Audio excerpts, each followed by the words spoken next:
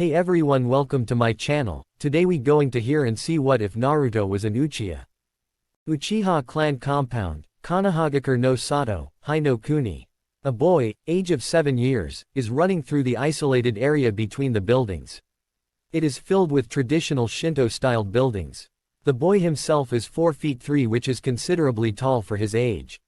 He has jet black raven hair and azure, blue eyes just like his mother. His brothers apparently did not inherit the eye color that only he and his mother shared. He has slightly tanned skin and has a lean build for his age. Slight traces of baby fat can be found on his face as they accentuate his face pretty well. He is wearing a dark blue kimono and frantically crying because he previously heard writhing, nightmare-inducing screams coming from the main side of the compound. On the back of his kimono is a crest. The crest is that of a fan divided in 2 sections. The top half is red and lower half is white. However, now the color of his eyes have changed out of pure instinct. Just a few days ago he had learned that his remaining living brother had gone missing and was considered dead. His eyes had evolved from the traumatic news he had heard. A small opaque black dot lies in the center of his red iris.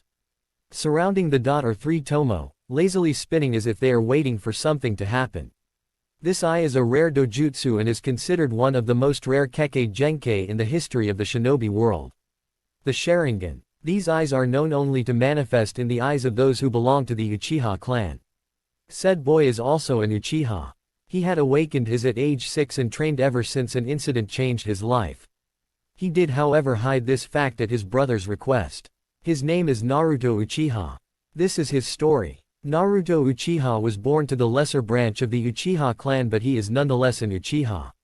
Sometimes though he had been treated worse than dirt because of what his father Genjiro Uchiha did.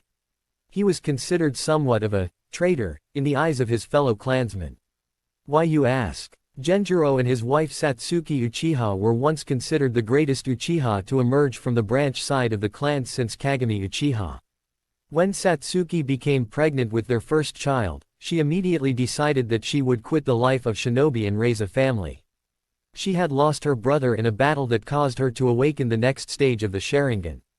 The Mangekyo Sharingan. However, she was wise like her husband Genjiro, who had also awakened the Mangekyo, and rarely used it, fully aware of the consequence that followed from too much usage of the evolved dojutsu. After their first son was born, she was over the moon, as was her husband. Their first child was Obito Uchiha. He was a kind child who had inherited his parents' traits through and through. The main difference was that he was a slow learner when it came to being a shinobi. He would wear goggles and proclaimed that he was going to be the first Uchiha who became Hokage. He would later go on to study under Minato Namikaze, one of the most up-and-coming elite Junins of Konoha. 5 years after that, their second son Shisui Uchiha was born. Even from a young age he showed signs of being a prodigy. Yet unlike the normal Uchiha who would immediately gloat about this and inflate his pride so as to it could touch the sky, Shisui was rather kind in his behavior and very humble about his skills. He especially looked up to his brother Obito, who may have been weak in the eyes of the elite, but to Shisui he was what a shinobi should be. A person who never gives up and overcomes the odds. 8 years later, the family of 4 received news that make them happier than ever. Satsuki Uchiha is pregnant. Genjiro is happy that he would become a father once more, while both his sons are ecstatic to say the least. Obito was jumping in joy that he would once again be an Aniki to another little guy, while Shisui was happy at the fact that he would be an older brother. Their happiness was short-lived, however. An event changes the world. The Third Great Ninja War begins. As usual, Iwagakure is the cause of this once more. Genjiro Uchiha, one of the brightest leaf shinobi to emerge, was sent to the front lines and was part of one of the most important battles during the early stages of the war. During a raid in the Land of Waves, he had seen battalions of Iwa shinobi who had taken over the place and seemed to be oppressing the people. A portion of his team that he was leading had been captured by Iwa forces. Seeing that he would have to sacrifice his team, he disregarded all the rules and kicked the mission to the curb. He saved the lives of 15 Chunin and 10 Genin. He had also liberated the Land of Waves, but the Iwa forces understood the strategy the Hidden Leaf had played and they changed their entire tactical plan towards the Kanabi Bridge. In other words, Konoha had blown their chance to plan a surprise attack on Iwa because Genjiro had valued the lives of his teammates and the people of Nami no Kuni more than the mission. He was however killed in action while saving the people.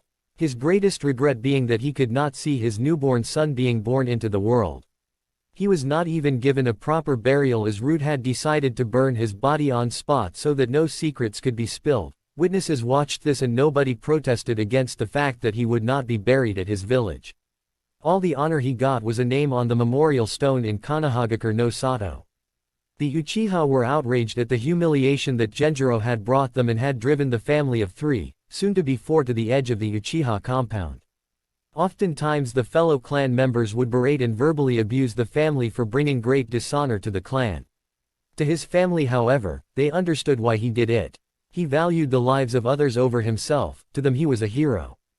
That was just who Genjiro Uchiha was. A selfless shinobi. Even the general citizens of Konoha looked at them with disgust because, to their lesser knowledge, he had cost them an important victory in the early stages of the war. Obito had often spoken up against this but the clan elders paid no heed as he was from the lesser branch of the family. Obito had sworn that once he became Hokage he would make sure the elders would apologize to him and get rid of the stupid system that divides the clan. Sadly for the young Uchiha he never got that wish to come true. He had sacrificed himself in the Battle of the Canopy Bridge which resulted in Konoha winning the Third Great Ninja War. Obito Uchiha was remembered as the shinobi who stayed behind and activated the explosion seals that destroyed the bridge. The right side of his body was crushed beneath a boulder but he still pulled through with the mission after his team safely got away. Even after that the family was looked down upon, they were known as the Uchiha lambs. Only useful as sacrificial lambs as some of the main members of the Uchiha household had put it. Obito's legacy however had lived on through his teammate Kakashi who had Obito's Sharingan in his left eye. It was a gift from Obito to him and his family appreciated the fact that their son and brother had a true friend, who would not waste the gift, and Kakashi himself had adopted Obito's way of living as a shinobi. A girl named Rin Nohara was also his friend but had died a few months after the war. Shisui would later go on to continue his brother's wish to protect his family and the village. He was quickly recognized as a prodigy, and also awakened his Mangekyo Sharingan at the age of 8 after he heard his brother had died. He had previously awakened the Sharingan at age 5 after nearly dying because of an attack by unknown Anbu who committed suicide before they could be interrogated. However, as the darkness came to consume the family, a new light was born. 3 months after the war ended, Satsuki's third child was born, Naruto Uchiha. When Naruto was around 2 months old, the nine-tailed fox attacked and killed a lot of people in the village. The fourth Hokage Minato Namikaze had sealed the beast into an unknown newborn girl. He saved the village at the cost of his own life. The village had started to suspect the Uchiha clan, as they knew that the Kyuubi could be controlled by the Sharingan. Some of the people even called the youngest child of Genjiro a sign of calamity as his birth had resulted in an attack 2 months after he was born. Naruto Uchiha was a mix between his mother and father if his looks said anything. In terms of personality he was like both Shisui and Obito. He had Obito's somewhat goofy approach to life and was always calm like Shisui. Even the verbal beratings did not matter to Naruto Uchiha. He knew that he had his mother and brother who would always be there for him. He had also somewhat of an older brother figure in Itachi Uchiha. Itachi was a few years younger than Shisui but was his best friend. As Naruto had once eloquently put it, Itachi was not one of the Uchiha who had a stick up in his. Where a child had learned a term like that was beyond everyone present during the event. This had resulted in his mother chasing him comically but he was able to avoid it every time. Normally he would run too fast or use the most powerful jutsu known to children, puppy eyes no jutsu. Naruto's personality drastically changed when his mother died from a disease when he was 6. This incident resulted in him awakening his Sharingan, with 2 tomo no less. Shisui decided that he would train his Autoto. He secretly began training him and much to his surprise he was also a prodigy, albeit one that progressed at an abnormal rate. Naruto had rarely ever used the Sharingan and could do the traditional Uchiha fire-style jutsu after one go. Only Shisui and Itachi had known about his unnatural progress. He was even considered by both those prodigies to be someone who would give them a hard time once he grew up. He was however told to hide his skills at all times by them. He agreed with them without a second question. He had also inherited his oldest deceased brother, Obito's dream to become Hokage. He would do it for his brother and get rid of the boundaries that separated the two Uchiha family branches. Other than Itachi, he was close to Makoto Uchiha. She was the wife of the clan head, Fugaku. She was a very nice and kind person. She often used to tease him about how he would grow up to be a real ladies' man. This came on when he accidentally blurted that if he ever got married it would be to someone beautiful like Makoto. Realizing what he said, he had gained an embarrassing blush on his face, and she would often tease him to grow up so she could marry him. Her younger son Sasuke, who was the same age as around him, was quite weird, at least in his opinion. He always looked to be getting his father's attention and constantly trying to do things Itachi had performed at his age.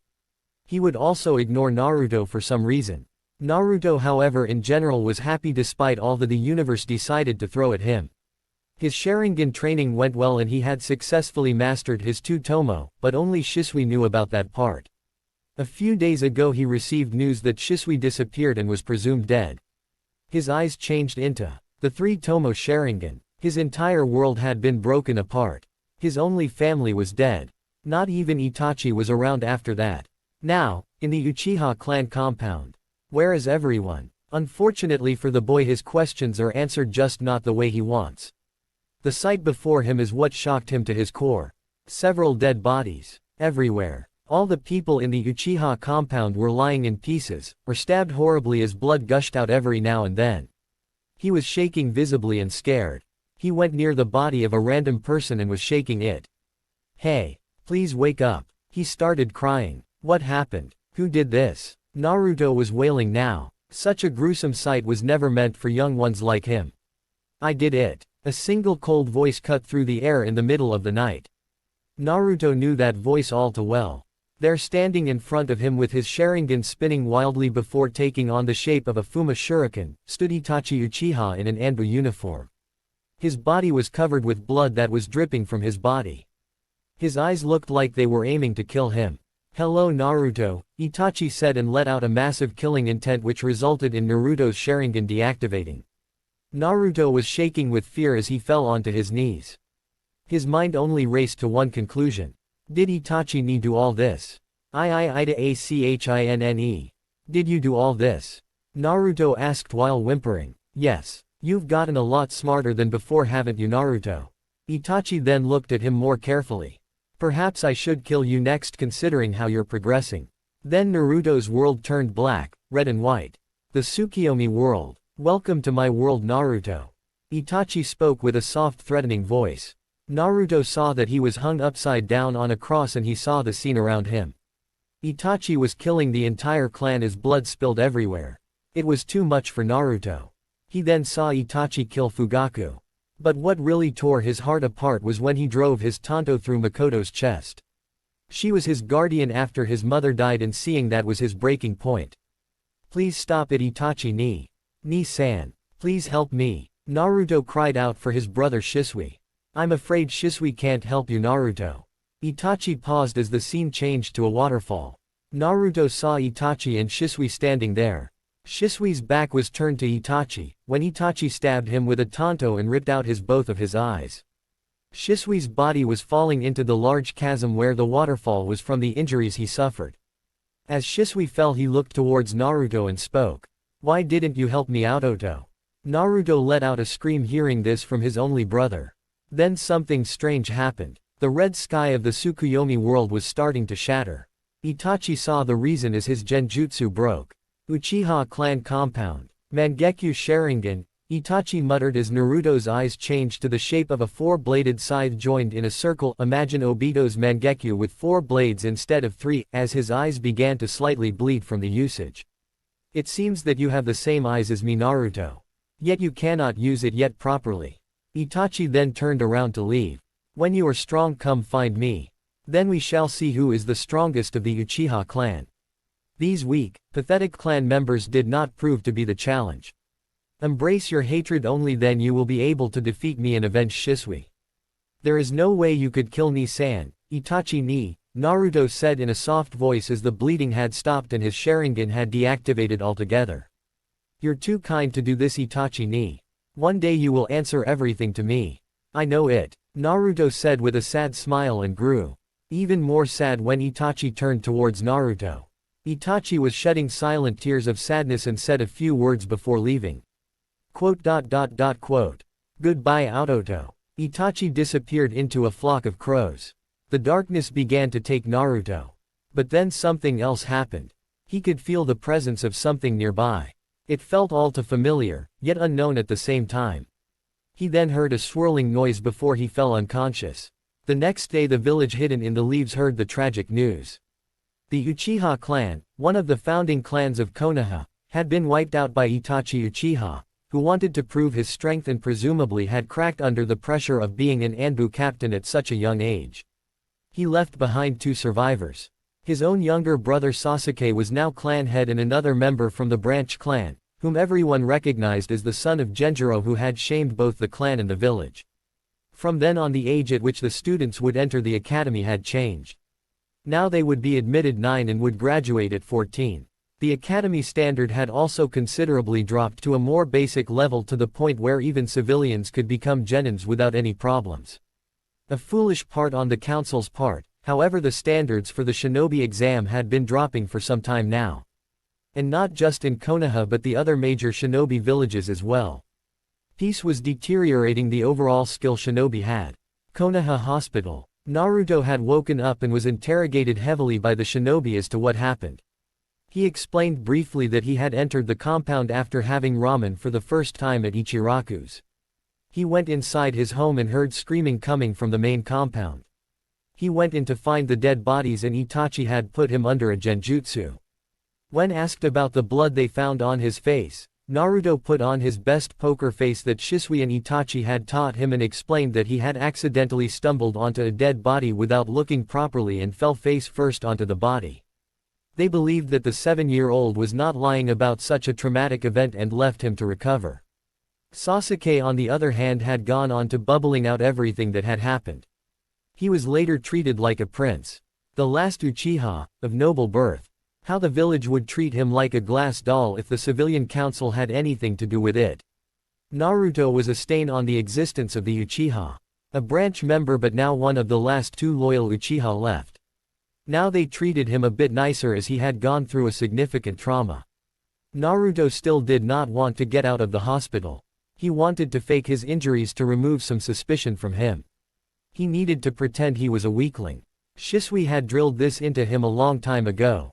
A true shinobi always hides his true skills and his greatest weapon is deception, the wisest words Tobirama Senju, the second Hokage, ever spoke. He went to the bathroom and channeled chakra to his eyes as they changed into the Sharingan. He channeled even more and they changed shape as it took the form of a 4-bladed pinwheel. It was mesmerizing to Naruto but he felt significantly tired and his eyes hurt just a little bit at a time. He came out of the bathroom and lied down on the bed. He looked up at the white ceiling. Itachi ni, I will find out why you did this. Naruto said, not knowing how his life had been set on a course from last night. Dreamscape flashback. Naruto and his mother Satsuki were walking towards the Naka River. He could see the distasteful looks his own clansmen were throwing his way. Look, it's the traitor family. It's that Genjiro's spawn and his wife.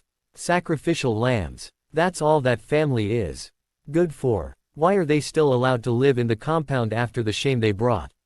Naru-chan. Naruto was broken out of his thoughts and found 2 kind blue eyes looking into his own cerulean pools. Is something wrong? Gomen ka-chan. Naruto spoke with a sad look on his face. I know you and Ni-san told me to ignore what everyone says about us but sometimes the things they say. It hurts so much. Naruto finished as a small sad look formed on his face. True, his brother always said that shinobi restrain their emotions, but this was hard sometimes. Words hurt more than actions. Satsuki came down to his level and pulled him into a soft hug. Even Naruto knew that his mother's health was not too well. She was not as strong as she used to be. Oftentimes he had to go to the hospital with her to get her a thorough checkup and come back home with bags of medicine that helped soothe her condition. Shisui worked overtime in the Anbu Black Ops to get more funds to find out if there was a cure to his mother's disease that was slowly eating away at her. Naru-chan. Never pay attention to what the villagers or the clansmen ever talk about you. Satsuki said with a sad smile. Your two-san and Obito ni-san were heroes of the leaf. Always remember that Sochi. Hi Ka-chan. Naruto tightened the hug on his mother and clung to her like a lifeline. After Shisui, she was the only family that Naruto had. Sochi, would you like to see your two-san and ni-san again? Satsuki smiled and activated her Sharingan. Naruto shook his head and blurted out a no immediately. He then hugged his mother even tighter. It's okay Ka-chan, Naruto said as he suppressed a sob. Sometimes Satsuki would perform Tsukuyomi to show him illusions of his father and Obito. He would laugh at how both of them were goofballs at times. Satsuki's Tsukuyomi was very powerful and at times felt like a separate reality itself. However, Naruto also knew that the strain it caused on her mother was too much and any further complications would make her even weaker. I already know what they were like. Besides, I have you and ni-san. That's all I really need. He released the hug and looked at his mother with a kind smile on his face. She cupped his cheeks and gently kissed his forehead. My little Naru-chan, you're going to be a fine man when you grow up. Satsuki then stood up as Naruto held her hand and walked towards their destination. Suddenly a soft tug was felt on Naruto's shoulder.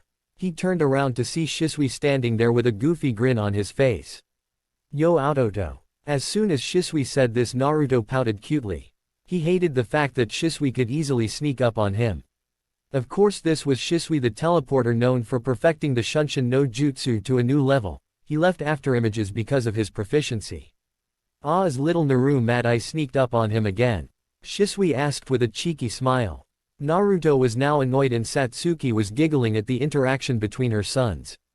One of these days, ni-san. One of these days you'll see just how strong I become. Then you won't be able to sneak up on me anymore. Naruto said with his chest heaving with pride. Shisui simply stared down at his brother and saw that his mother was looking at both of them with a sweet smile. A smile that was too sweet. All of her sons including her husband were afraid when she smiled like that. Shisui's sweat dropped and knew that if he teased his Autoto any further there'd be to pay. After all, Satsuki Uchiha had loved Naruto more than any of her children. Instead he just ruffled his younger brother's hair and smiled at his proclamation. You know what, Autoto? I have no doubt you will. Shisui said this and hugged his little brother, who simply gave into it. He picked up Naruto on his shoulders and asked where they were going. After hearing they were going to the Naka River, Shisui decided to accompany them. He just returned from a mission and wanted to spend his free time with them and his friend Itachi as much as possible. He had yet to get girlfriend, of course, even Itachi had one. This often caused dark clouds to gather over Shisui's head as he would sulk in the corner. Naruto especially found this habit of his hilarious. Shisui of course did not miss the glares being pointed at them. He too was not bothered by what the people thought. His father had taught his sons a lesson. A lesson that Shisui later passed on to his friend Itachi and later to his younger brother Naruto. A shinobi is a person who endures hardships and overcomes them. He is one who believes in self-sacrifice. He does not seek glory. A shinobi always protects his comrades. He is the guardian of the shadows. That is the mark of a true shinobi. Naruto was on his brother's shoulder and was looking at his family. In that single moment, only he knew how much he had cherished moments like this. Just you wait, Ka-chan. Ni-san. I'll be even stronger than Tu-san one day. Konoha Hospital, Kanahagakure no Sato, Hai no Kuni. Naruto got up from his sleep and saw that his eyes were bloodshot as tears were still freely falling down his cheeks. Ka-chan. Ni-san. Itachi ni. Oba-chan. Naruto tried to hold back the tears that were still leaking. He could not. Every time he remembered his mother he would break down. His mother was his world when she was alive. Before she died, it was a rare sight to not see them together. After she got sick, Naruto at times refused to leave her side and even fell asleep on the bedside. At one point he even said he does not want to lose any more family and would gladly give his own life if it meant she could be healthy again. Funny how fate wanted to play with his already sad existence and added more chapters that sent him spiraling downwards. There was knock on the door and Naruto gave permission to come in. It was the Sandaime Hokage Hiruzen Sarutobi. The professor. He was known to have mastered jutsu from all 5 elements and was the teacher of the Densetsu no Sannin, the 3 legendary shinobi of the Leaf. He had survived all 3 great ninja wars and was a living testament to what shinobi should be. In the back of the mind of the third, guilt was being amassed in a large quantity as he knew, he was responsible for the boy ending up in the hospital. Still, more than 45 decades of being a shinobi had enabled him to mask his emotions perfectly, and he was doing it right now as a small fake smile spread across his face. "How are you feeling now, Naruto-kun?" Sarutobi asked as he eyed the boy curiously. "I am doing fine right now, Hokage-sama," Naruto curtly replied and then looked down at his bed sheets. He remembered what Itachi did. All the bodies that were lying around in the main compound. He must have killed off the entire clan. But still, Naruto asked with a silver of a hope, "Were there any other survivors, Hokage-sama?" Hiruzen let out a sigh and had a solemn look on his face. "I'm afraid not, Naruto-kun. It seems that Itachi had killed off everyone in the Uchiha clan except you and Sasuke. I am sorry," he added with a sad voice. "Hokage-sama," Naruto looked at him curiously, "just before I lost consciousness I heard a swirling sound. Was there anyone else there?" Hiruzen raised an eyebrow at this development. "No, there wasn't anybody else there." "Did you see anyone?" "No," Naruto added with a tone of finality. "Has there been a funeral yet?" "No, it will happen in a few hours." "Do you think you can make it there without any problems?" Hiruzen asked. The boy had been hit with a genjutsu by Itachi. By all rights and privileges he should be in a coma or dead. The resilience in this young man was astounding in Sarutobi's eyes. "Hi, Hokage-sama. I will have to go back to the Uchiha compound first. I need to go change my clothes and," Naruto added as a grim feeling took him over. He realized something shattering about the compound. "No one's there anymore. Do you want me to come with you, Naruto-kun?" Hiruzen asked as he knew what sort of mental trauma the boy was going through. "It's all right, Hokage-sama. If I need your help I will come ask for it," Naruto added with a tone of finality as he bowed his head. Hiruzen nodded and left the room as Naruto was alone with his thoughts once more. He was still sitting on the bed and finally decided to get up and stretch a bit. "I should get going." Naruto put on his regular clothes which had been washed and headed out of the hospital. Konoha streets. Naruto was along the road and was getting rather frustrated. The people were constantly giving him strange looks. Usually it would be light glares. They considered him to be a living testament to his father's failure in the war. But now it was a different look. One that made Naruto look at them with disgust as one word came to his mind about the general civilian populace of Konoha. Pathetic. Naruto was annoyed because the same people that gave him ominous glares were now looking at him with a different view. It was a look that Naruto knew very well. Pity. He did not want pity. After his mother died, some people tried to show him pity and he would let his emotions get the better of him. It wasn't until Makoto Oba-chan came along and helped him with this situation that he was able to temper his emotions more. As he remembered her, he felt a pang of pain in his chest again. She was his mother figure and came every day to visit him. Sometimes when she couldn't, she would immediately be present the next day with some treats for him. She also tried to get her younger son Sasuke to be friends with him. Naruto tried. The keyword being, tried.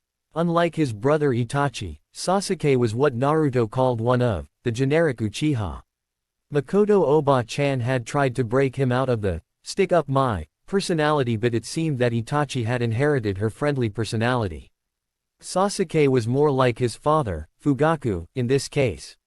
Naruto had met Fugaku a few times and from what he perceived that man believed in might over compassion. It wasn't a bad ideal, but he learned from Shisui that Fugaku had believed that the Uchiha clan should push further in their shinobi arts and he applied this to his eldest son Itachi.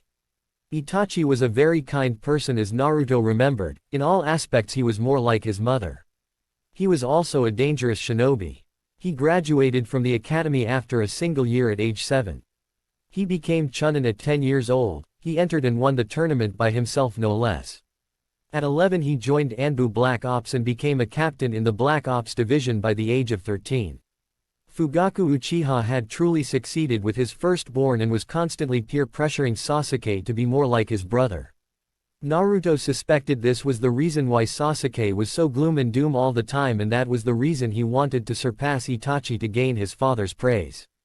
In contrast to his childhood, Naruto had grown up with nothing but acceptance from his mother and brother. His brother was also a prodigy, was said to be on par with Itachi or even better.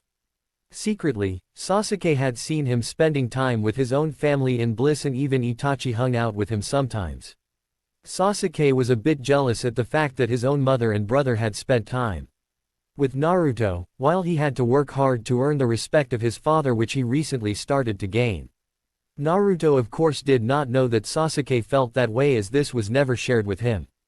Naruto shrugged off all the thoughts and felt a familiar noise coming from the depth of his stomach and felt rather embarrassed. He checked his pockets to find that he had some money.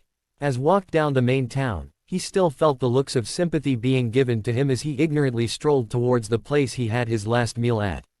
He had more than enough money to satisfy himself to one bowl of miso ramen that he enjoyed last night. Turning around the corner, he had found his destination for now. Ichiraku's ramen. There was a familiar fragrance of spices in the air.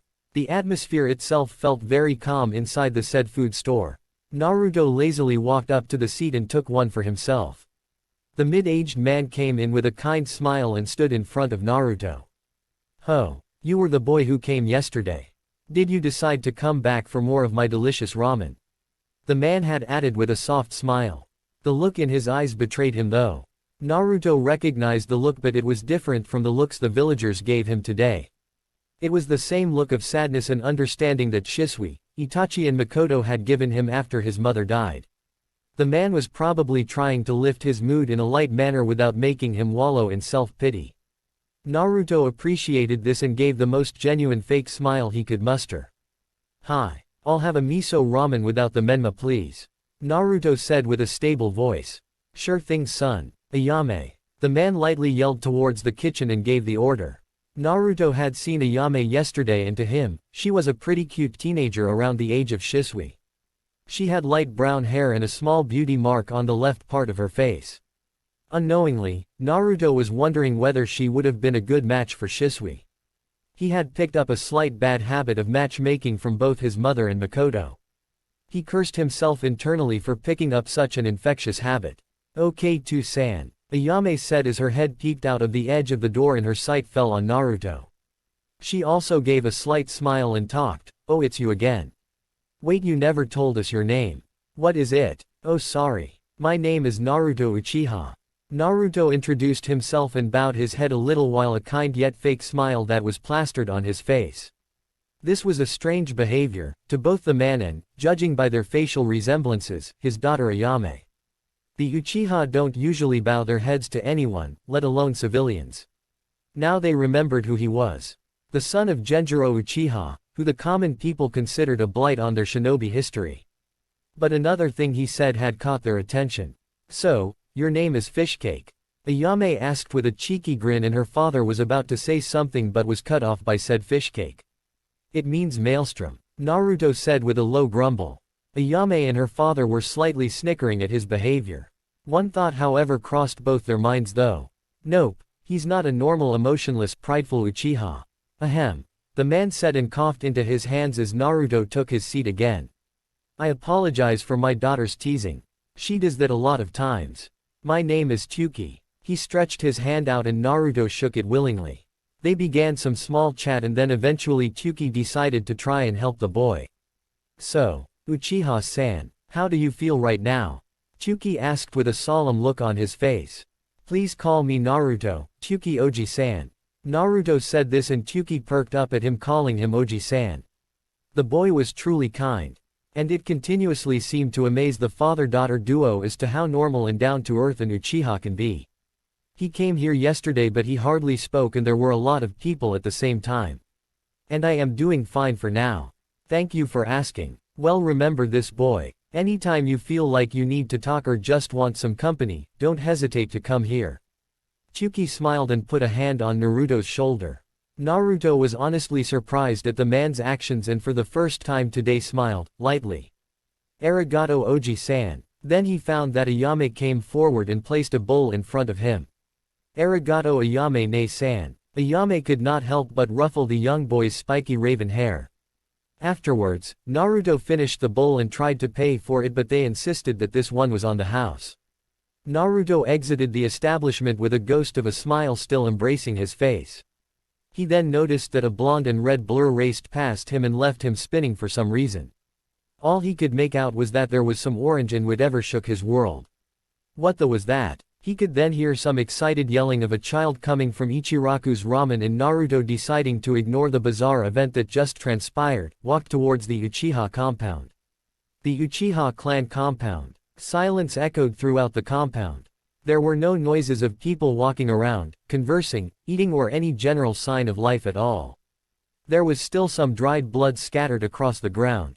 It testified what happened less than 24 hours ago. Naruto strolled through the general empty populace and closed his eyes. This was an exercise he had often performed. Shisui told him it would come very handy one day. He did not open his eyes. The images of stabbed bodies and blood splatters were etched into his mind. He could still see them. Eidetic memories stamped into his mind as each and every detail of the gore he witnessed where he used to stroll by came to haunt him. He unconsciously headed towards his house. It was empty. He took off his sandals and went for a shower. After he came out, he put on a black full-sleeved shirt and blue pants. His hair was unkempt and one of the bangs overshadowed his eyes. He roamed around the house a few times more before activating the silence and privacy seals. His brother had shown him the hand seals as to how to activate them, and he memorized them with the Sharingan. The reason he had done this was simple. In his room, near the leg of his bed, he found that the edge of the wooden floor splintered. It was done with a kunai, as Naruto himself had often practiced with them enough to know what sort of mark a kunai leaves. This was strange because this was a secret compartment he and Shisui had made. He placed his arm accordingly on the piece of wood and the entry piece was taken out. He found a storage scroll inside. It had the 3 tomo of the Sharingan at one end of the scroll. Naruto had developed a certain fascination towards Fuinjutsu and had begun the simple level 1 sealing from all the books his parents had. His mother and brother were shocked when they saw him trying to learn seals. It was a rare sight. An Uchiha interested in seals rather than offensive jutsu. He knew how a storage scroll worked and opened the scroll and pushed his chakra into the scroll. Nothing happened and Naruto understood the situation clearer. It was a blood recognition storage scroll. It was a bit of a high-quality seal, easily level 5. Naruto bit his thumb as blood started trickling out and he pushed the thumb down on the scroll along with a slight push of his chakra. The scroll opened and found that there were 5 more scrolls sealed into the scroll itself. The scroll, however, was empty and had no writing on it. Letting instincts take over, he activated his fully evolved 3 tomo Sharingan and saw that there was genjutsu on the scroll. He released with his Sharingan and read the contents in the scroll. Dear Autoto, if you're reading this, then it means I am most likely dead. I have written this scroll exactly 1 week after Ka-chan has died. I am sorry Autoto, but sometimes we need to grow up faster than we should. I am probably committing treason while writing this, but you need to know. For the last 3 years the animosity between the village and the Uchiha clan has increased. It started around the time the 9 Tails had attacked the village. The village in general suspects that we were behind the attack. I assure you we were not. I have joined the Anbu Black Ops and I have been assigned to be a double agent for the Hokage along with Itachi. It is my duty towards the village that binds me to spy on my own clan. If things keep going at the rate that they are, I fear a full-scale rebellion will occur and this will lead to a new ninja war. I will continue to do my mission to my village and not be tied down by the ties of the clan. When I was a child, I grew up in a time of war. I never want you to suffer the same fate our family has. I will assure it by any means necessary. Do not worry Autoto. If I have passed on, I want you to move on. You have already awakened your Sharingan and I know you will surpass everyone from our family, no, our entire clan. You also have the same beliefs as Tu-san and Ka-chan. You will not fall to the hatred that has consumed one too many Uchiha. My only regret is that I will not be able to see my Autoto become the most powerful Uchiha to grace the elemental nations. I want you to carry on my dream. I know that one day you will be the one who will liberate the Uchiha's curse of hatred. Autoto, I have taken Ka-chan's eyes and sealed it into a stable glass chamber filled with chakra containment liquid. The vial itself is in one of the compartments of this seal. If you should awaken the Mangekyo Sharingan, do not overuse it. Eventually you will go blind. The only way to gain the powers of this dojutsu is to implant new Mangekyo within your eyes from a close relative. I have not taken these because I truly don't feel I am worthy of it. Remember, if you do awaken the Mangekyo, you must implant them into your own eyes eventually. Do not think of it as a bad thing. I am sure Ka-chan won't mind if you implanted her eyes into your own. You are her favorite. Make sure the operation is done by someone who is highly skilled in Iryo ninjutsu. All the nerves have to be aligned properly, otherwise it will be a complete waste. Also, go to the Naka River and head a few miles east from the usual spot where we used to hang out. You will find a ruin of sorts surrounded by Shinto threads and strings. Stand by the edge of the ruins and perform these hand seals. Remember, it can't done without the Sharingan, and the person who enters it must be an Uchiha. Tatsu, Ne, Tori, Mi, Inu, Tatsu, Uma, Ushi, Uma, Yu, Suru, Hitsuji, Tora, Mi. These are the hand seals for the secret entrance to the Uchiha stone tablet chamber. I want you to go there and read it. It will explain a lot about the Uchiha clan ancestry and the Sharingan's abilities itself. Remember, Aototo, do not fall to the arrogance and hatred that has tainted our clan for so long. I know you are better than that, just like Itachi. Also, if you find this delivered to you by not me, you can figure it was Itachi. He also looks at you like his little brother. I want you to know this, Aototo. I love you. We all do. Stay safe and grow up to be the fine shinobi we all know you will be. Your brother Shisui. Naruto was crying freely again. He understood a lot of it now. Shisui's fears were realized and came to fruition. The Uchiha clan must have planned a coup. That is why someone like Itachi Uchiha had killed off the entire clan so that the innocents in the village don't have to suffer. In harsh reality, Naruto did feel a bit of resentment towards the village. They had ostracized his father for choosing the lives of his comrades over the mission. They treated them like scum, and the occasional glares and words of resentment did not help at all. He then remembered what his family taught him. To not be bound by the limits of the clan. Expand your horizons and look at the greater good. Ni-san. Naruto spoke between the sobs. I will not let any of our family's sacrifice go in vain. I will carry on your dreams and protect the village. For all of us. I will protect the village from the shadows if need be. But I will also change the way the village looks at the Uchiha. I will change the Uchiha clan. Naruto opened his eyes as the three tomo spun wildly. If one were to look closer, you could almost see the silhouette of a chakra taking the shape of man that was clinging to Naruto's shadow. The Naka River. Naruto was skipping stones near the edge of the Naka River. This was their favorite spot on the river. He would sit there for hours while sitting with his mother or brother and stare off into the eternal water that always flowed there. He always felt a certain amount of peace when he stood in the exact same spot he was standing in right now. Skipping stones became a bad habit for him when it came to this place. It was instinctual. Shisui had often told him when he was younger that skipping stones was a good warm-up exercise for those who were not shinobi. He used to think it was an absurd lie. He started skipping stones in a shuriken-throwing fashion at 5, and when he finally started his bukujutsu at 6, he saw that it was not a lie at all. The stones were sometimes heavier than conventional shuriken, and this helped him when he started the actual exercise. Though his brother had often told him not to rely on the Sharingan all the time, as he believed it would greatly hinder his progress as a shinobi in the endgame. Many of the clan members had often prided themselves on the fact that they had the Sharingan. The branch member, however, could not proudly proclaim that proud ancestry so easily. Very few members from the branch had awakened the Sharingan. Naruto's eldest brother himself had awakened the Sharingan a few moments before his death, as Kakashi had stated before, whose left eye was one the Sharingan Obito had awakened. Shisui awakened it after he was attacked by some Anbu Black Ops, something that bothered Naruto to this day. Naruto does not remember the story as to how his parents awakened, but guessed that it must have been a similar situation. After a few more stones had been skipped, he started towards the eastern direction of the Naka River from where he stood. This was going to be a very defining moment for Naruto. He found the Shinto boundary and saw the cavern that was digging itself below into the ground. He stood in front of the cavern and activated his Sharingan and looked around carefully for anyone.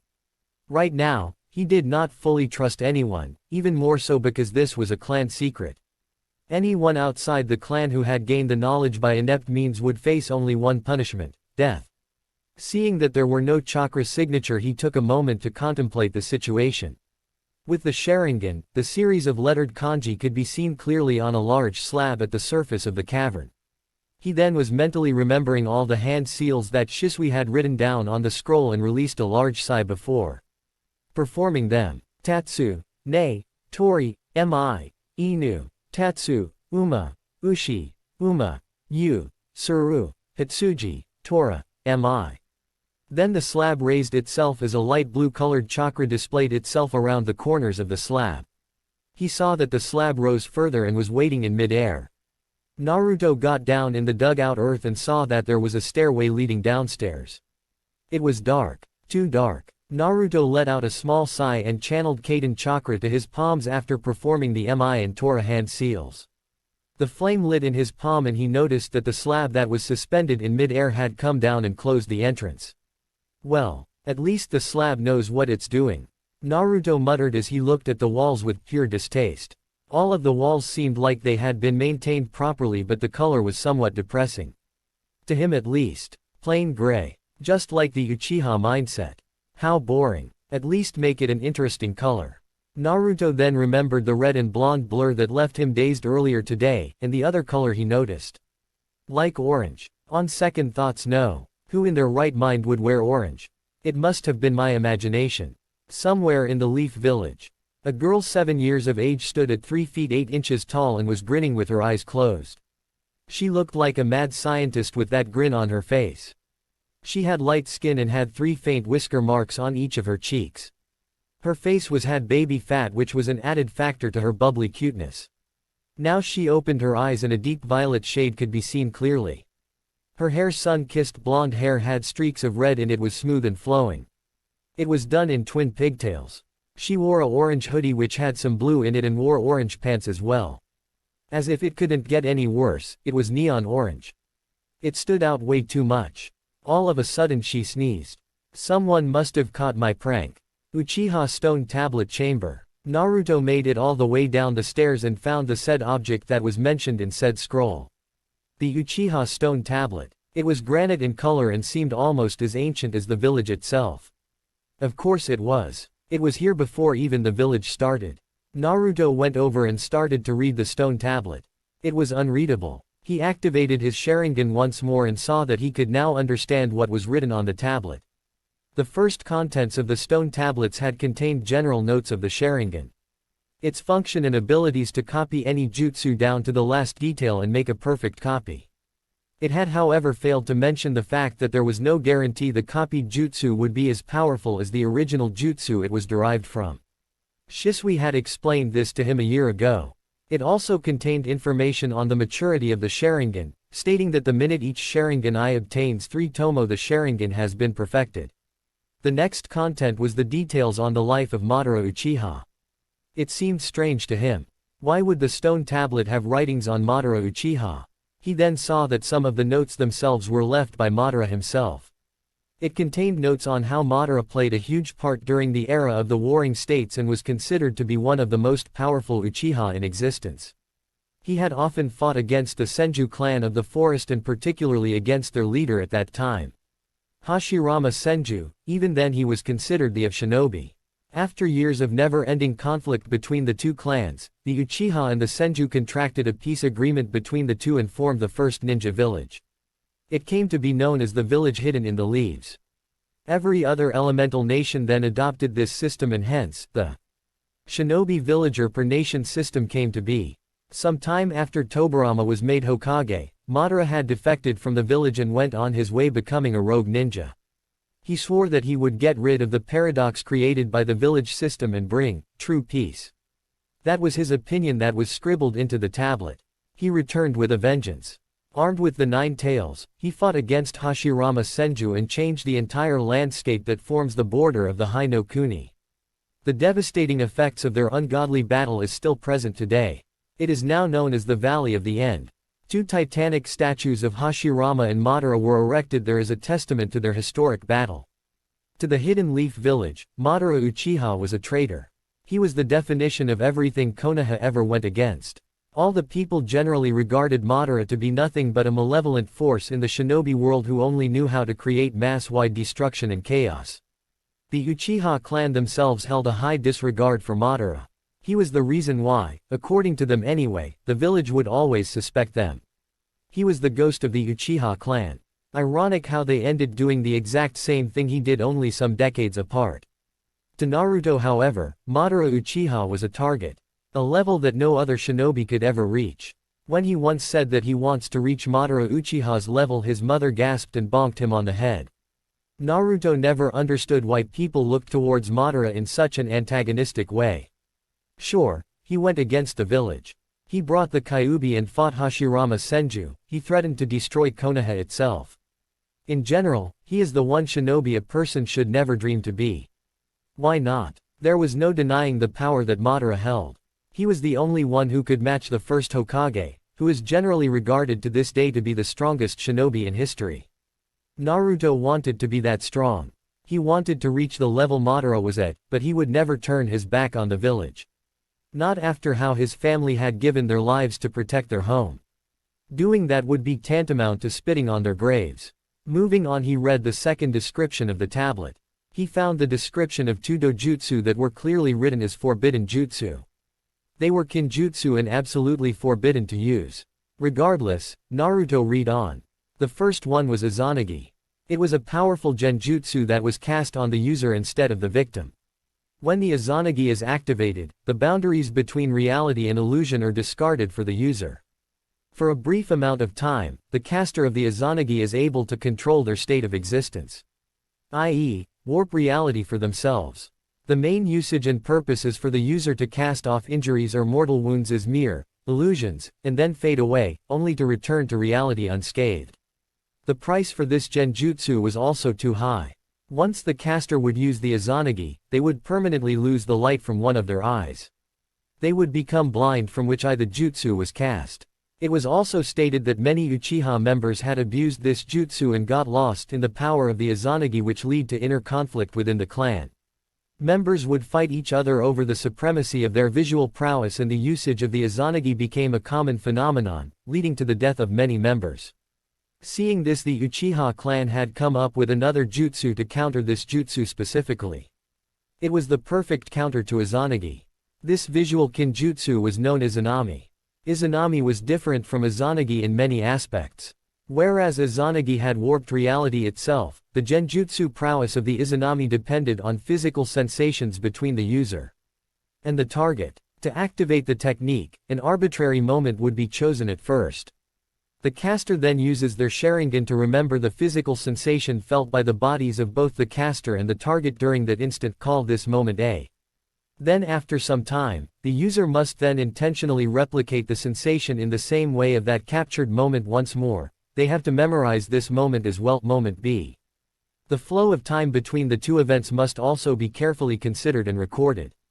Several other moments can also be recorded, but it is mandatory that the initial moment and final moment must be the same for the jutsu to work. The Izanami is then activated and the opponent's consciousness is then trapped in an infinite loop of events between the two moments. Between moment A and B, the more moments recorded between the two moments would result in a more effective application of the Izanami. Once captured, the body of the target stands motionlessly while the infinite loop of events keep repeating themselves. Even if the target becomes aware of the sensations and tries to cast it off as an illusion, it would be impossible to escape, unless one had truly accepted their fate. The real reason this jutsu was developed so that the abusers of the Izanagi could realize what they have done and finally realize their mistakes, so that they can reprimand themselves. In this case, the users of the Izanagi. The illusionary caster in the genjutsu is also somewhat sentient. The actions in the loop of events such as verbal actions would also be repeated on a never-ending loop. The illusion of the caster would also keep telling the victim to take a closer look at the chain of events brought forth by them and acknowledge their mistakes. The Izanagi has the power to alter destiny, but the Izanami has the power to decide destiny. As the same case with Izanagi, the usage of the Izanami also causes blindness to take over the eye from which the genjutsu. Ironically, the Izanami is not to be used on enemies, but on friends who have lost their way, and is used as a means to help them find themselves again. Naruto was deeply affected by the two kinjutsu he read about. Silently, he prayed to whatever was out there that he would never have to use either of these jutsu in his natural life. He then got on to the topic that was crucial to the Uchiha heritage and the powers their eyes held. The secrets of the Mangekyo Sharingan. It stated clearly that the Mangekyo Sharingan was the next level of the Sharingan. The only way for a person to achieve the higher power that is known as the Mangekyo Sharingan is through killing the person who was closest to you. Naruto now frowned at that statement. Something's wrong with that statement. It's almost like as if someone wrote that there on purpose. Naruto had awakened his Mangekyo Sharingan without killing anybody. He was pretty sure that his parents and brother had also awakened theirs without killing anybody that was close to them. They couldn't. They were just not that sort of people who would kill a person they love, they hold dearly to their chests. The same could be said for Itachi. The whole statement itself caused Naruto to disregard whatever information the tablet may present next. Still, curiosity took the better of him and he kept on reading. The stone tablet had nothing else written on it. But Naruto knew better and remembered the words Shisui had written and activated his Mangekyo Sharingan. It stung a little bit as he closed his eyes for a moment before opening his eyes. The four-bladed side wheel present in his eyes. Maybe it's because I am not strong enough to wield it yet. Gotta do this quick. He then read the tablet once more and found out about the abilities the Mangekyo Sharingan grants. The first one was Tsukuyomi. It was considered to be a powerful genjutsu that alters the user's effect on time itself. The amount of time spent when caught in the genjutsu is exponentially multiplied to that of the actual time spent in the real world. Naruto shivered as he remembered the effects of the jutsu. How he had to watch Itachi slaughter the entire clan, murder Makoto and rip out Shisui's eyes. The next ability he read about was Amaterasu.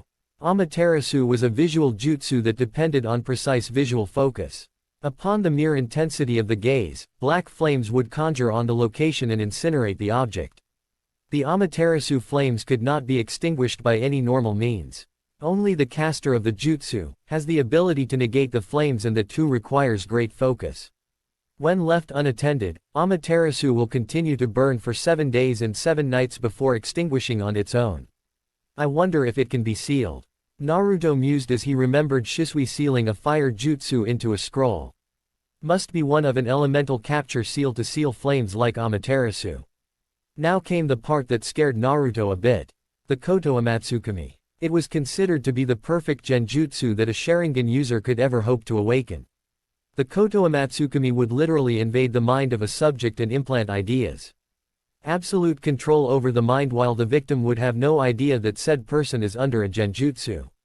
The victim would be entirely convinced that every action they are taking would be according to their free will. However, the drawback was that to fully utilize the effect of the Koto Amatsukami, both eyes would be needed to perform the genjutsu on a perfect scale. Such a powerful genjutsu. In the wrong eye sockets, this can cause widespread panic. Naruto then went on to read about the infamous space-time jutsu of the Mangekyo Sharingan. The Kamui. The Kamui had 3 abilities. One was that the user could create a void or a black hole on a small scale to transport a certain object to a personal dimension of said visual jutsu. The second ability was a transportation technique that took the user itself to the personal dimension, and then reappeared to a certain location whose entire geography was well versed into the mind of the user. The third and most dangerous ability was intangibility. The body or chosen parts of the body would not exist in this realm and phase through whatever attacks that would be cast at them. The severe drawback of this ability was that the user could not attack in this state and had to materialize to attack. This gave the opponents the time to attack within that same time frame. Every jutsu has a weakness. Naruto muttered to himself. This is what Itachi had once taught him along with Shisui. Even an invincible jutsu like the Kamui had a weakness on this scale. To most it would seem invincibility, but a seasoned shinobi could exploit this weakness and use it to his advantage. Naruto then read the next topic, which was both exciting and bone-chilling for him. The Mangekyo Sharingan could control tailed beasts. The Mangekyo Sharingan was capable of enhancing every other power the user had. Even a normal genjutsu would be nearly 3 times as powerful. The Mangekyo user would be able to control a tailed beast through their visual prowess and, for all intents and purposes, turn the mighty beasts into pets. Naruto figured that Madara must have controlled the nine tails through this. It was also mentioned that Tsukuyomi and Koto Amatsukimi are the perfect genjutsu to control tailed beasts. Of course, powerful genjutsu other than these could also control, but to a much lesser scale. They could however suppress the chakra. That a Biju or its Jinchuriki would be moderating. This was way too much information for Naruto to handle. Thankfully he had brought along a scroll and was furiously writing down all the contents of the stone tablet. He would later evaluate all the writings and make his own conclusion. Then came the next ability granted by the Mangekyu. A technique that is considered the pinnacle of the power the Mangekyu holds. The ability to summon an ethereal warrior's body around the dojutsu user's body. It acted as both as the perfect defense and a brutal offense. The Susanoo. The Susanoo was considered to be the final ability that the Mangekyu manifests. Legends state that the Susanoo itself is capable of holding on its own against tailed beasts. Naruto figures that the entire situation must depend on the user. Just having the Susanoo and utilizing the Susanoo properly are two completely different things. The Susanoo itself consists of 5 stages. The first stage would form a rib cage made of pure ethereal chakra. Each user had a different colored Susanoo. This stage acts mostly as a defense. The second stage forms a skeletal head and hands which can be used to attack the enemies but has a limited range unless the user moves along with the Susanoo activated. The third stage has ethereal flesh covering the Susanoo and allows more mobility. In some cases, the Susanoo has 2 additional arms protruding out. Usually this happens in the next level. The fourth stage has a shroud of armor covering the Susanoo, increasing its already sturdy defense. This one also allows the Susanoo access to weapons in accordance to the user's abilities. The fifth and final stage of the Susanoo is called the full-body Susanoo. It is stated clearly in the stone tablet that, those who see the perfect Susanoo facing down on them don't live to tell the tale. In this form it is said to be at the same heights as the tailed beasts and has a complete body. It consists of 4 arms, covered by reinforced armor and a prominent Tengu nose. It also has a certain long-range weapon known as the Magatama which is hurled at the opponents. It can easily cause widespread destruction without much effort. However, the prices for all the magnificent abilities that the Mangekyu is the same. Vast amounts of chakra usage and exhaustion. There is also a very important factor about the usage of the Mangekyu Sharingan. Those who overuse their eyes will eventually go blind.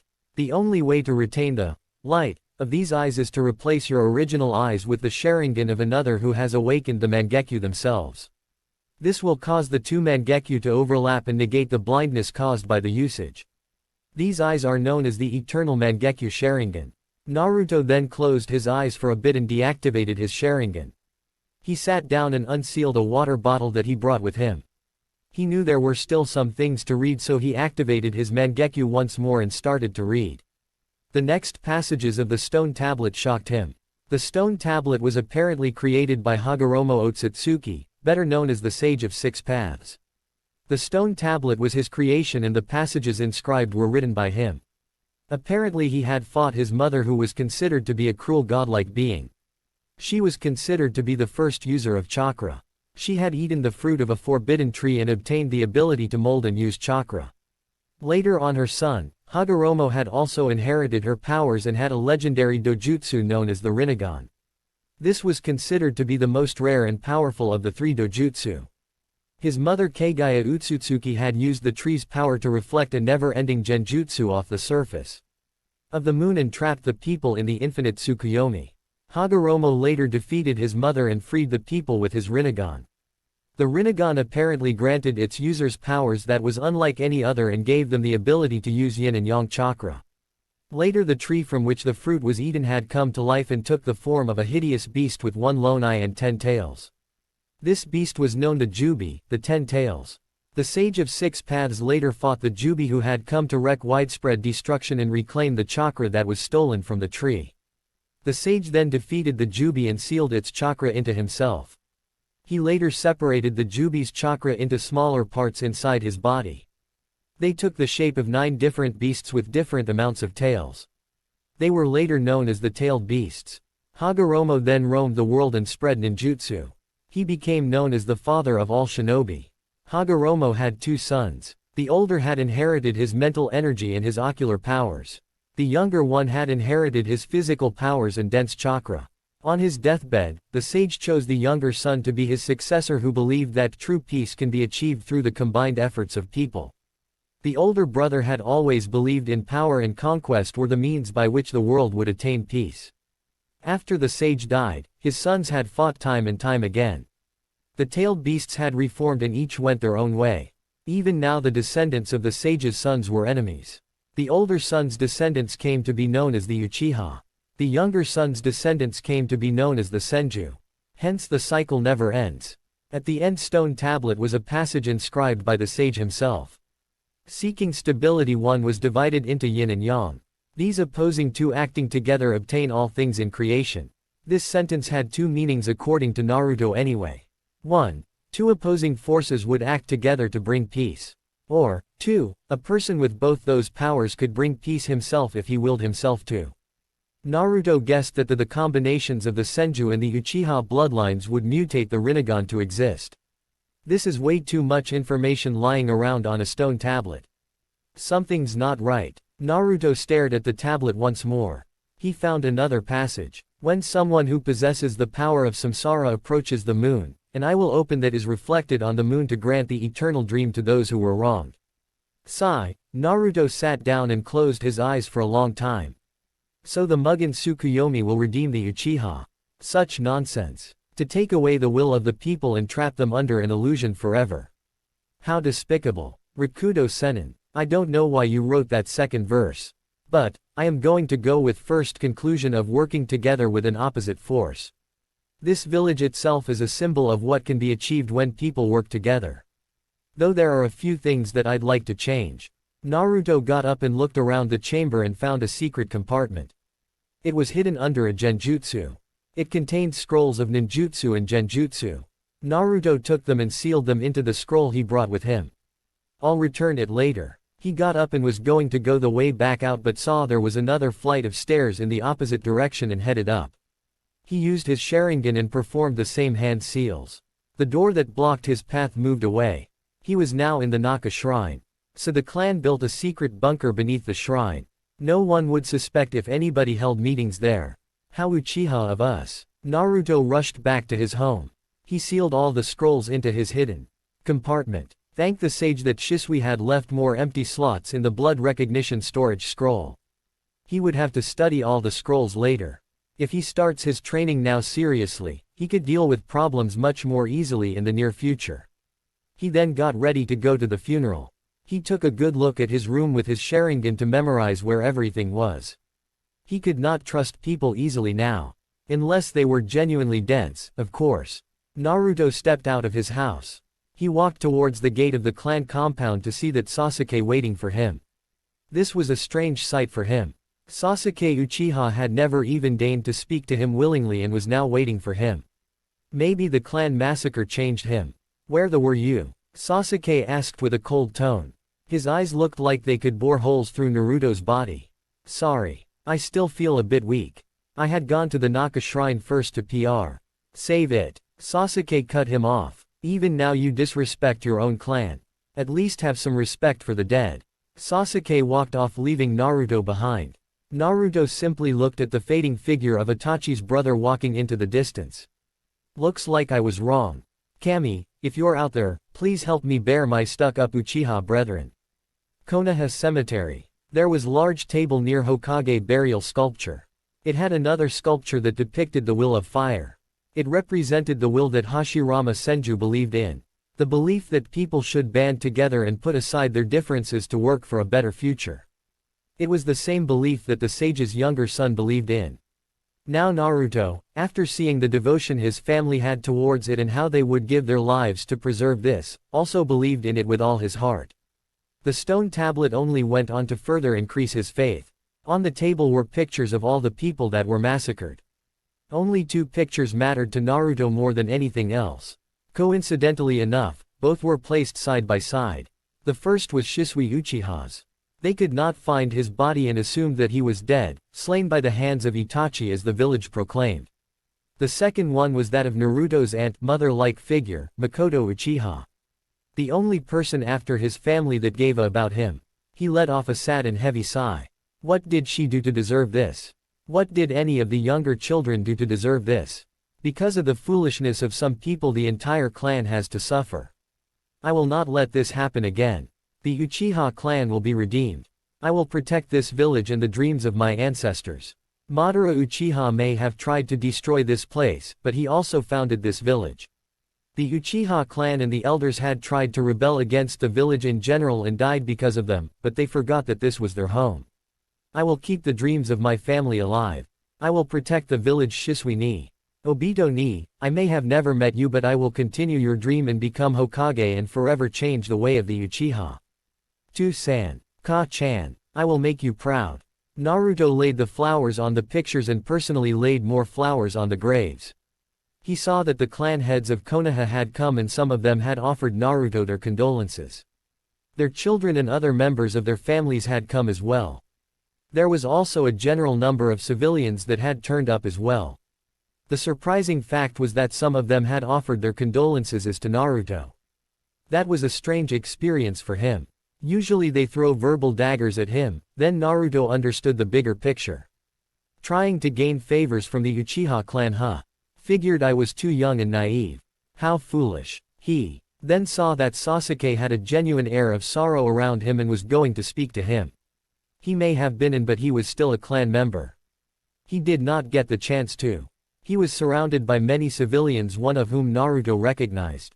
The woman in particular had a high-pitched voice who had often verbally berate his family. Seeing her, Naruto just walked away. He would have time to speak with Sasuke later. He then walked out. All the time he felt someone was watching him.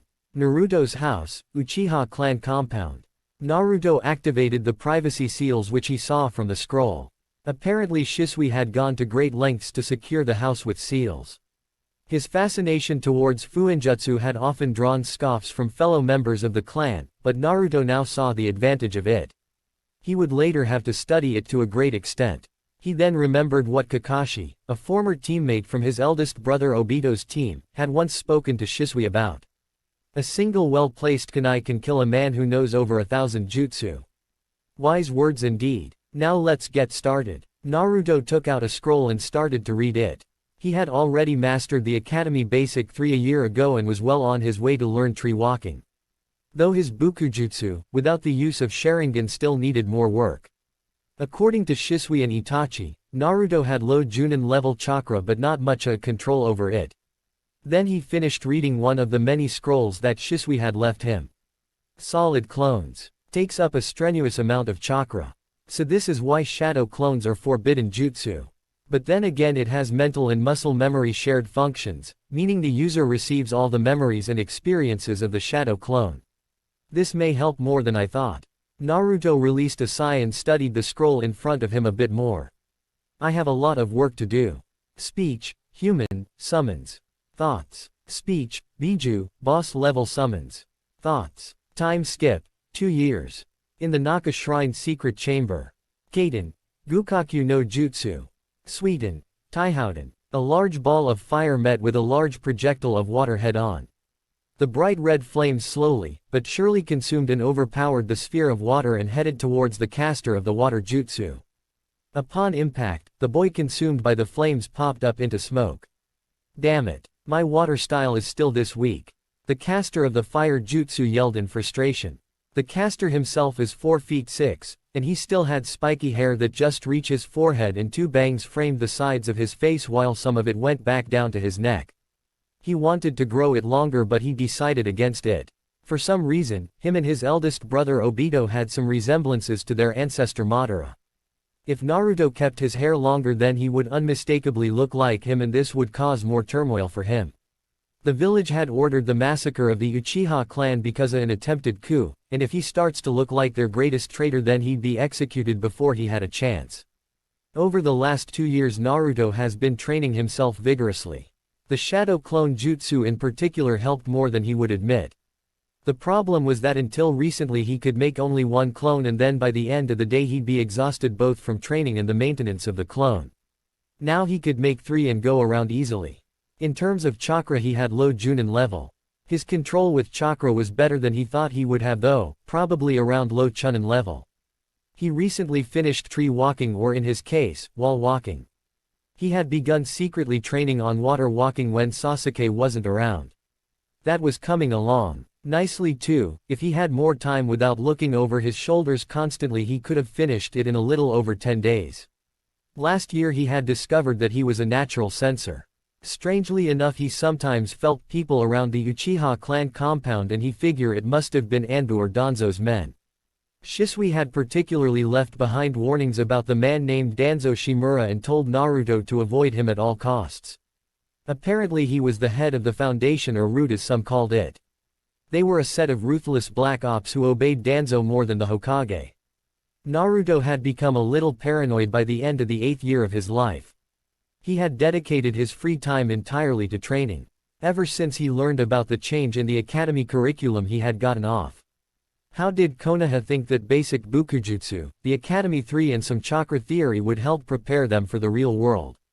It was a cruel and terrible world. Naruto was a living example of what the shinobi world could do to you. Shisui had also told him to make sure to bash the civilian council as much as possible.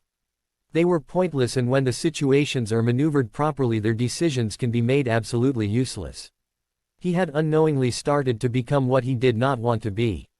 An antisocial Uchiha. He himself did not even realize when he started to outright become annoyed by the general people. People would sometimes try to speak, he brushed them off, albeit in polite manner. Unlike a certain Uchiha who merely, Eden walked away with a cold glare. He could have sworn he heard a banshee shriek during one of the incidents. The only people that Naruto ever spoke was the Hokage and Sasuke. The Hokage, being the kind old man he was, genuinely cared about Naruto. Even after the whole incident with his father, he remembered hearing from his mother and Shisui that old man Hiruzen never berated them and considered the villagers to be fools if they could not recognize the importance of Genjiro and Obito's sacrifices. He was one of the people Naruto would sometimes even smile with.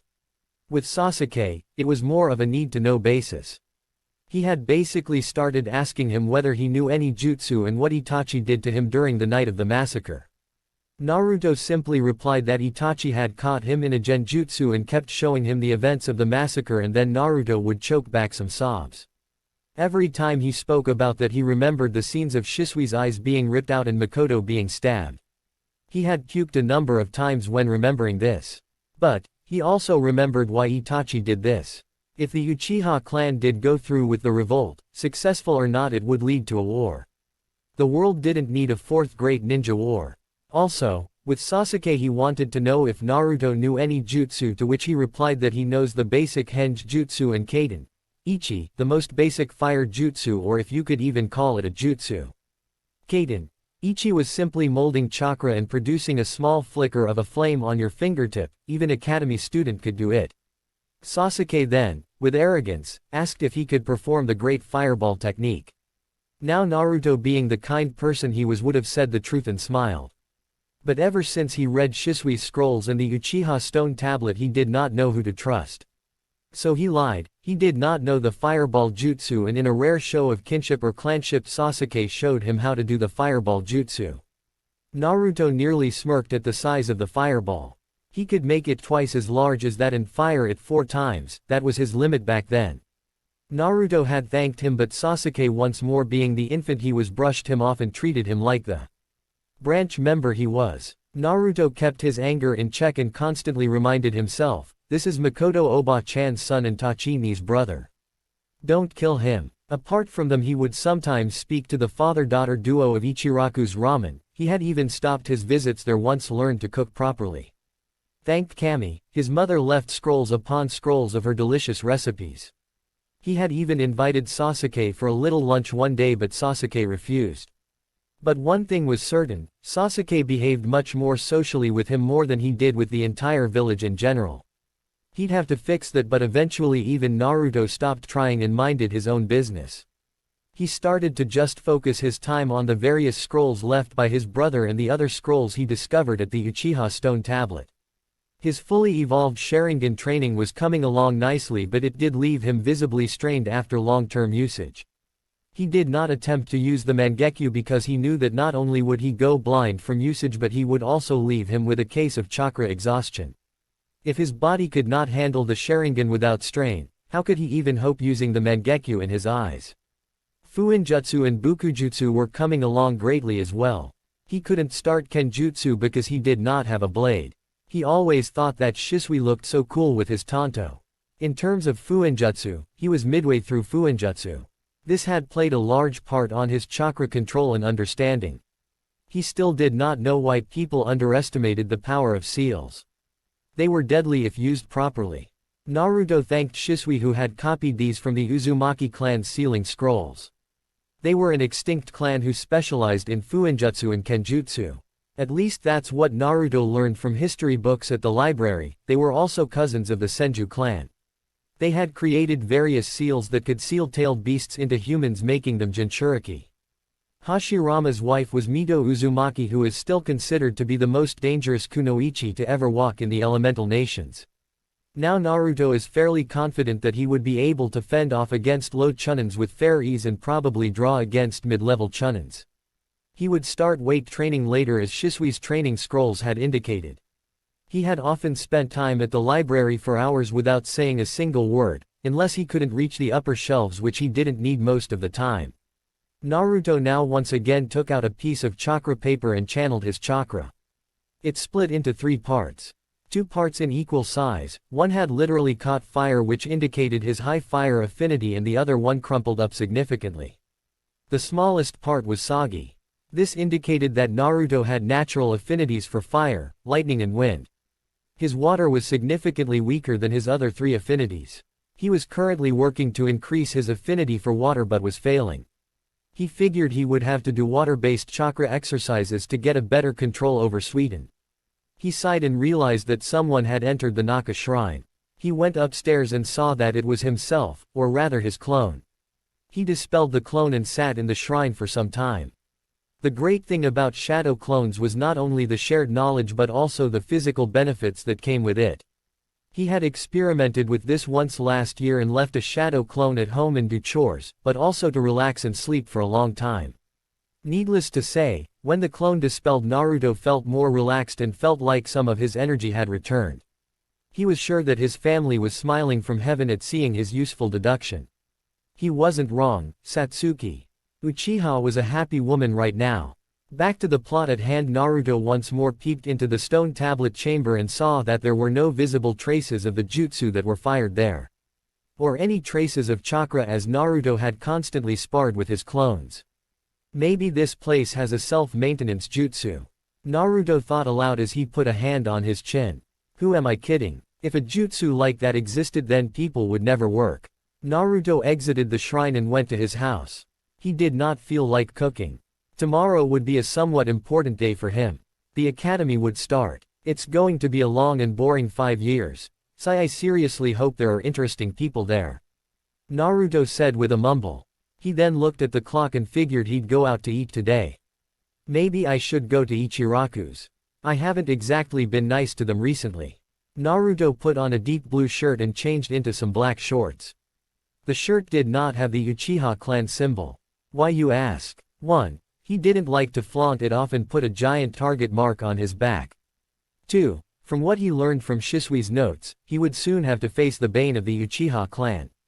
Fangirls. Naruto shivered at the thought of them. The way Shisui had specifically written about them, he was outright scared. Naruto shrugged the terrifying thoughts aside and decided to go out. Konoha main town. Naruto walked by as generically as he could. He mostly avoided making eye contact with the people. Over the years he had started to resent the people because they showed they were two-faced opportunists. The same people who glared at him, now greeted him with smiles. He kept his stoic face up while suppressing the emotions he felt. He found his desired location and entered Ichiraku's. Welcome to Ichiraku's. How may we owe Naruto? It's been a long time, my boy. How are you? Chuki exclaimed with genuine happiness and surprise. Naruto couldn't stop small grin from appearing on his face. I'm fine, Chuki Oji-san. Naruto bowed his head and sat down. How have you and Ayame-ne-san been? I'm sorry I can't visit as much as I want to. It's alright, my boy. Chuki said while placing a reassuring hand on Naruto's shoulder. I'd be lying if I said I know how you feel. But as I said before, we're here if you want to talk. Ayame said that you were probably the most polite boy of your age. Naruto embarrassingly scratched the back of his head. Geez, Oji-san, don't say it like that. So can I have some ramen? Well, of course you can. Which one will it be? I'm not sure. Let's go with one of your choice. Naruto smiled and said this. Well said, Ayame. One pork ramen with extra toppings. Make it special, we've got a VIP here. Chuki's statement made Naruto feel sheepish and warm at the same time. They're really nice people, Naruto thought with a small smile. Okay, Tu-chan. Ayame's voice came from the kitchen in the back room. Naruto waited for a few minutes and then Ayame herself came and immediately ruffled Naruto's hair while asking him where he had been with a glare. Naruto shrunk under that glare. It was the same one his mom and Makoto Oba-chan gave him. Why are women so scary? Naruto had been sweating bullets and gave a polite and believable explanation. He was genuinely surprised by the delicious taste of the ramen. It was far more superior to the miso one he had. He finished it and paid for it much to the annoyance of the Ichirakus and then had some small talk with them. At one point, the Konoha Academy topic came up and Naruto mentioned that he would start his journey tomorrow. Oh, so you'll be attending the academy as well. Good luck, Naru-chan. Ayame exclaimed as her face got annoyingly close to Naruto's, who turned red and shifted his gaze. Ayame and Chuki giggled at his shyness. One thing caught his attention though. Ayame said he would be attending the academy as well. Ayame-ne-san? Naruto asked with some nervousness. It was somewhat of a personal question as Naruto thought. Is someone you know going to start the academy as well? Aren't you a smart one, Naru-chan? Ayame said. In fact, Kasumi is going to start the academy as well. Is she your little sister? The way Ayame spoke indicated excitement on sibling level. Shisui often spoke like this at Itachi while bragging about how Naruto would be better than Sasuke. You could say that. Ayame's answer left Naruto a bit confused and Chuki spoke up. Kasumi is a little girl who comes here all the time. In fact, she's my #1 customer. Chuki gave a small laugh. She's around your age and quite a ball of energy, that one. Oh, wait, why does she come here all the time? Aren't her parents with her? Naruto asked and saw the sad looks on the face of the Ichirakus. Naruto immediately understood and apologized to them. They said it was all right. Apparently they were really fond of this Kasumi person. He could only guess what she was like. Maybe she was kind and polite like him. She'd probably be well-mannered. The gates of Ikiraku's ramen were shot open as someone entered. Yo, Oji. Ayame-ne-chan. The next Hokage is here, Ttibeo. A voice of a girl invaded the beautiful landscape of silence. Naruto was looking at the person the voice belonged to. She was around 4 feet 2 inches and had light skin. 3 whisker marks were endeared onto each cheek. Her face had significant amounts of baby fat. Her blonde hair looked as if the sun had decided to kiss it. There were noticeable shades of red in them as well, and it was done in twin pigtails. However, 3 things had caught his mind more than anything else. Her lips were pink. Naruto could tell when women put on makeup and other cosmetics, because of his sharp eyes. The second was the hideous garb of orange that was all over her body. Seriously, why was it glowing? The third and the last feature that captured his entire attention was her vision. Deep violet eyes. They looked so happy and full of life. It was entrancing. Naruto was lost for a moment in those violet shades as Ayame coughed to get her attention back. She had a cheeky grin on her face, one that mirrored the ones Makoto had. Before Ayame could say anything, the orange-clad girl spoke up. Huh. Said girl was pointing at Naruto. You have girly hair. She then laughed. Naruto's sweat dropped. She doesn't even know me and is openly criticizing me. Well, Naruto, I'd like you to meet Kasumi. Our #1 favorite customer. Chuki said as Kasumi came up and took the seat that was a bit away from Naruto. She was grinning and Naruto wanted to speak to her more, but against his better judgment decided not to. He could speak to her later. Well, old man, I think I'll be leaving now. Naruto got up from his seat. Thank you for the meal. Chuki and Ayame also said goodbye to him. Naruto smiled at them both and saw that Kasumi was looking at him with a strange expression on her face. It was kind of cute actually. But Naruto never voiced it. He looked straight at Kasumi while he was still smiling. See you later. Naruto left and exited the store. Kasumi was sitting silently in her own thoughts and eventually spoke up. Oi Oji. Who was that girly boy? Kasumi then exclaimed. Chuki and Ayame were looking at her with piqued interest. Kasumi's never asked about anyone before. That was Naruto. Why did you want to know? Chuki asked. Meh. No reason. I just wanted to remember the name of the girly boy. Kasumi said as she gave a grin again. Ayame's eyes glinted. Oh, my. Ayame said as she was smiling. Kasumi. Do you like him? Ayame rolled her tongue at that one word specifically. Somewhere in an alternate dimension, a cute blue flying cat sneezed cutely.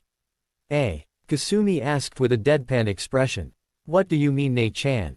Kasumi asked with confusion clearly evident on her face. Sigh, you'll get it when you're older. How about some ramen ne? Ayame asked. Yup. Kasumi exclaimed happily with her hand in the air. She was then waiting for her glorious ramen to arrive. But now she had another thought in her mind. That girly boy didn't stare at me like everybody else. Naruto, huh? I think that means fish cake.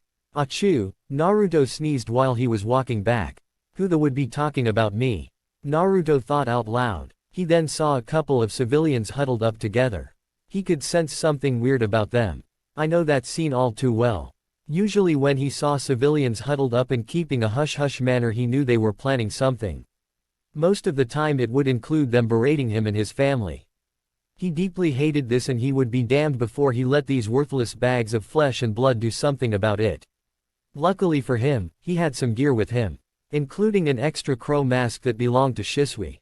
He hanged himself to look like an Anbu and put on the crow mask. Thankfully he was suppressing his chakra to a near civilian level. Whatever you are planning, I am not letting you get away with it. Naruto scanned the area for any other Anbu. To his surprise there weren't any around. Anbu Black Ops should be stationed. He then sensed a large amount of them being gathered at the Hyuga compound. Two other were also fighting, judging by the signatures. Some Kumo delegates had arrived today and this went down. Of all days. He silently followed the crowd while jumping from rooftop to rooftop. Some of them had stones in their hands. He was a bit surprised to say the least. When they used to say those things to him and his family, they never even once thought about getting physical in their beratings. Everybody knows. You cross an Uchiha, you die. Main clan member or not. Long before Naruto knew it, he was in the red light district. It was a bit of a rundown and probably the least cheap place to live. It also was the spot for drunkards and thieves. Thankfully there were no rapists around anymore. Ever since he heard rumors from Shisui about some snake lady or something like that. Seeing the spot the action was about to take place, Naruto was going to turn around, but something caught his eye. A walking set of familiar neon orange. On top of it, a mop of blonde hair with some red in it. What is she doing here? Oh right. Why is the crowd moving after her? The mob of 8 people silently made their way following Kasumi. Then one of them threw the rock at her. It hit her arm quite violently as she dropped a fox mask. Naruto, enraged, immediately activated his Sharingan. How dare they? To hit a child like that? His gaze turned towards Kasumi and he gasped. What in Kami's name? Naruto was staring wide-eyed. Her chakra network's level were off the charts. It was ridiculous. Even Shisui and Itachi didn't that much chakra. It was way too much for anyone. He decided to move in and act, but the next words of the villagers froze him in his steps. Take that demon. Yeah, hit her some more. Why did you do that? Kasumi asked while she was crying. Those violet orbs showed so much hurt as she clutched her arm in pain. Some people in the mob actually stopped their rant. Nato felt as if someone stabbed him with a kunai right there and then. Why did it hurt so much? Was it because she was an orphan? Like him? Or was it because the villagers had ganged up on 7-year-old girl like that? Because you're a demon. You killed our families all those years ago. What are you talking about? I never did anything to anyone. The girl was openly crying now. Because you're a demon. You killed our families all those years ago. Wait. That much chakra in her? Don't tell me. Yondaime. Why would you do this to her? Shoot up, you demon. The leader yelled as a mad look came to life on his face. He picked up another stone and was aiming that for her head. He threw it, but it got deflected by another rock. Who did that? Who dared to save the demon? I did it. Zasu. A cold voice was heard by everyone. They looked for the source. They were a bit worried because of the way the last word was uttered. What's wrong? Speak up. The voice was resounding from everywhere.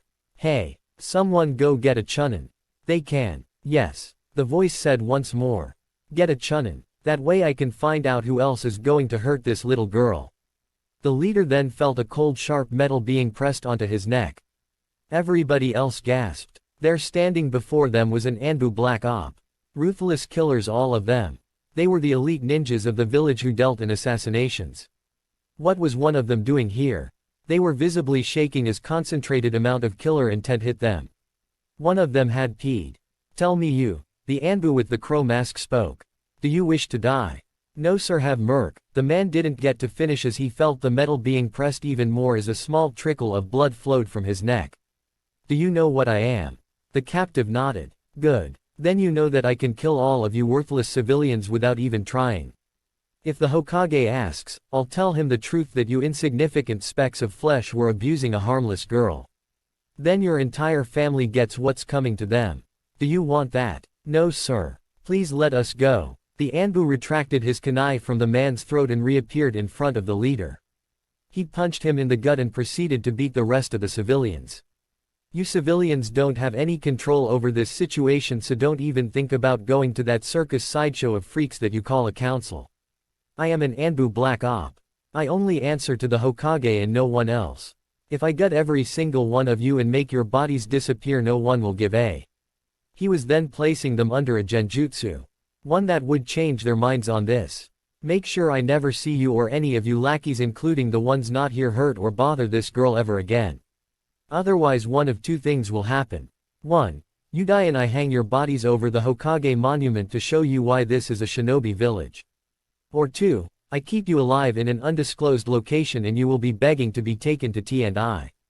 Am I clear? The man finished. They all nodded and were frozen still at the man's proclamation. He was right. Anbu Black Ops were untouchable. If the civilian council even thought about raising this, they'd be kicked out before you know it or worse. After a few more moments he hissed at them and they all ran away. Crow then looked at Kasumi. She was still crying. Puffy eyes. Go to your home, the man said with an final tone. Oh okay. The girl got up and was walking away. She turned around once more. A small smile made its way across her face. Thank you. She ran away into the distance. Her figure was shrinking until it disappeared. Naruto felt strange and he looked around. He dropped the henge. He looked confused. Her smile. It was so. His attention then went to the mask that was still on the ground. He could feel her signature and decided to go after her. He followed her signature to her apartment. The whole building was quite old. He went to her door, or he assumed this was hers. He was hesitant. His pulse was racing. Just give her the mask. Naruto. You can do it. You were going to kill that civilian few minutes ago. Wait, what? Shrugging those thoughts aside, he knocked on her door. He knocked once more and then the door opened. Kasumi came and she was wearing a white t-shirt with the Uzumaki swirl in the front and black pajamas. Her eyes were still puffy. Hey, it's you, she exclaimed with some nervousness in her voice. She then noticed the boy raised her hand and she backed off a little. You dropped this, Naruto said as he handed her the fox mask. I'm sorry I couldn't bring the Anbu earlier. You brought the crow guy? She asked with a monotone voice. Why? Well, for one, the villagers shouldn't bully anyone like that, he said in an angry tone. Also because, well, you're kind of like me. What do you mean? Kasumi asked. Well, I don't have any parents either, Naruto said, and Kasumi looked down. Oh, I'm sorry. Kasumi was going to say something more but Naruto spoke first. What for? It's not your fault. Kasumi looked up and then Naruto was looking at her eyes. Cerulean Pool stared into the violet orbs. It took some time to realize what both of them were doing and then they both blushed while looking away. Sorry, both muttered at the same time. Naruto smiled lightly and Kasumi grinned. You look better that way. When you smile, Naruto blurted out and then put his hands on his mouth. Stupid Naruto. Why would you say that? Kasumi blushed once more. This was the nicest thing anyone other than Hokage Gigi or the father-daughter duo at Ichiraku said to her. It's okay, she said as she looked down hard at the floor as if she was trying to melt it. Thanks for bringing the crow guy and my mask. It's okay, Naruto said, who was still nervous after his previous blunder. Anyways, see you later. Oh right, I never asked your name. My name is Naruto. My name is Kasumi. The next future Hokage TT Bayo. She exclaimed happily. Okay then Kasumi. See you around. Naruto waved a goodbye and left. Bye. Kasumi waved as well and she closed the door. Sometime later, Kasumi brought out a cup of instant ramen and put hot water into it. She absolutely hated when you had to wait 3 minutes to wait for it. Her thoughts then went to the new acquaintance she made today. He was nice, for a girly-looking boy. She thought with a smile. She cursed as she saw only 1 minute had passed. Dat Bayo. Naruto thought out loud. Must be a verbal tic. It's kind of cute though. Damn it, Makoto Oba-chan. He could almost feel as if she was looking at him with a teasing grin. Again, he wasn't wrong. Naruto had walked out of the red light district and made it all the way back to the Uchiha compound. He went into his house and ate a few fruits. A new day would start tomorrow for both of them. The beginning of their lives to become a shinobi. As both of them went to their beds, they had a similar thought and smiled. He has pretty eyes. Naruto's house, Uchiha clan compound. Naruto yawned. He slowly got up and sat in bliss. He felt annoyed. Today is the day we start that academy. Naruto yawned once more. Well, at least things will be interesting from here on now. Naruto got up and looked at the clock. It was 8:35 a.m. The academy induction started at 8:15 a.m. Oh. Then in an epic montage of Heckin' Rush, Naruto took a shower and changed his clothes. He was wearing a full-sleeved high-collared black shirt with the Uchiha crest on his back. He wore dark blue pants and was munching on 2 pieces of bread while he was running to the academy. Of all days for me to sleep in. It had to be today. Konoha Academy. Why did I stop and help that old lady with the heavy groceries anyway? Thinking about what Naruto just said, he sighed and realized the situation he was in a few minutes ago. There was no choice. It's what his brothers had done before and he ended up doing a few minutes ago. The true curse left by Genjiro Uchiha to his sons, helping frail old grandmas with their shopping bags. Seriously, what were they thinking while carrying those heavy bags? Naruto neared the front gate of his class. Room 105. The sliding door would reveal the class in which he was about to stay for 5 years. 5 years of absolute rubbish. He had half a mind to go to the Hokage's office and tell him about his progress with the fully matured Sharingan and whatnot. Then he remembered how Shisui wanted him to have a somewhat excuse of a normal childhood. Fat chance of that after witnessing your entire clan getting massacred by a person you consider your brother figure. Still, Naruto respected his late brother's wishes and would comply with them. He'd pretend to be an average genin. Even that word sounds wrong.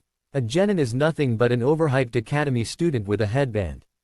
Sighing once more, he closed his eyes. No matter what happens, he'd have to hide his true strength. He could have sent a shadow clone, but did not know if there were going to be any spars today. If one hit was placed properly by the academy students as he would let his guard down, his entire cover-up will be blown. If that happens, Naruto was sure that the person known as Danzo, so prominently mentioned in Shisui's scroll with a ridiculous amounts of details, try to make a move on Naruto. He slid the door open and immediately hated the choice he had made. Room 105, Konoha Academy. As the door had fully slid open, Naruto saw his designated Chunin teacher. The man was wearing the usual Chunin attire of black shirts, black pants and green flak vest. His hair was somewhat like a pineapple.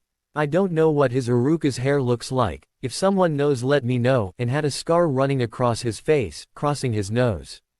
The Chunin instructor looked at Naruto with somewhat calculating eyes.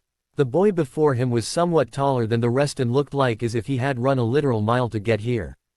In reality, Naruto was sweating not from the run he had made, but from carrying the bags of generic old lady number 1. Seriously, how did they even get the bags out of the shops in the first place? I hope you have an explanation for why you were late, young man. The Chunin instructor asked. Well, sensei, you see. Naruto scratched his head and smiled sheepishly while thinking what to say. Then he remembered the stories of his oldest brother Obito when he used to be a genin. An old lady was carrying some heavy grocery bags and I helped her carry it to her home. The Chunin instructor face faulted. Is this kid like a mini Kakashi or something? I hope he doesn't start wearing a mask. Somewhere in Konoha. And dog mask wearing Anbu Black Ops stopped dead in his tracks as he looked up at the sky. Can you feel it, Obito? I think there is a kindred spirit somewhere. Senpai, is something wrong? A cat masked wearing female Anbu asked the white-haired dog mask wearing Anbu. Oh, you said something, Inu asked with a lazy voice. Nothing. Let's get to the Hokage's office quickly, Senpai. Neiko replied with an irritated tone. Room 105, Konoha Academy. The entire classroom was silent hearing his ridiculous excuse. Seriously, who would believe something like, really? A loud energetic voice broke the glass of awkward silence as Naruto looked towards the source of the voice. He felt a little glad when he saw the person. She was sitting alone at the farmost corner of the desk. She was wearing a bright orange t-shirt and dark beige pants. Her hair was still done in pigtails. The blonde smooth hair was there with the spicy wisps of red in between them. And of course, the violet eyes were gleaming with innocence. She was also smiling. Naruto let a ghost of a smile come on his face after seeing her. Man, she's really cheerful. Realizing he would be staring into her eyes again, he stopped and bowed his head a little in front of the Chunin instructor. Gomen-sensei. It was the truth. I assure it will not happen again. Naruto raised his head and looked at the Chunin, whose face was somewhat satisfied after the proper apology. Okay. Make sure it doesn't happen next time. My name is Iruka Yumino and I'll be one of your main instructors until you graduate, the man now known as Iruka stated before turning to the class. Okay students, since you've all had the chance to introduce yourselves, I believe he deserves it as well. Please state your name before the class. Arigato Iruka-sensei. Naruto said as he nodded towards the Chunin instructor and turned to face the students as he bowed his head a little. My name is Naruto Uchiha. It's nice to meet you all. Naruto then looked up and critically calculated all the students who caught his eyes. First was a boy who also had pineapple-like hair and had a lazy air about him.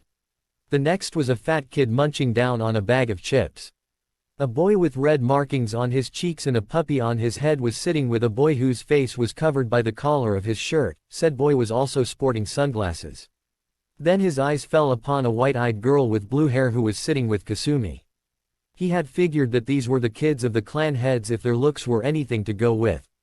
Naruto guessed they were from the Nara, Akamichi, Inuzuka, and Hyuga clans.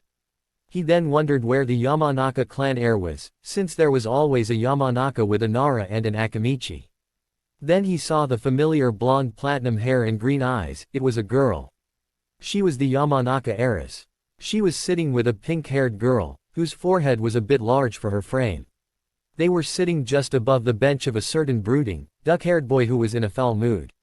I really should do something about that stick in his mental sigh. Naruto then saw that the eyes of all the students were fixed upon him. Mentioning the Uchiha name immediately, he was getting those looks of pity again.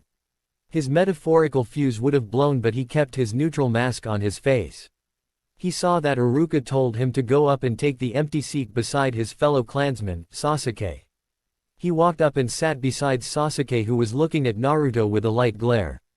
How are you, Sasuke-san? Naruto said. Over the years, Naruto had started calling him by that name since his fellow main house clansmen made the difference between them clear. Why did you bow to that Chunin? Sasuke asked. Well, he is our sensei. I have to give someone the proper respect they deserve. Naruto was a bit annoyed but didn't show it. Sasuke gave the universal Uchiha grunt and then Naruto's eardrum was shattered by two noises. One of them was a high-pitched shriek and the other was the wailing of a dying banshee. Sasuke-kun is so cool. The pink one screeched. Sasuke-kun looks so cute. The Yamanaka heiress said with a loud voice. Naruto sighed and sat down. He despised the way those two girls just acted. He noticed that a lot of the other civilian girls were also swooning over his fellow clansmen. He swore he could have seen glowing hearts in their eyes, and he was pretty sure he did see hearts in the eyes of the pink-haired one. Naruto put one of his fists onto his cheek supporting it. Fangirls. How pathetic. They shouldn't even be here if they have a mindset like that. Naruto then saw that Kasumi and the Hyuga heiress were sitting just below his bench and Kasumi waved to him while giving a shameless grin. How are you, Naruto? Fine, thank you for asking, Kasumi. Naruto replied and noticed the strange looks he got from nearly all his classmates, the civilians in particular. Dear Kami. They're chibi versions of the idiotic villagers. I hope I can make it through the next 5 years without killing anyone. 2 hours later, Konoha Academy Spar Field, Konoha Academy. Kami, if you're watching, why did you have to make me keep my promise to my brother? Yami, if you're watching. What the dude? Less than 2 hours had passed and Naruto had thought several times about just taking out a kunai and ending his own life right there. Seriously. They were just starting chakra theory in the first class and the spars were about to start now. Kasumi had been standing outside the class because she had planted powder in the teacher's desk which comically blew up in another white-haired Chunnin's face who threw her out of the class. Naruto had to question though, how did she get the powder in the desk in the first place? Then came the shuriken and kunai practicing. It was absolutely horrid. Naruto actually had half a mind to take out a kunai and gut the new Chunin instructor. The white-haired man had also did not teach Kasumi how to throw it properly. He noticed it through the corner of his eyes. But to his surprise she had landed exactly 5 kunai out of 10 and 9 shuriken out of 20. The entire class with the exception of Naruto, Hinata Hyuga and Sasuke who merely scoffed at her poor display. Hinata was unlike most Hyuga. She did not have that air of arrogance around her and was genuinely kind, but she had some major confidence issues. She was the only person in the academy besides Naruto who actually liked Kasumi and understood that she never had any particular training before. Naruto had played the farce of being an inferior Uchiha and to help lift up his friend's mood, he intentionally threw less than half attempted kunai and shuriken. Even after that he had landed 6 kunai and 13 shuriken. He sighed and had an annoyed look on his face.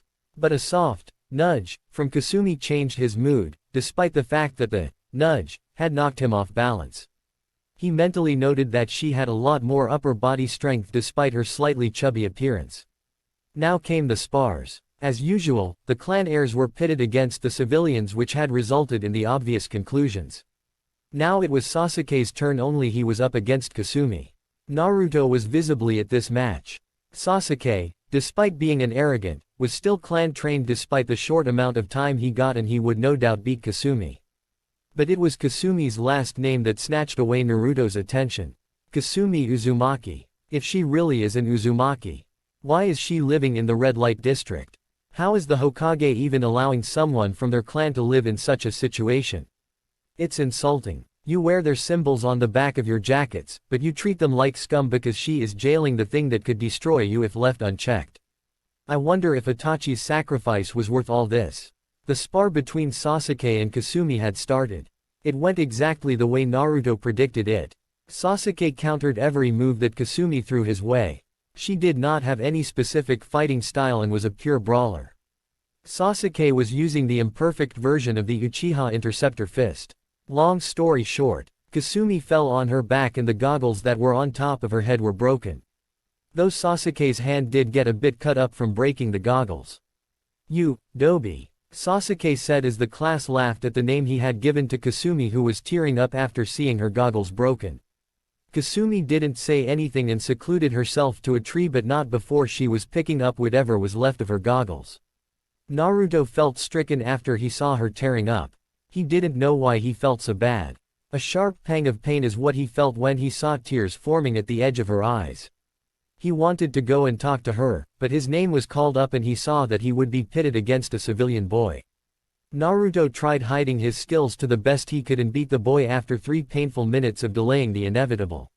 He didn't even wait for the Chunin instructor's announcement as he went to the spot where Kasumi was last standing. She was gone. He went back to the classroom and waited but there was still no sign of her. The day of the classes ended and he decided he'd go to look for his friend. But delay came in the form of Sasuke.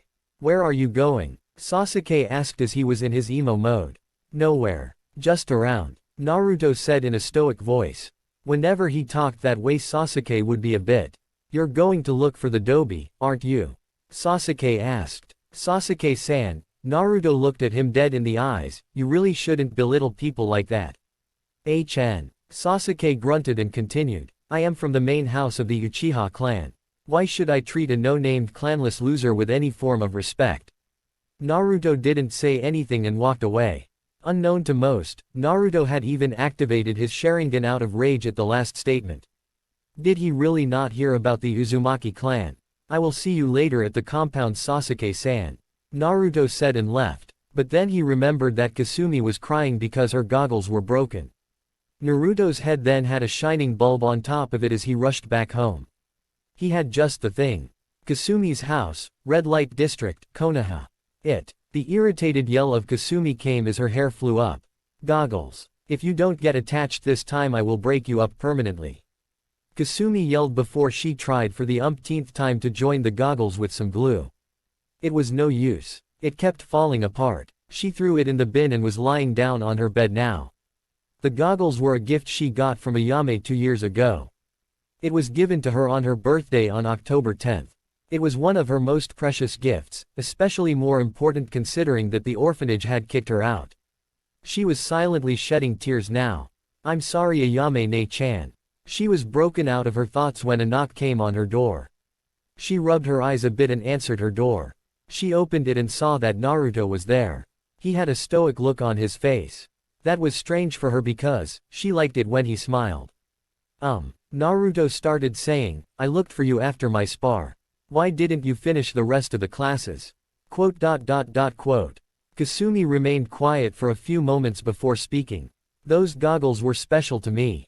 Ayame-ne-chan gave them to me as a gift. Now they're broken. I just didn't feel like. Kasumi whimpered as she said this as tears threatened to drop from her eyes. Naruto sighed. He did not like this at all. Normally, in the 2 short days he had known her, she was a ball of energy and a cheerful one at that. Actually I'm here about that. Naruto said as he had a brown packet in his hands. What do you mean by that? Kasumi said with her eyes squinting. She saw the bag in his hands and wondered what was in it. Naruto projected off into his thoughts. Well, I thought you liked goggles so I got you this. But it was a gift and gifts can never be replaced. Wait, what's in the bag? Kasumi asked excitedly. Well, it's. Naruto shrugged. Should I give her this?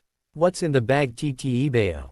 Kasumi nearly yelled as her eyes were gleaming again. Here. Naruto stretched his arm and held out the brown bag. See for yourself. Kasumi took the bag and ripped it open. Naruto's sweat dropped. She could have just opened it normally.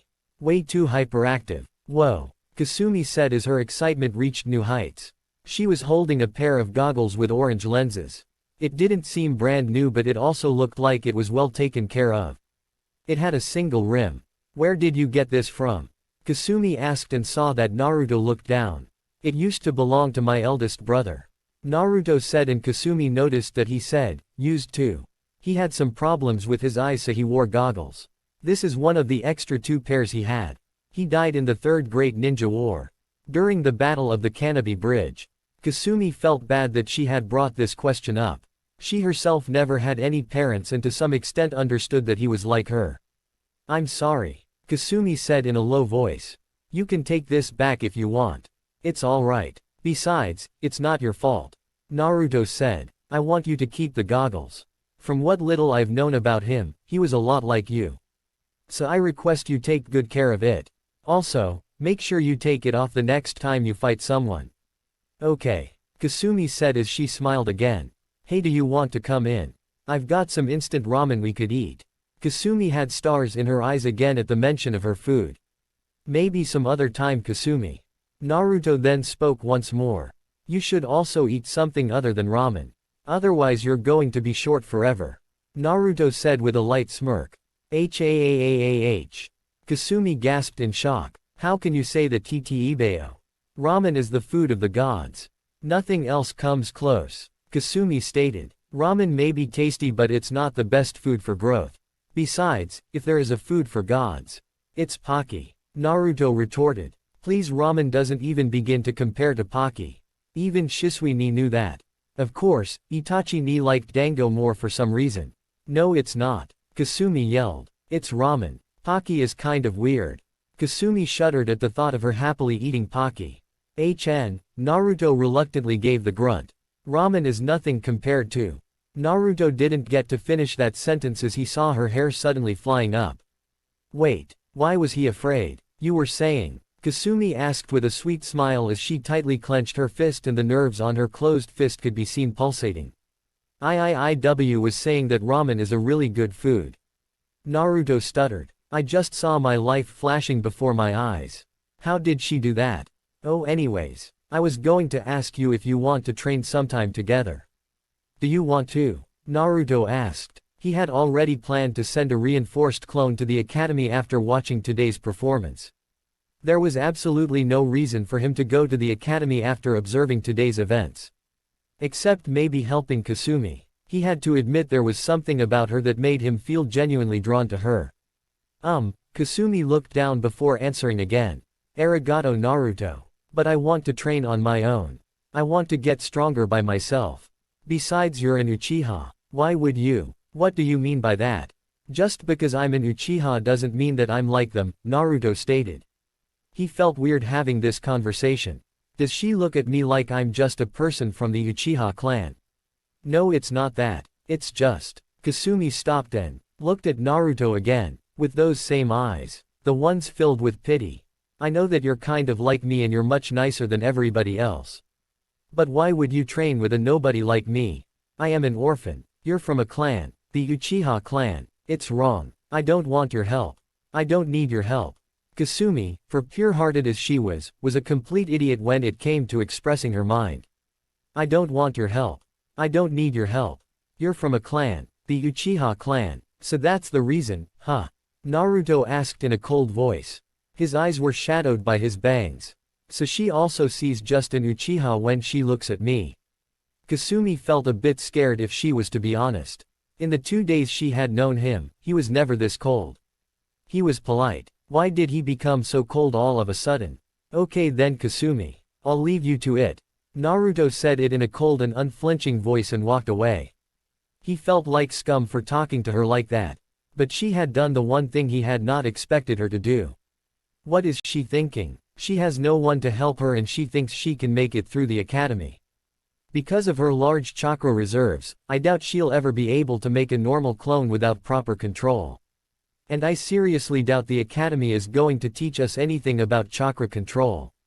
TCH. Just when I thought I had a friend. What Naruto didn't realize was that Kasumi had called him but he was lost in his thoughts.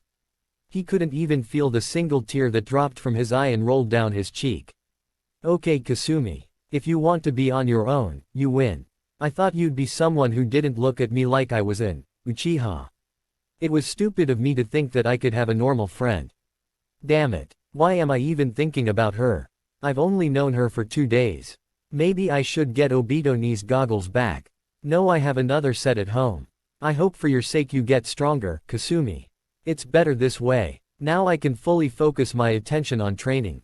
Good luck Kasumi. Kasumi was also stricken by what happened but she was too stubborn and adamant in her decisions. She gripped the goggles with all her might and made a promise. I'll show you how strong I can get Naruto. I want to get stronger on my own. Kasumi thought as she gripped the goggles tighter not knowing what she had done. And, for those who are thinking that Naruto is overreacting, he has been looked down upon by the village his entire life.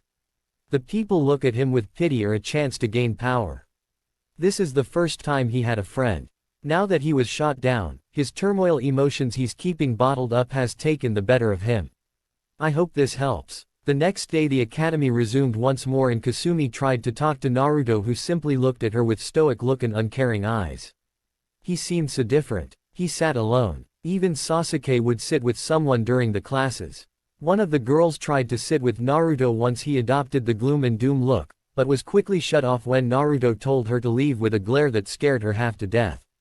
Kasumi was still too stubborn to apologize, however she felt a pang of pain when Naruto had ignored her. Naruto did not even bother about anyone else anymore. His Sharingan had become sharper for some reason. His vision seemed more clear than before. He had sent Shadow Clone to the academy with a reinforced seal that was clearly written out by Shisui. His clone would be able to take a maximum of 5 great hits before dispelling, and judging by what he saw he knew there was no point in worrying. Besides, he'd make a new clone every day. He was training to drop dead from now on.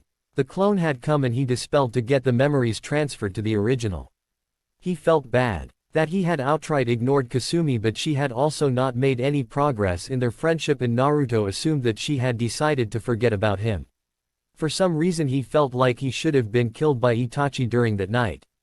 Little did he know. 6 years later, Naruto now stands at 5 feet 5 and has gotten a lean athletic build over the years. In accordance to his brother's wishes, he has kept his abilities hidden and stuck to his advice of hiding his acolytes. It worked. The Anbu that used to scout the compound had stopped coming there after 2 years into the academy, but he still kept his guard up. Naruto did not trust anyone and became an Uchiha. Ever since that conversation with Kasumi, he had become cold and distant. He barely ever talked to people. When the civilians would try to talk to him, he would give them a glare and walk away. Right now he was considered an above-average student. Right now he is sitting in the classroom. He is wearing black Anbu-style pants with tapes around his knees, open-toed blue shinobi sandals. He is wearing a blue short-sleeved shirt with a gray-blue jacket on top of it. It has a black collar and a black horizontal line across the chest part and the wrists. The jacket also has the Uchiha crest on the back. He has bought a tanto but left it at home knowing he won't need it today. His spiky hair has been cut shorter with some of it coming over his forehead. His eyes, however, had lost that brighter shade of blue it previously had. In short, look at the cover picture of the story. Today is the day he graduates from the academy. Naruto has trained himself to a perfect, elite Junin level ninja. He is sure that he could take on a few Anbu and come out the victor. Oftentimes, he had trained so hard he would be lying in the stone tablet chamber. He would wait for his large chakra reserves to slowly heal him. Against his better decisions, he decided to use the Mangekyo Sharingan and discovered one of his abilities. He had the unholy flames of Amaterasu. In addition to that, his fire, wind, lightning, even water jutsu have improved over a large scale. His Shunshin is now similar to Shisui. He had even snuck out of the village on 3 occasions. He had once gone to simply explore the land and learn the area around it. He had happened upon a group of bandits. They were his first kills. He had to take a sick leave from the academy to mentally recover. After that he had done the same thing in the last time he had gone and killed 2 hunter nin. He was slowly beginning to resent the village for dimming his potential. He also thought about how they betrayed his clan. But then again, his love for his family had bound him to this village. It would be an insult to every deceased member of his family. He also needed to get his eyes transplanted. But he didn't trust anyone, so he still kept his mother's eyes with him. There were only a few people he cared about. The Hokage, because he was the Hokage.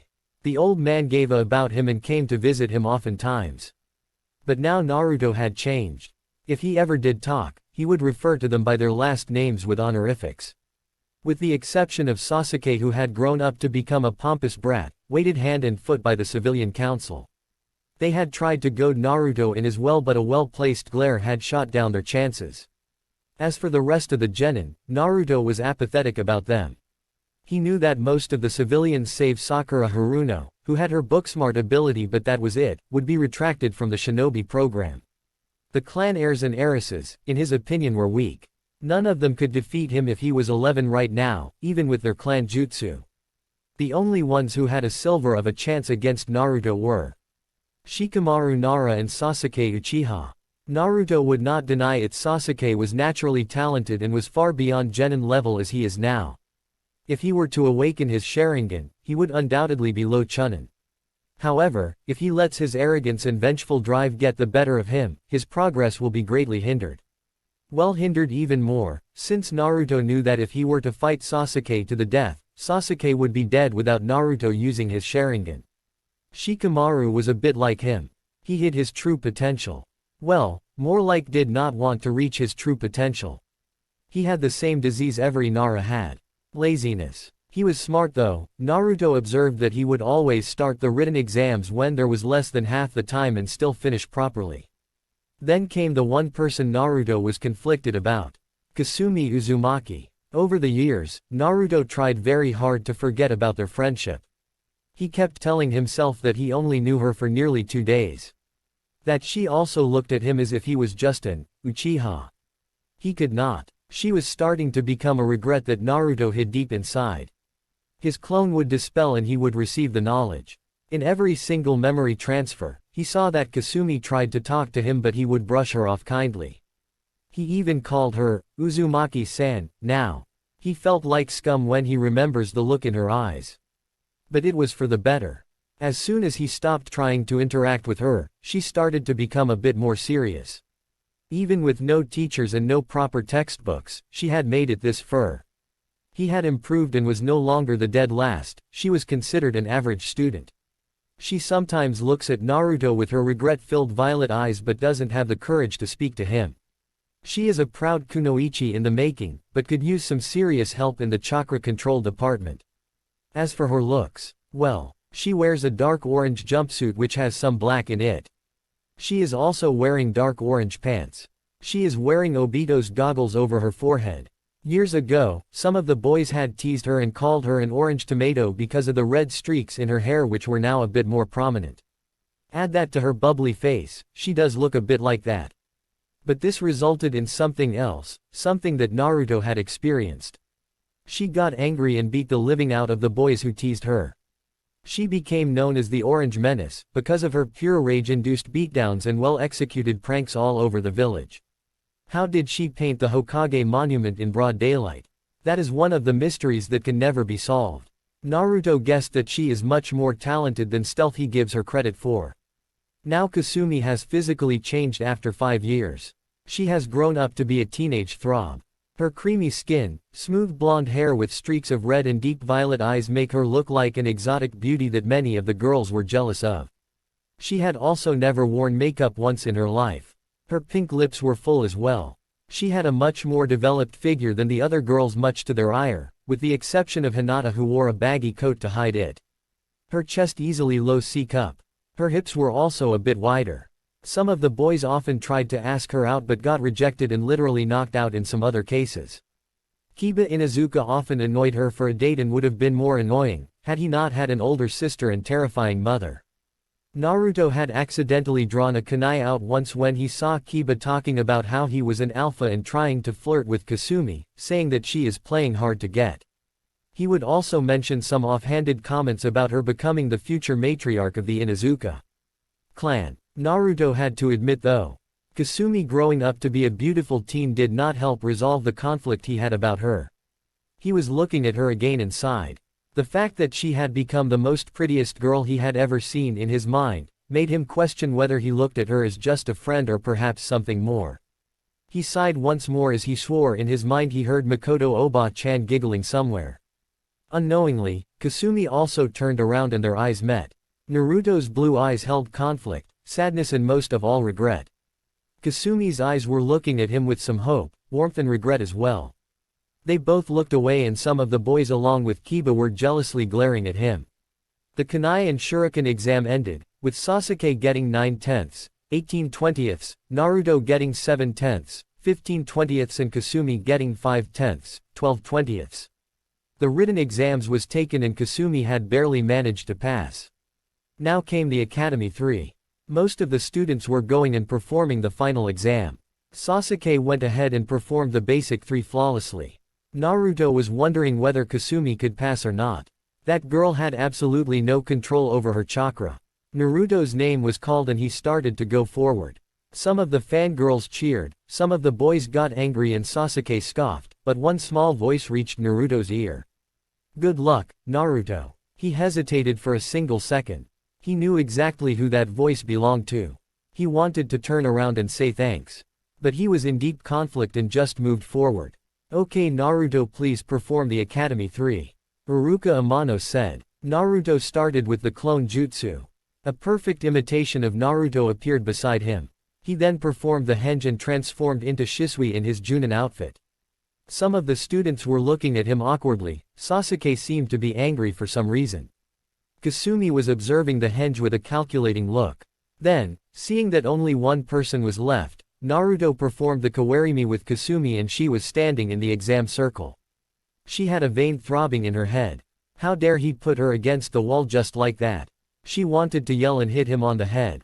But seeing his once bright blue eyes now dull, she hesitated and stopped. Where did the Naruto I know go? Naruto went ahead and picked up his headband and tied it around his forehead. He was walking by and stopped for a single second. He looked at Kasumi. A million questions raced through his head. He wanted to ask her how she was, how her training was going, if she eats anything other than ramen. But he realized about he treated her all these years and felt that he was not worthy of such actions. So he decided on the next best thing. For a fraction of a moment, when Kasumi's violet orbs looked at her once friend, she saw a lighter shade in the now dull blue eyes. Good luck, Uzumaki-san. Kasumi gave a 1,000-watt smile. No way she was going to fail the exams now. She had a chance to gain back her friend.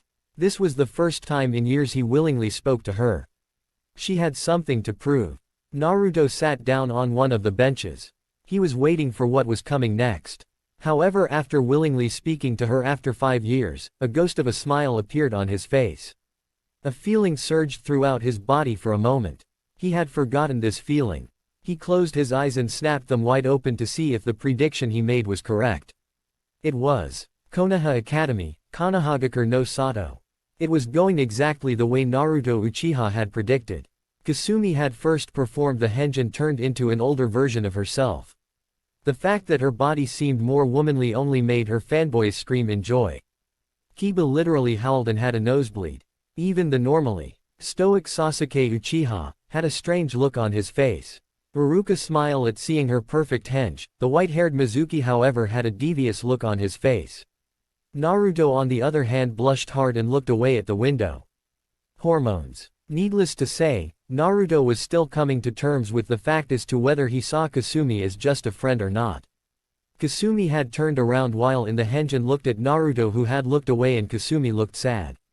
The boys in the room had started glaring daggers at Naruto, with Kiba being the prime of them. Why did Kasumi care about a guy who just ignores her? Kiba in particular did not like the boy. He had a crush on Kasumi ever since her growth spurt hit. Sasuke merely observed the reactions of the two. He felt annoyed for some reason. Naruto was still looking away, knowing that Kasumi had not dropped the henge. He heard the poof of a smoke and saw that Kasumi was back to her normal appearance, albeit looking a bit sad. Naruto felt that hollow feeling again. He sighed in frustration at himself. He then saw Kasumi perform a kawarimi with Iruka, and then finally came the part even Naruto was dreading for her. Okay Kasumi. All that's left is for you to perform the bunshin. Naruto closed his eyes. He silently prayed to whatever higher form of a divine being that was out there. How many years has it been since he prayed to Kami? He doesn't remember. Ever since his mother died, he simply stopped caring. When he was at the shrine, he would put up the farce that he was praying for the deceased Uchiha clan. He resented the fact that a divine deity like Kami had decided to with his life and take away everything from him. But why was he praying now? Kasumi had rejected his help in training, and Naruto over the years realized that it was her pride as a growing kunoichi that made her do it. He overreacted all those years ago. Now he could think this as his mind became more cold and rational. He had rejected her friendship and she tried to be friends with him. But he had shot her chances down. Would she still be friends with him if he apologized? Please Kami. This is the only thing I want from you right now. Please make her pass. Kasumi winced in fear. The bunshin was the one thing she had absolutely no control over. She had never successfully made one. But for some reason instincts took over. She turned around to see her once friend. He had his eyes closed. She wanted to see his eyes. She wanted to know if there was still some part of him that considered her a friend. She had realized her silly mistake over the years. She learned from the Ichirakus that Naruto was in a sense similar to her. He was also glared at and berated for the majority of his life. It wasn't until that his entire clan had been wiped out that people started to look at him normally. She realized that like him, she must have been his first friend. After that she tried to speak with him, but the old Naruto was gone. He called her Uzumaki-san. Words could not describe how hurt she felt when he spoke in an emotionless voice to her. She vowed that she would become stronger and then one day make sure he becomes her friend again. But over the last year she started to look at Naruto differently. He was cute in her eyes. She had accidentally blurted that out in front of a Yame who teased her to no end about it. She had also learned about the birds and the bees from her. She had also began questioning her own friendship with the raven-haired enigma, and then suddenly his eyes opened. Blue eyes met violet orbs. For a moment they just stared into each other's eyes. Time itself stood still, until a whine from some stupid fanboys ruined the moment. They were glaring daggers at Naruto for grabbing Kasumi's attention. Seriously, what is up with them? Naruto always politely brushes her off and she still looks at Naruto more than any other boy. Kiba was muttering something about dog food. Naruto was beginning to realize the awkwardness of the situation and did the one thing Kasumi did not expect. He nodded towards her. Kasumi felt heat rushing to her cheeks. Naruto had interacted with her once again. She nodded and grinned at Naruto and turned to face Iruka and Mizuki. She performed the ram sign. She could not fail. She would make her friend acknowledge her. Her path to Hokage would begin now. Then a poof of smoke appeared beside Kasumi. A ghost of a clone appeared beside Kasumi. The clone was pale white and looked like it was dying. Kasumi Uzumaki had failed to pass the genin exam. She was tearing up. Then the words from Iruka's mouth made the gravity of the situation fall on her. Sorry Kasumi. You failed the exam. But that was all Kasumi heard before she ran away. The tears had sprinkled into the air and glistened. Some of the girls laughed, some of the boys were a bit disappointed, but a majority of them, Kiba included, thought now that she was a civilian she would be easier to get. Sasuke scoffed and thought that despite her looks, she was weakling. Hinata felt sad that her only friend from the academy had failed. She knew how much this test meant to Kasumi. She now looked at Naruto. The boy was cold but not unkind. He was not arrogant like Sasuke but felt apathetic towards everyone.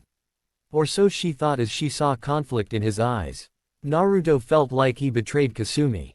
Damn it, he mentally yelled as his legs twitched. Why did he turn his back on her? Sure, she refused his help, but shouldn't he have tried to help her? At least give her a few pointers. He could have done that. He should have done that. He was broken from his thoughts as Iruka began a speech about their accomplishments on becoming genin. Naruto nearly scoffed at his declaration as his colder side began to emerge. Genin. PFT. Even that word sounds wrong. Iruka then told the class they were free and that the team placements would be announced 2 months later. Naruto sighed out of frustration. Another 2 months of useless waiting. Why did Itachi have to go and kill the clan again? Oh right. Naruto got up and some of his fangirls rushed over to him.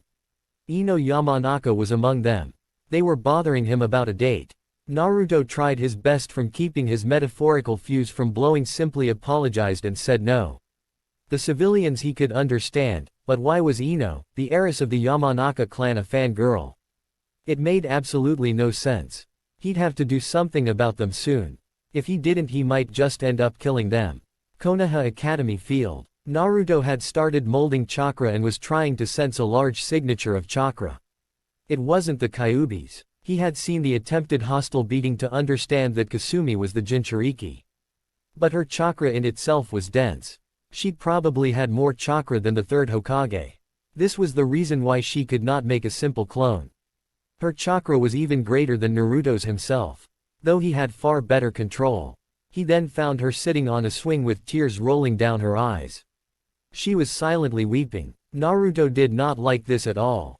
He slowly made his way towards her and sat beside her on another swing. He was not sure what to say. He simply stared ahead and looked at the crowd of parents that had come up to take their children who had passed. They were proud of them. He saw Sasuke look at them with a look of indifference and annoyance. Naruto could understand what Sasuke felt right now. His own parents were killed by his brother.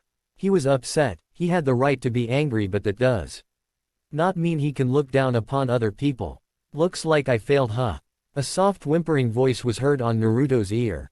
He looked at his side to see Kasumi still freely crying. Her bangs had covered her eyes. Yes, Naruto said. He had become too stoic, much to his distaste. But that doesn't mean it's over for you yet. Kasumi looked up at her once friend. He wasn't even looking at her. He had that same expression on his face. One that was completely devoid of emotion. His eyes, which seemed brighter a few moments ago in the classroom, had dulled once again. But his words were not lost on her ears. What do you mean it's not over yet? Kasumi asked. There was no way she was letting this chance go by. What I mean is, academy students who fail the test are given a chance 6 months later once again. Although, they receive no help from the instructors at all. So it can be. Will you help in training me? Those words caused Naruto to look at Kasumi with wide eyes. She had asked him for help. The chances he missed to help her. How she refused at first. Will he ignore her once again? I don't know, Naruto said as his face remained blank. If I am going to be a genin, it means I will be very busy for the next few months. So there may not be a chance I can help you.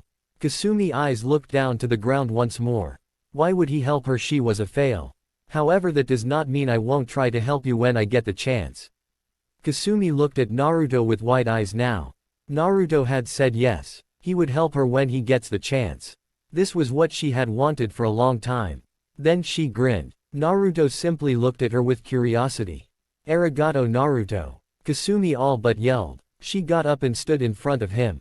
Just wait. With you training me, I'll finish that exam in no time. Ibeo. Naruto could not help but lightly smile. Her bubbly and cheerful attitude was the perfect antithesis to his indifferent stoic visage. He looked at her once more. Maybe you will, Naruto said and got up and noticed she was still wearing the goggles. Well, I have to go then. Me too, Kasumi said, and she was the first to run off. She had accidentally left a piece of paper. It was her exam sheet. Naruto picked it up and was shocked. There was a genjutsu placed on top of the paper. It was filled with much tougher questions. Questions that resembled the curriculum of the old genin system. Did Kasumi pass a written exam of the old genin curriculum? Naruto asked himself out loud. This was absolutely against the rules set forth ever since Itachi murdered the clan. Naruto's house, Uchiha clan compound. Naruto was sitting and he was frustrated at the revelation he discovered today. Naruto had half a mind to go to the Hokage's office and tell Sarutobi about the incident today. Then he realized the old man would ask him how he knew how to detect genjutsu since he was considering an average student. Then he copied Shisui's handwriting and started filling up empty notebooks on ninjutsu, genjutsu and taijutsu. It was very basic, but he unknowingly took more time and actually wrote down books in chakra theory as well. He also made additional scrolls for 3 fire jutsu, 2 wind jutsu and 1 for the shadow clone jutsu. All of the letters perfectly resembled Shisui's handwriting. He was rather proud of the notes he had written. Much better than the garbage that was used in the academy. How had the standards dropped so low? He still asked himself that. Fully confident that he would not be suspected. He placed the books and scrolls in the shelf. He ran out of the house. Red Light District. Naruto then made his way over to the Hokage Tower. Since he was one of the 3 last members of the Uchiha clan, he had certain privileges that most shinobi did not. He could meet with the Hokage anytime he wants. But first, he'd have to get Kasumi first. She needed to know this, and he was going to the Red Light District. He found Kasumi's apartment and was going to knock the door. But he felt a different chakra signature. It was Mizuki. He knocked on the door and no reply came. He then remembered the look Mizuki had on his face and kicked the door wide open. He rushed to the room and found Kasumi with a red mark on her cheek as the upper portion of her top was ripped apart. Mizuki had taken off his shirt and had placed his hand over Kasumi's mouth to avoid her from screaming. Naruto's mind snapped as he kicked Mizuki away, who dropped a kunai on the bed as Kasumi violently panted. Naruto was going to kill Mizuki. No mercy. Mizuki was rushing towards Naruto once more and engaged him in taijutsu. He was getting beaten. He tried to reach for his backpack, but Naruto appeared in front of it. He saw the kunai on the bed and grabbed it. He grabbed Kasumi and held her hostage as the kunai was pointed at her neck. Stop right there, Uchiha. Or the demon gets it. Mizuki, I'll give you exactly 10 seconds to let her go. After that I will kill you. Naruto replied as he gritted his teeth. Why do you care what happens to the demon? I kill her, I kill the Kyuubi. I'm doing us all a favor. Mizuki said this and Kasumi's eyes widened. What do you mean kill the Kyuubi? Kasumi voiced out her question with a whimper. Don't you know you? Mizuki said it viciously. The Yondaime never killed the Kyuubi. He sealed it into you. You are the Kyuubi no Yoko, Mizuki said, and Kasumi's eyes lost whatever color they had. Mizuki. Naruto now activated his Sharingan. You will die. Mizuki's body froze up at visual contact. He could not move. Suddenly Kasumi started screaming as she grabbed her head. Her eyes turned crimson with black slits. A bubbling layer of chakra coat engulfed her body. She felt despair, rage, and she grabbed the kunai that had fallen from Mizuki's hand and rushed at him with the kunai. Naruto wanted to stop her, but decided against it. Why? This would be her first kill. It may break her mind, but if she was to be a kunoichi she would have to do it eventually. Squelch. The kunai dug through Mizuki's bare chest. Kasumi immediately jumped away at what she had done. Mizuki was right. Her eyes still had slits, and then she looked at Naruto, who had activated his Mangekyo and used a genjutsu. Kasumi's mindscape. Kasumi found herself in a dark hallway. It was more like a sewer, as the water on the floor suggested. The entire place was dimly lit. She noticed a cage with the word, "Seal," on it. Curiosity dragged her towards the gate as she saw two large crimson eyes appearing in the darkness of the cage. Then she saw fangs appear. A giant head of a dark orange-colored fox appeared. The titanic body of the Kyuubi no Kitsune then came into view. All 9 tails of the majestic Biju were swaying around as he looked at Kasumi. "So my jailer decides to grace me with her presence," the Kyuubi said in a dark echoing voice. "Why you? K Kyuubi. W where are we? H how did you bring me here?" Kasumi asked as she was terrified of the legendary beast of destruction stood before her. "We're in your mind, Ninjin. But I want to ask you something. You liked it, didn't you?" the Kyuubi said with a malicious grin. "When you used my power to kill him. In fact, you enjoyed it. And no, Mizuki-sensei tried too." Kasumi broke down in tears, remembering how Mizuki attempted to rape her and how she grabbed a kunai out of pure rage. Her mind was breaking apart, as more dense bubbling chakra was going to engulf her, but she felt a hand on her shoulder. The hand was warm. She then turned around to see who it was. "Naruto Uchiha. Hey Kasumi," Naruto said with a light smile. His eyes were different. Instead of the normal blue she really liked seeing, it was red. There were 6 black blades like a pinwheel in the iris of his eyes. Naruto sat down to her level and looked her deep in the eyes as the chakra coat began to dissolve. The Kyuubi roared. "You, Uchiha scum." The Kyuubi roared and leaked his killing intent. It was dark. Way too dark. "Come here so I can rip you to shreds." "Do I look that stupid?" Naruto asked as his Mangekyo stared into the Kyuubi. He made a ram sign and the Kyuubi felt suppressed. "That Mangekyo. You," the Kyuubi said once more as he was slowly beginning to fall asleep. "Your chakra and blood. It's the same as his. Even your eyes are as malicious as Madara's. You're his descendant, aren't you? That accursed Sharingan of yours is going to be your downfall, Ninjin. I pray I can watch the light leave your eyes." "Enough. Now sleep," Naruto said, not wanting to keep using his Mangekyo. For the last 6 years, whenever he used the Mangekyo, he did not feel the pain as much as he did. It receded over the years. Still, he did not want to risk it. He figured it must have been a genetic trait. His parents and brother, as he learned from Shisui's scrolls, had also not gone blind from using the Mangekyo, though that was probably because they did not use it that often. However, Kyuubi's words on him, Madara's descendant, had piqued his interest. He did remember reading a secret scroll in the stone tablet chamber about Madara and a woman he was infatuated with conceiving a child. Maybe, just maybe, that child had gone on to become the ancestor for the branch clan. That would explain why the branch clan, despite not having the majority of the clan secrets, still became good shinobi. That would explain the main house, with the exception of a handful, treated the branch members that way. The Uchiha clan was up by any and all standards. They hated the man who became a rogue shinobi but ended up adopting his will later on. Naruto mused again, maybe his parents were somehow directly descended from Madara's child. He felt a little proud of being descended from Madara himself. The Kyuubi had closed his eyes and Naruto looked back at Kasumi, who was still looking at him in awe. She seemed so lost. "Let's leave. I'll try to explain everything later." Kasumi's house. Naruto grabbed the kunai from Kasumi's hand and told her to play along, as he deactivated his Sharingan. He sensed some Anbu coming. There were 2, one with a boar mask and another female with a cat mask. "What happened here?" Cat asked as she eyed the body of Mizuki, who had a stab mark on his chest. He was not breathing anymore.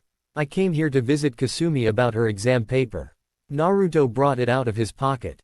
Apparently her paper was based on the old tougher curriculum via layer of genjutsu. "I came here to speak to her about it and saw that Mizuki was trying to."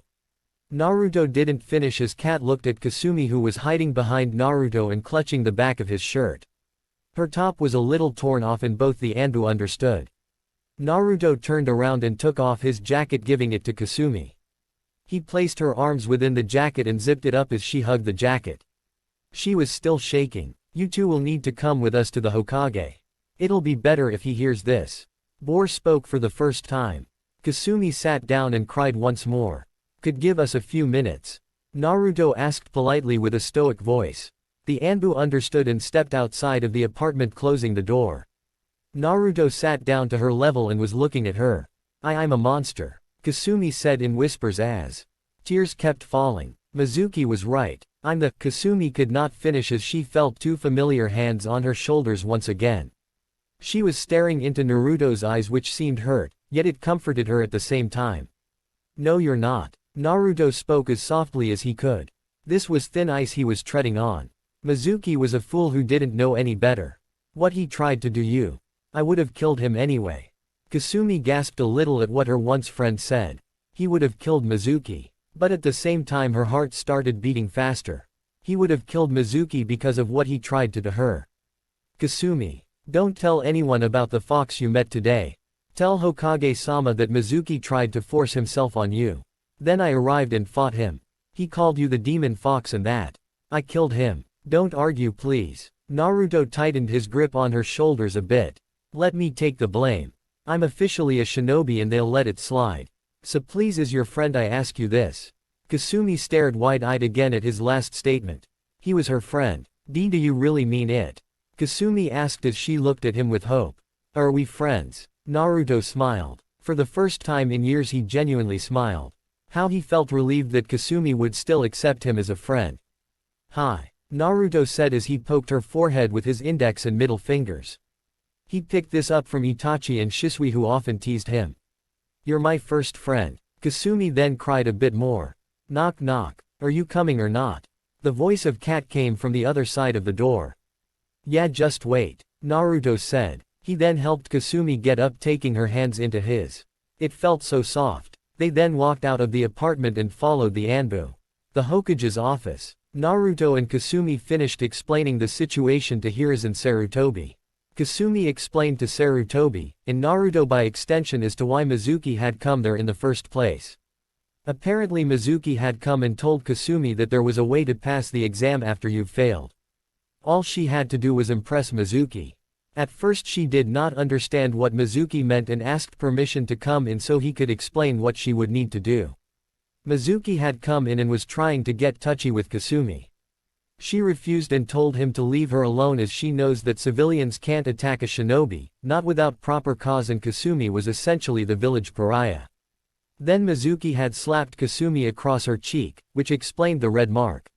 He then dragged her to her room and said something about cleansing the demon.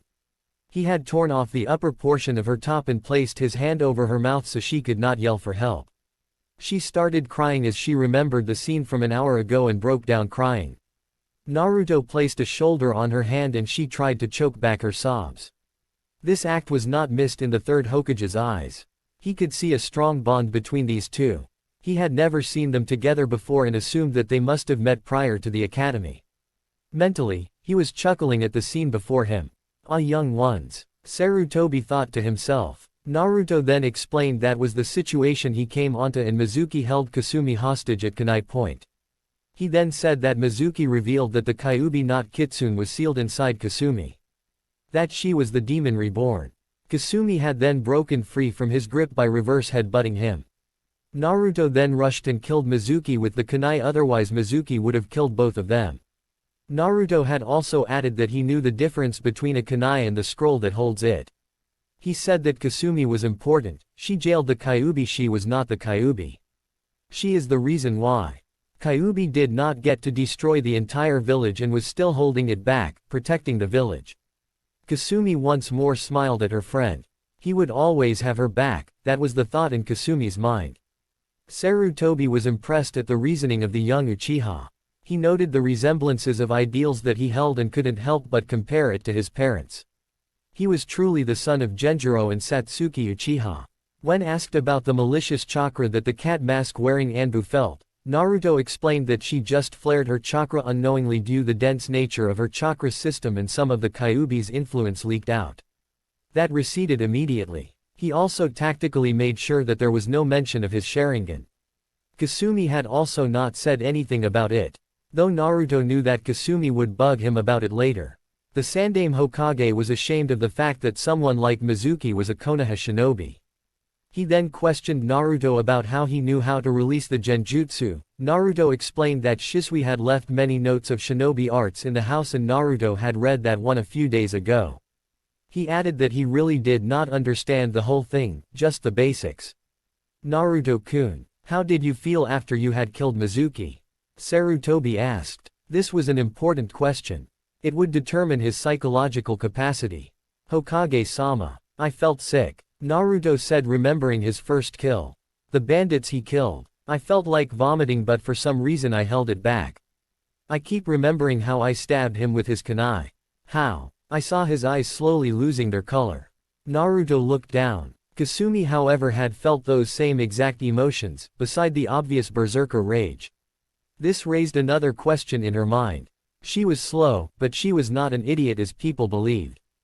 Did Naruto kill someone before? I see. Sarutobi then looked at Kasumi. I am sorry you had to go through that, Kasumi-chan. Even the exam you gave was tampered with. I could arrange for you to take the exam in another 2 weeks if you want. You can do that, right? Hi Gigi. Kasumi slightly felt relieved that the pressure of the situation was lightening. Naruto was right. She was going to go scot-free. Hokage-sama, Naruto spoke, if I may interject. Can I be Kasumi's helper until she takes the exam? Hiruzen Sarutobi raised an eyebrow. He knew better. He could obviously see some sort of connection between the two. However, those two themselves did not see it. I have no problem with that, Naruto-kun. You can visit the Konoha hospital if you want, Naruto-kun. Most people feel strange after their first kill. Hi Hokage-sama. Naruto got up and Kasumi turned to Sarutobi. Arigato Gigi. For letting me take the exams again. She said it in a low voice. Not like her usual loud-mouthed voice. Sarutobi felt sad hearing her tone. It's alright, Kasumi-chan. Make sure you pass the exams this time. Gigi. Kasumi asked. Can I stay somewhere else today? The apartment is still. She did not finish. They both understood the situation. Hokage-sama. I have 3 spare rooms. Since I'll be training her, she can stay at my place. Naruto then realized about the implied inappropriateness of what he said and covered his mouth over his stupid blabber. Kasumi tilted her head in confusion, which was cute in Naruto's eyes. He mentally cursed again. Damn it. Curse you, Miko Oba-chan. Sarutobi had a perverted giggle on her face. For some reason he was remembering Ika Ika Volume 4. Young Love. Kasumi realized what Naruto's words had mistakenly implied and saw Sarutobi giggling. Out of nowhere she threw a ramen cup at his face and it left a red mark. The Anbu guarding the room did not interfere. The old man had it coming. Gee Gomen. I didn't mean to say it like that. Naruto spluttered out. It's okay. I can stay in the extra room. Kasumi said. Then her hair started flowing again. But don't try anything funny. Naruto shivered. The Anbu sweat dropped at her behavior. After a few more words were exchanged, the Uchiha and the Uzumaki left and Sarutobi sat alone. An Uchiha and an Uzumaki. Never thought I'd see this day coming. Sarutobi then noticed a stack of papers magically appearing on his desk and growled in frustration. One day paperwork, Sarutobi said with a dark tone. One day. Naruto's apartment, Uchiha clan compound. Well then make sure you wake up at 7 in the morning. Good night. Naruto said and was going to leave, but suddenly Kasumi ran and hugged him. Naruto's brain stopped working. Kasumi's head was buried into his chest and his arms wrapped themselves around Kasumi on his own. She was crying again. She had not said a single word when they walked back to her house to get some of her clothes and then made it all the way back to the Uchiha compound. They also had a silent dinner, which unsurprisingly was ramen. Hey, she needed it. Now the emotional dam was broken. Naruto's shirt was getting soaked from Kasumi's tears. Arigato. Kasumi's voice made at Naruto's ear. It's all right, Kasumi. Naruto rubbed her back as gently as he could while the other was on the back of her head. Rest up. We'll meet tomorrow. I promise. Okay. Kasumi then looked at him. She had a blush on her face as she looked away. Why did she hug him again? Okay then, good night, Naruto said, and he smiled at her. Kasumi with the blush smiled back. She seemed so beautiful when she smiled, and Naruto himself had a light blush on his face. You know, you should always smile more. It suits you. He didn't have the guts to look at her and say it. Unknown to him, Kasumi's face got even redder and looked like a tomato. Damn it, my face feels hot. Thanks. You should smile more too. Kasumi then grinned as she felt like one-upping him. Otherwise you look like Sasuke. Naruto blinked at Kasumi 3 times more and started laughing along with Kasumi.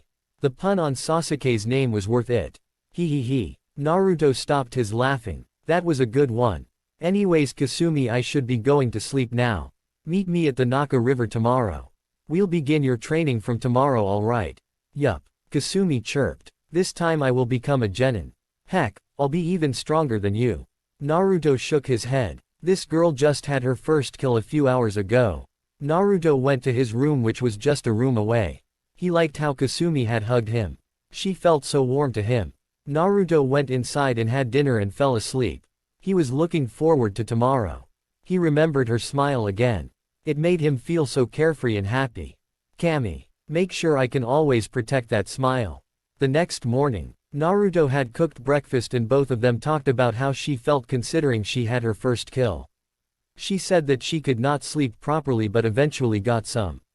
After breakfast, Naruto brought a sealing scroll which had the books and headed out to Naka River with Naruto. How he wished she would wear something other than orange. As they finally reached near the river, they stopped at the clearing. Naruto went to his favorite spot, a tree which had been grown by his brothers Obito and Shisui. He felt a deep connection with that tree. It provided the perfect amount of shade. The duo of orange and blue sat down near the tree and Naruto then brought out the books on chakra theory he had written and gave it to her. She did not know from what he understood. But why do I have to read this? Kasumi asked with a whine. Why can't you teach me how to make a clone? Naruto sighed. First you need to understand the basics. You have absolutely no control over your chakra. Naruto said. She looked down. Though that's not your fault. Your chakra reserves must be ridiculously large, so that's probably why. Really? That's so awesome, Ibeo. Kasumi yelled. Yes, and if you learn how to properly control it you can use many other jutsu easily. Plus I think by the time you study a little bit about it, I can do something about your Bunshin problem, Naruto added, and Kasumi had fire in her eyes. Okay, don't worry Naru. Naruto was surprised by the nickname Kasumi just gave him. Inwardly he was happy, though he did not show it. I'll finish this and any other challenge you throw at me, Ibeo. I'm not afraid. Suddenly the air became cold as Naruto had devious smirk on his face. Oh, you will be. Naruto then started chuckling in an evil mastermind fashion with his arms outstretched and open palms facing the sky. Kasumi paled at his expressions. What did I get myself into? Kasumi asked herself. 10 days later, woods, the Uchiha clan compound, Konohagakure no Sato. Anyo, Naru, Kasumi said as Naruto was practicing his Bukijutsu. What is it, Kasumi? Naruto asked as he stopped his practice. I want to ask you something. Kasumi said as she fidgeted with the sleeve of her black shirt. After spending and learning a week from Naruto, Kasumi was wearing less orange. The keyword being less, as there was still enough orange to go around for her. In Kasumi's own words, Naruto did not understand the true power of the color orange. But Naruto had also learned a lot of things about Kasumi. For one, she was always overpriced for everything she bought.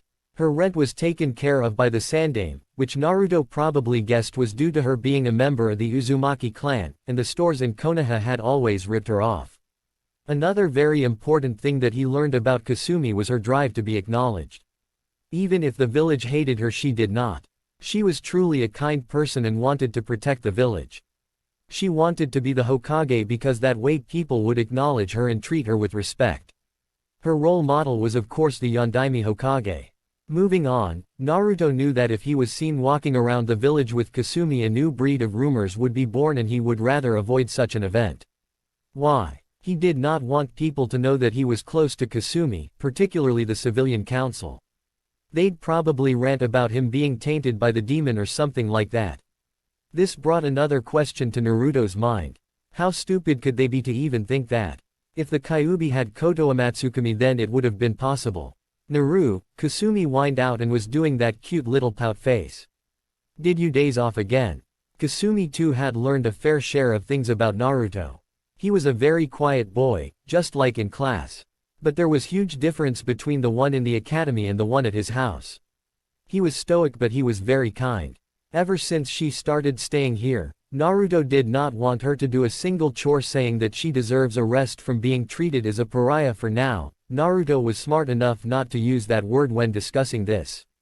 She had also seen pictures of his family. His parents and his brothers. She felt warm and cuddly when she saw all their pictures. She mused at how Naruto must have felt when his family was alive. And from the pictures she saw, Naruto was quite happy as a child. However, a problem for both of them rose during this 10-day time span. The hormones were acting up. Naruto knew that Kasumi was by far the most beautiful girl he had seen so far. Her face, hair, and most of all her eyes.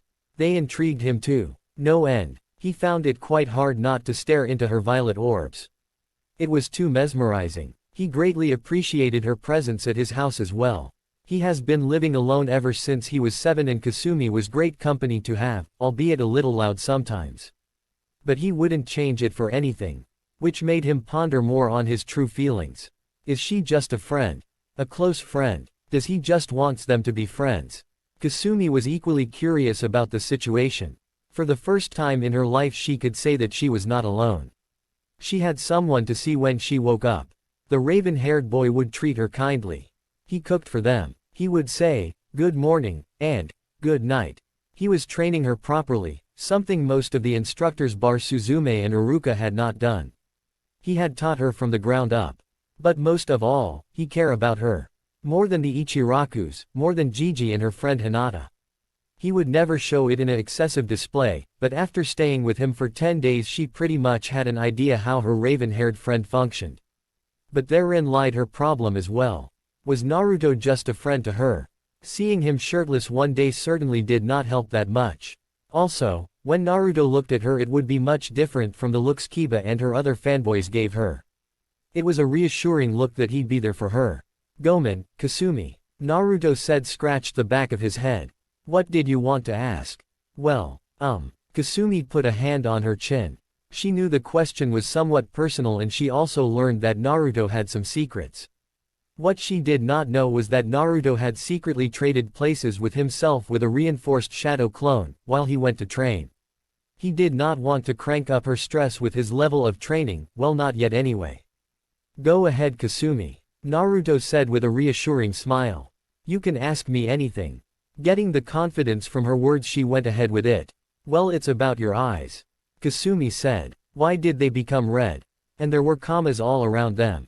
"Those weren't commas." Naruto chuckled lightly. "Those dots are called Tomo. And the red eyes I have are called the Sharingan." "Sharingan," Kasumi said, and then she remembered something important. "Oh yeah, your eyes changed, right? I mean the design." Naruto's sweat dropped at the word, design. It sounded so wrong and girly in his mind. "Hi. The shape changed," Naruto explained. "That stage is called the Mangekyo Sharingan. It's a more advanced stage of the Kekkei Genkei." "What's a Kekkei Genkei?" Kasumi asked. Unknown to Konoha in general, she may have sucked in history, but when it came to shinobi knowledge she would want to know everything about it. Kekkei Genkei. A blood limit. It's a unique special ability that is passed down from a shinobi family. Every major shinobi clan has one. For example, the first Hokage Hashirama Senju had the Mokuton. It is said that along with his monstrous chakra reserves and his wood release, he constructed the entire forest surrounding Konoha. As such, it is widely considered the most powerful Kekkei Genkei along with the Sharingan. Kasumi had stars in her eyes after hearing how the Shadaime had made the entire forest, but the last sentence had also caught her attention. "Well, what does the Sharingan do?" Kasumi asked. Her friend had one of the most powerful Kekkei Genkei in the world. She was swelling with pride. "Well, Naruto activated his Sharingan for dramatic effect. The Sharingan only manifests in the members of the Uchiha clan. The Sharingan can see the chakra network in your body. It can also see the build-up of chakra inside your body. There is also another factor to the Sharingan. It can predict what attack you are going to perform. Sugoi. Kasumi yelled excitedly. That way no one can touch you. You'd be unbeatable. Naruto shook his much to her dismay. She was confused. The Sharingan is only as strong as its user. I know there are a lot of shinobi out there that I could never beat. Not right now. If they are faster than me then I can never predict their attacks. But there is one more upside to the Sharingan. Ooh, what is it? Kasumi asked. The Sharingan means the copy wheel eye. As its name suggests, it allows you to copy ninjutsu, genjutsu and to an extent some taijutsu moves as well. You could copy a jutsu down to the tiniest detail and have it memorized to use it later. Wow, Kasumi said while grinning. You're the best, you know that, Naru. Naruto felt a little embarrassed at the statement. Oi oi. Naruto spoke as he deactivated his Sharingan. Don't say that or I'll slack off. By the way, there are 4 days left until your exam. How is everything beside the Bunshin? Naruto intentionally changed the topic because he knew that Kasumi would bring up questions about the Mangekyo. Right now she did not need to know. Besides, her exams were coming up. It's perfect. But, Kasumi said with a downed look, what if I fail again? I could never perform a Bunshin ever. Then all your hell. Kasumi was poked on her forehead again by Naruto with his index and middle fingers. She rubbed her forehead like a child. Naruto was smiling. Don't worry, Naruto said. We'll just do a different Bunshin according to your chakra reserves. Also Kasumi, I want you to promise me one thing. What, Naru? Kasumi grew nervous as she saw the nervous look on Naruto's face. Never tell anyone about my Sharingan unless I tell them or I told you to. Not even the Hokage. Naruto said. Okay, but why? Kasumi asked. Well, it's sort of personal and to be honest I don't want anyone to know that I have the Sharingan. That way they might treat me with delicacy. I don't want that. Okay. Kasumi nodded. From what she understood and experienced, Naruto did not appreciate when someone looked at him as just a member of the Uchiha clan. She was never going to lose him again. Wait, where did that thought come from? Kasumi was lightly blushing and Naruto grew curious as went in front of her and was eyeing her curiously. Oi Kasumi, Naruto was directly looking into her eyes. He did not realize that their noses were just away from each other, or Uoka. Kya. Kasumi instinctively punched Naruto away with her feminine fury. Naruto was lying on the ground with swirls instead of eyes, absolutely unconscious. Kasumi realized what she did and was shaking Naruto even more violently to wake him up. She was holding his head in her lap and was sweating comical bullets. Oh no, I killed Naru. It was even more funny because she was ranting on about how no one else would be her friend and whatnot. Then she noticed a figure standing away from them. The presents had just arrived. What are you doing here, Gobi? Kasumi gritted her teeth at that sentence. Standing a few feet away from her was the heir of the Uchiha clan. Sasuke Uchiha, or as Kasumi called, Tem. Kasumi said, proving the point of the author, go away. I have to wake Naru up. Now this sentence got a different reaction from Sasuke. Normally, he'd be ing away, but for some reason he felt jealous. The lamb from the branch side of the clan had someone to care for him. Even now, his mother Makoto had often praised Naruto along with his traitor of a kinslaying brother Itachi.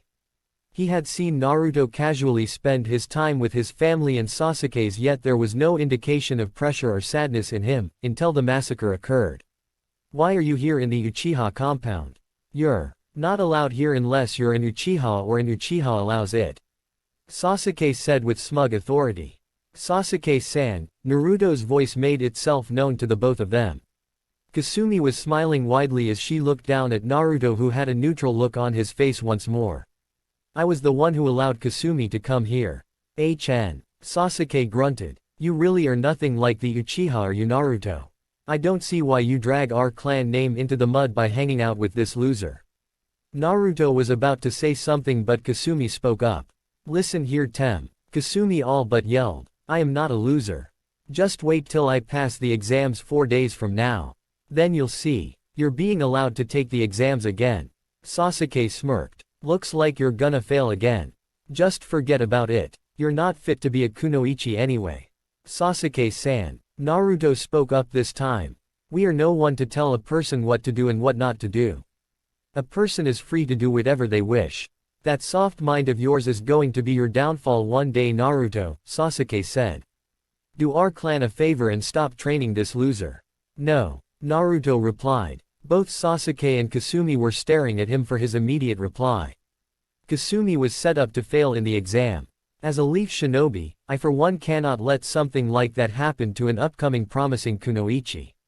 Let alone a friend. Kasumi beamed once more at Naruto's words. He really did believe in her. But Sasuke had a different question in his mind. What do you mean, set up to fail? Sasuke asked. Naruto inwardly cursed himself for his big time up. He needed to handle the situation, but Kasumi went all guns blazing. Don't you know, Tem? Apparently I was given an exam paper based on the older and tougher questions and I still passed that one. So they're gonna give me another shot at the exams. Sasuke was gritting his teeth. This no-name clanless orphan had passed a written exam based on the previous curriculum. He felt threatened for some reason. That still makes you a loser, Sasuke said, trying to make sure Kasumi loses her temper. But Naruto had enough of this.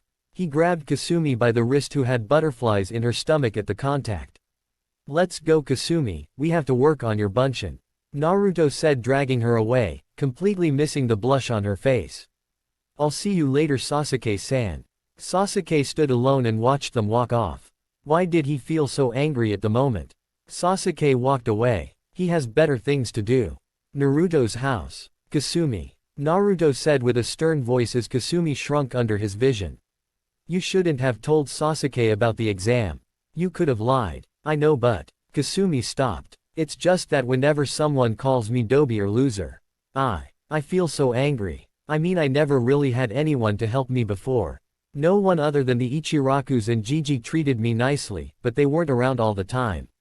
I've always been alone, and when people look down on me I feel like proving them wrong.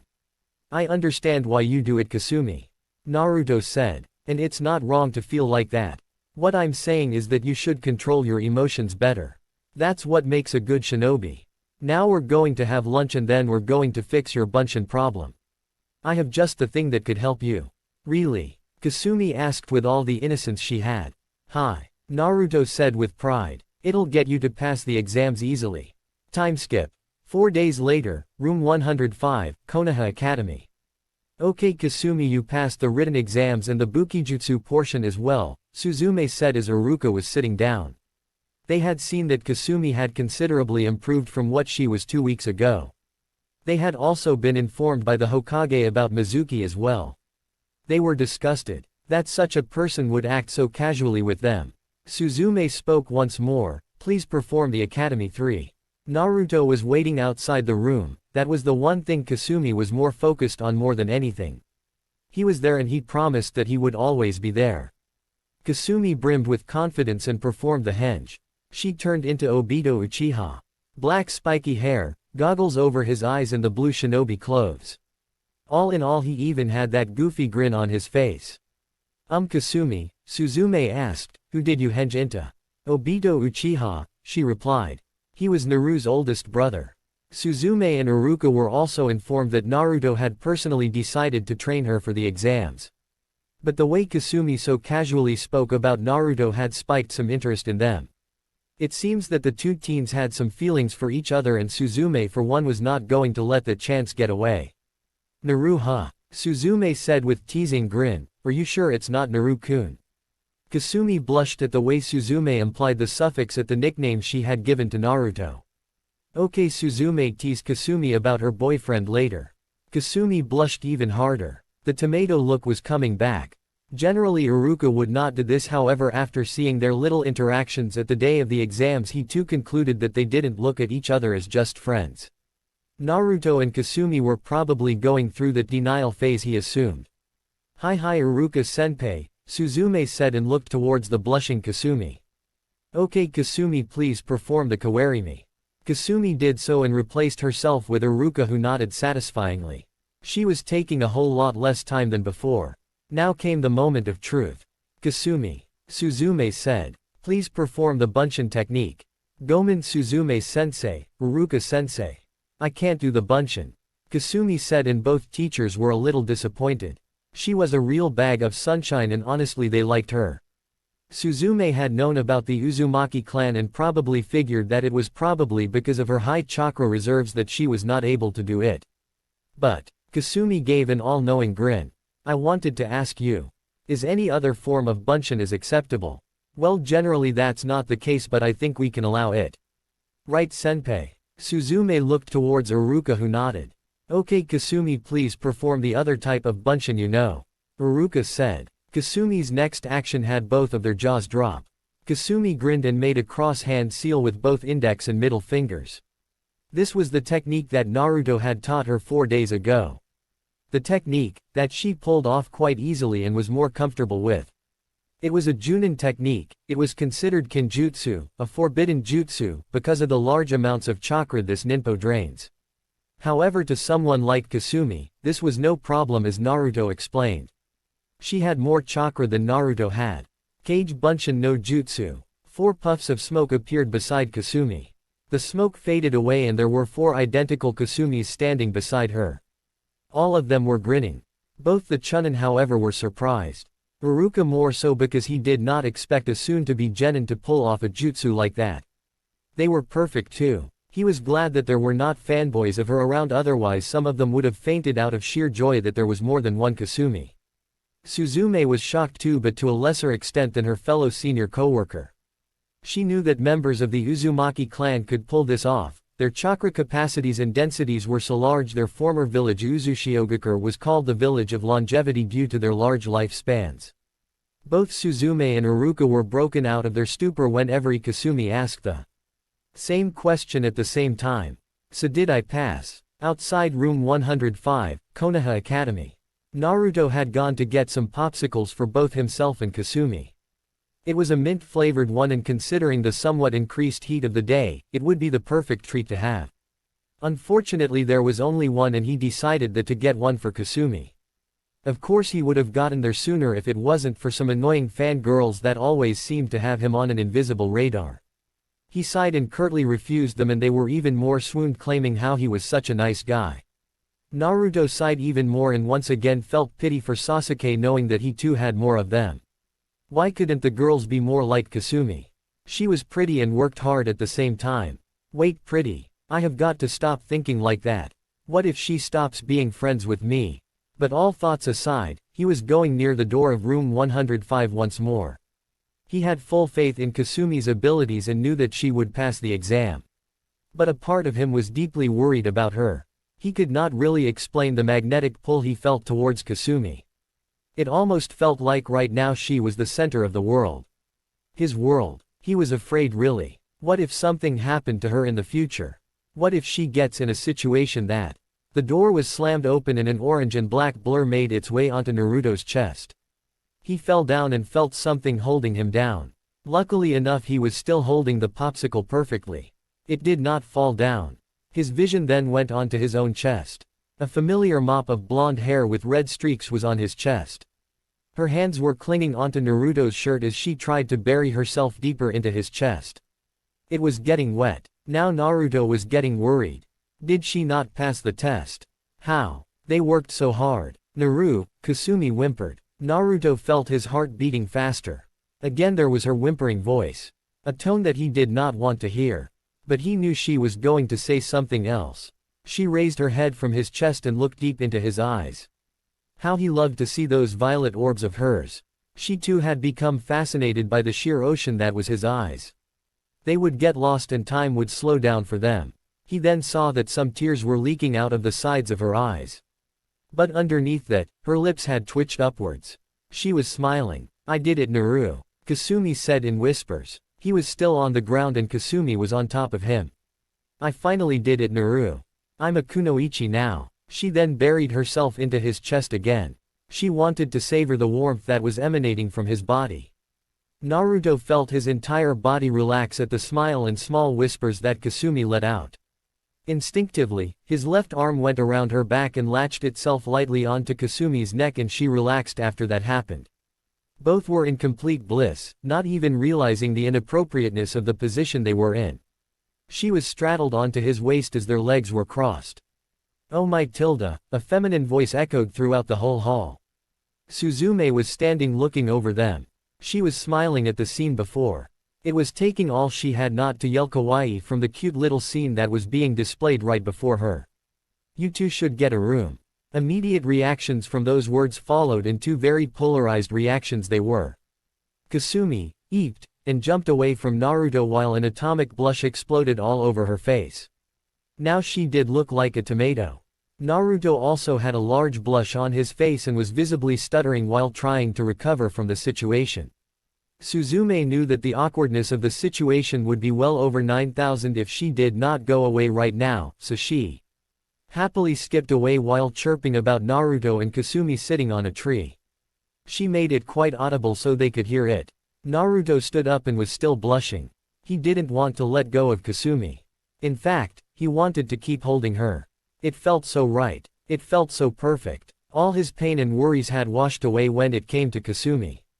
If his world was covered in darkness before after the massacre happened, then Kasumi was the sun that rose afterwards and brought forth the light that made him feel peaceful again. He also felt occasional flutter in his heart when he was with her. Her smile right now was probably the most beautiful things he had ever seen in his life. Kasumi was still in tomato mode. She couldn't believe that she had hugged Naruto like that in the middle of the hall like that. It was something she could not describe. Naruto was the first person who had become her friend. The first person who lived with her. Sure, he was a slave driver when it came to training, but she remembered how she had drained out completely a few days ago and Naruto had piggybacked her to their home. She was awake but she pretended not to be.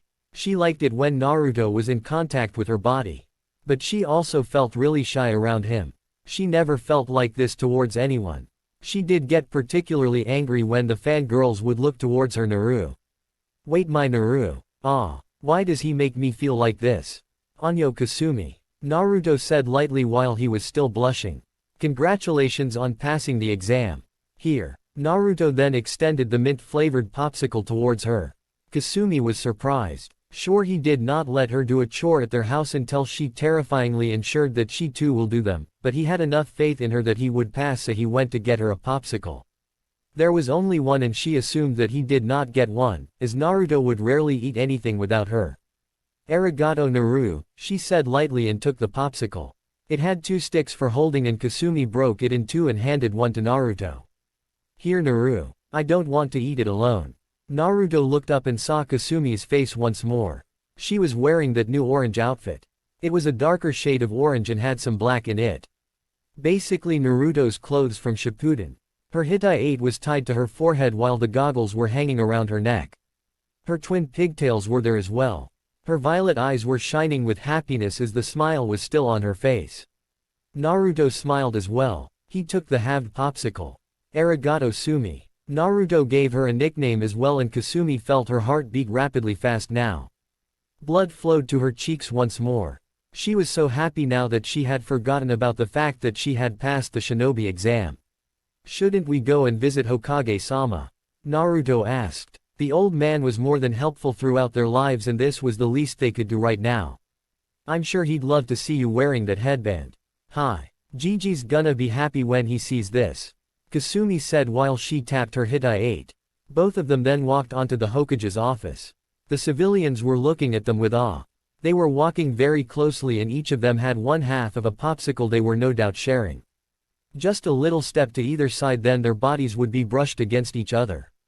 Naruto was smiling and this made his features look even more better as his usual fangirls squealed out of sheer delight and some late-teen girls along with some mid-20s women blushed at the sight of him smiling. He looked so calm and cute in their eyes.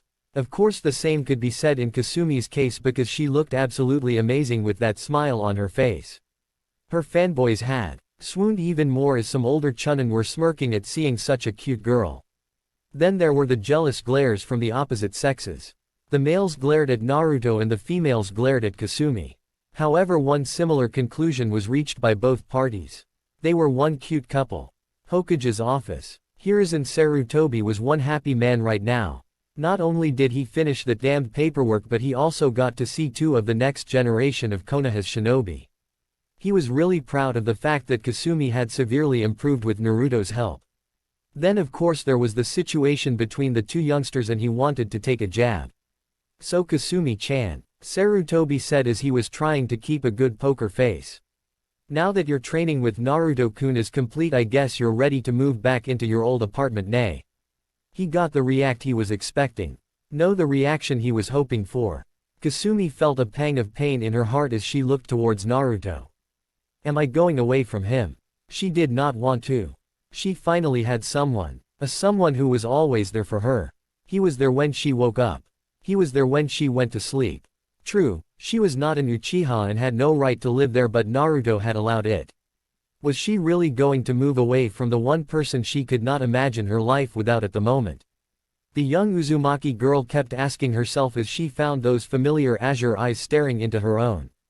Naruto nearly felt like he was in Itachi's genjutsu again, yet different. What Itachi had showed him were illusions. Illusions that made him feel it was real, but this was real. That's what made this feel so much more horrible.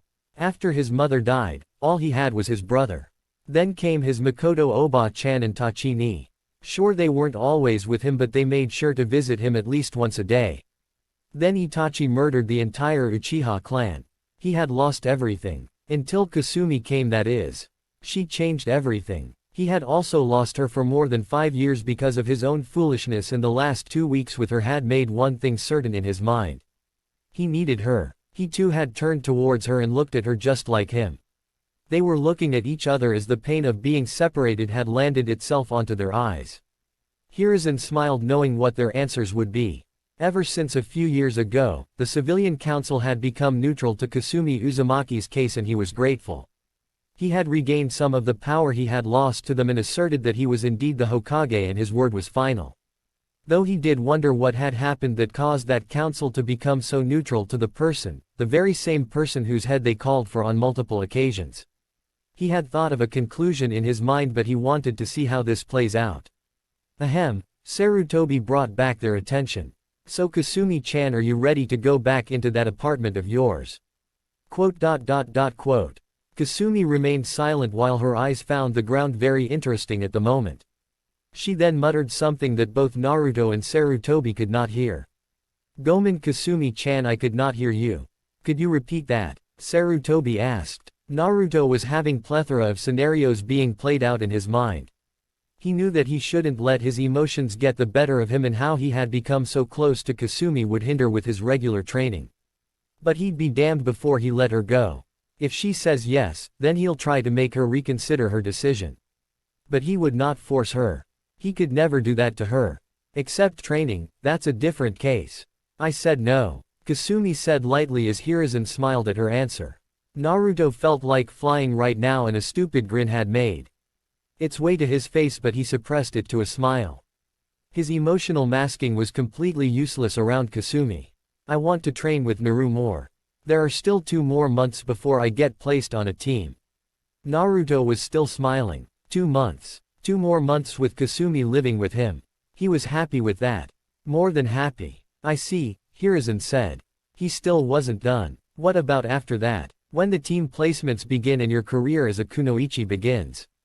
Kasumi wanted to reply, but she knew no matter what she said would come out in a wrong way and was trying to construct her reasoned sentence, but Naruto beat her to it. Hokage-sama, if I may speak. Naruto said, completely serious, and Sarutobi nodded. The entire Uchiha compound is empty and I live alone in my house, which can no doubt house more than 4 people. I have no problems with Kasumi staying there. Even after the team placements. Sarutobi pretended to be in deep thought. I see, but let's see what Kasumi-chan thinks. Do you want to? Hi. I have no problem living with Naru Ttebayo. Kasumi yelled out and blushed in embarrassment. Naruto also blushed all the more because he found that verbal tick of hers endearing. I see. Well, I don't think that will be a problem. Very well, you are free to leave. Come back tomorrow for your shinobi registration, Kasumi-chan. We'll see about your move to the compound matter tomorrow. Naruto bowed his head to the sandaime while Kasumi hugged the old man and Sarutobi too hugged his pseudo-granddaughter. They were walking out of the office when Sarutobi decided to something smart, much to his dismay. Oh, and don't do anything I wouldn't do. Young love these days. Thwack. A ramen cup had Sarutobi in the face once more as Naruto tried to look away with a blush, and a completely red-faced Kasumi had thrown the ramen cup at his face. Naruto's house, Uchiha clan compound. The two residents of the house had entered. There was once more life present in the house. However, the situation was a bit different now. This house would now have two permanent members instead of the lonesome one as it was for so many years. It was just going to be dusk now. Time had flown by quickly. Naruto spoke up first. "Kasumi," he said softly as he felt completely relaxed. "Go and wash up. I'll make something up for us." "Oka." Naruto could not finish the sentence as Kasumi had hugged him once more. "Arigato Naru," Kasumi said in a very low tone. She was not sure why she was hugging him. She only knew that she had to. Something inside her brain was commanding her to. Her arms had tightly wrapped themselves around his waist as her head rested peacefully on his chest. She was smiling at being so close to him. "Thank you for being here. For being a friend. You're the first person to accept me for who I am. Even after finding out what I have in me. Sumi," Naruto said softly as one of his arms wrapped around her and the other arm was on the back of her head. Her frame fitted completely into him. They were tightly held by each other as if one of them would disappear if they were let go right now. "You never have to thank me for anything. If anything, I should thank you. You were my first friend. I was so alone after the clan massacre. I forgot how to smile. You made me feel happy again. So thank you." Kasumi lifted her head to see Naruto's face again. Those kind baby orbs that completely mesmerized her to no end. He too stared back at those violet eyes that entranced him ever since their first meeting. Kasumi then did something he did not expect, and Kasumi too did not know she was going to do that. She kissed his cheek. She was waiting for something. Any reaction at all. Surprise. Fear. Anger. Anything. She then felt Naruto's lips lightly kiss her forehead and a great swell in her heart began. Both were smiling and hugged each other again. Kasumi's face was once again on Naruto's chest as his chin rested on the top of her head. "This feels good, doesn't it?" Naruto asked a bit nervously. His previous action could have driven her away, and he asked this to wash away any doubt he had. "Hi. It does," Kasumi whispered once more as neither left each other's embrace. 2 months later, Naruto's house, Uchiha clan compound. "Sumi, come on," Naruto called out while he stood outside her door. He was wearing his casual clothes and was waiting for her. They would have breakfast and then train a little bit. Over the last 2 months, ever since Naruto had hugged Kasumi and kissed her forehead, there was a visible change in him. He was smiling a whole lot more for some reason. However, the pair had slowly broke away from the hug afterwards after realizing the severe meaning behind their physical contact. Kasumi on the other hand had absolutely adored her roommate. She was always cheerful, but now she couldn't imagine her life without her raven-haired enigma. Of course, when he trained her, that was when she could definitely live without him. Seriously, he made her climb trees with her feet, saying that her chakra control was horrible. Now, in her defense, she had graduated from the academy and was considered the top 6th student overall. How she had done so well with the written exam was still something that baffled Naruto, and he came to the only reasonable conclusion he could come to. Kasumi was by all rights was a genius of sorts. Sure, she was loud and wore bright orange clothing. She also packed a mean right hook that many of her fanboys had endured, but aren't geniuses flawed in their own unique ways. Naru. Kasumi opened the door and was still in her pajamas with a sleeping hat on top, no less. She was rubbing her eyes. "Why do we have to wake up so early today?" "Well, that katana you ordered will arrive today, so I thought that." "Oh yeah." Kasumi gleamed up. Naruto had given her his own tanto as he had decided to switch to a katana. Kasumi began training with the tanto for basics, but Naruto immediately saw that her stance and posture were suited for a katana. He had ordered on for her and one for himself as he had copied contents on Kenjutsu from the stone chamber. By now all the contents in the chamber save the tablet itself was destroyed. Naruto had successfully copied the contents of every scroll there was in the chamber and burned away the evidence so no one could get their hands on clan secrets anymore. He didn't trust Sasuke for some reason. If the boy proved that he could control his hatred, then Naruto would willingly share jutsu with him. But for now all of them would be under his protective Fuinjutsu seals. As always, Fuinjutsu proved to be just as useful as his Sharingan, as he had finally achieved level 5 a few days ago. He would have progressed more, but he also had to train his Sharingan and his other 4 elemental affinities. Kasumi had noticed him drawing out kunai from scrolls and became interested.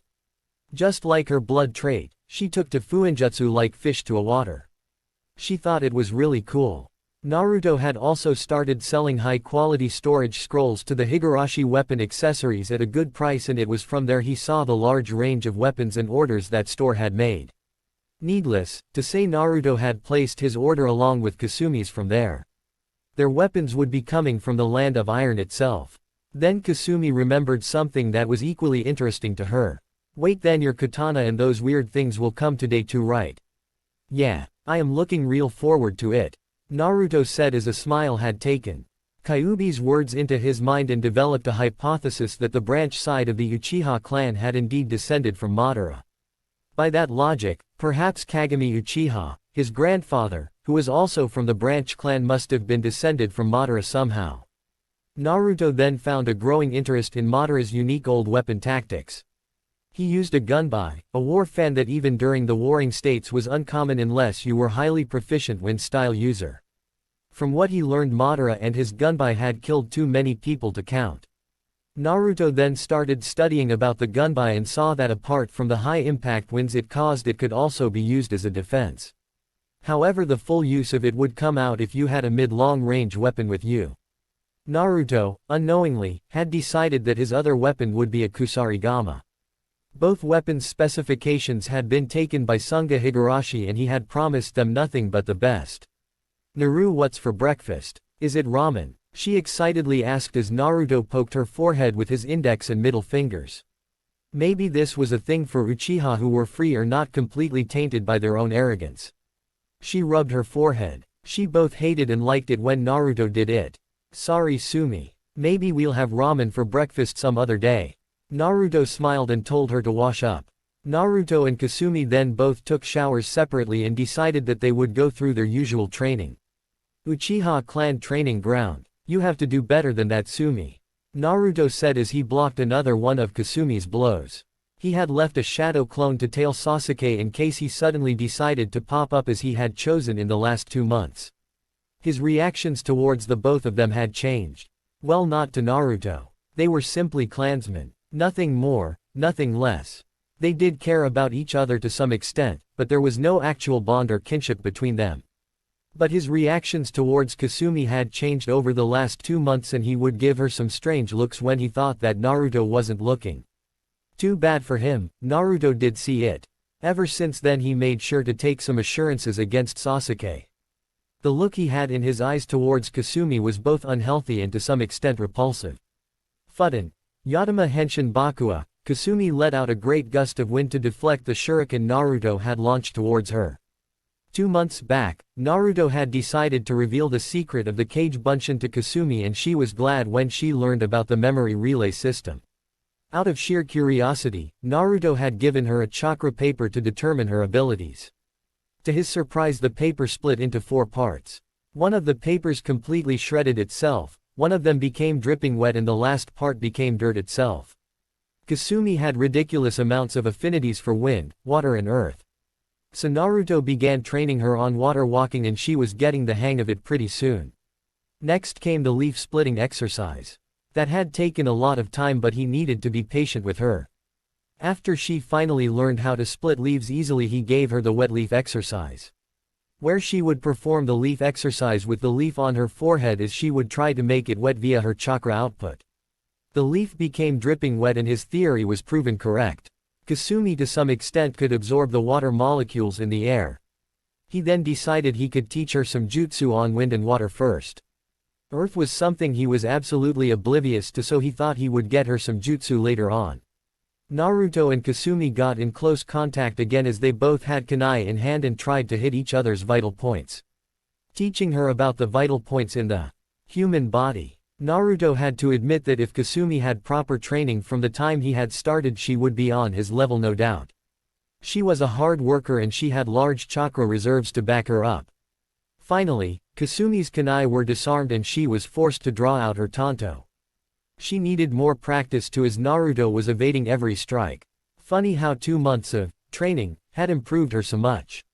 Although she sucked at genjutsu, and Naruto did just that as he trapped her in one. He then sat down and started to count how long she would take to break free from this one. It took about 2 seconds and Naruto was glad that she had learned, but for some reason she seemed angry right now. Her hair was flowing upwards and if Naruto didn't know any better he'd say that he could see her hair take the shape of the tails of the Kyuubi. He remembered how Kasumi told him that she absolutely hates genjutsu. Kasumi started going through hand seals at a good rate and finished it. Sweeten.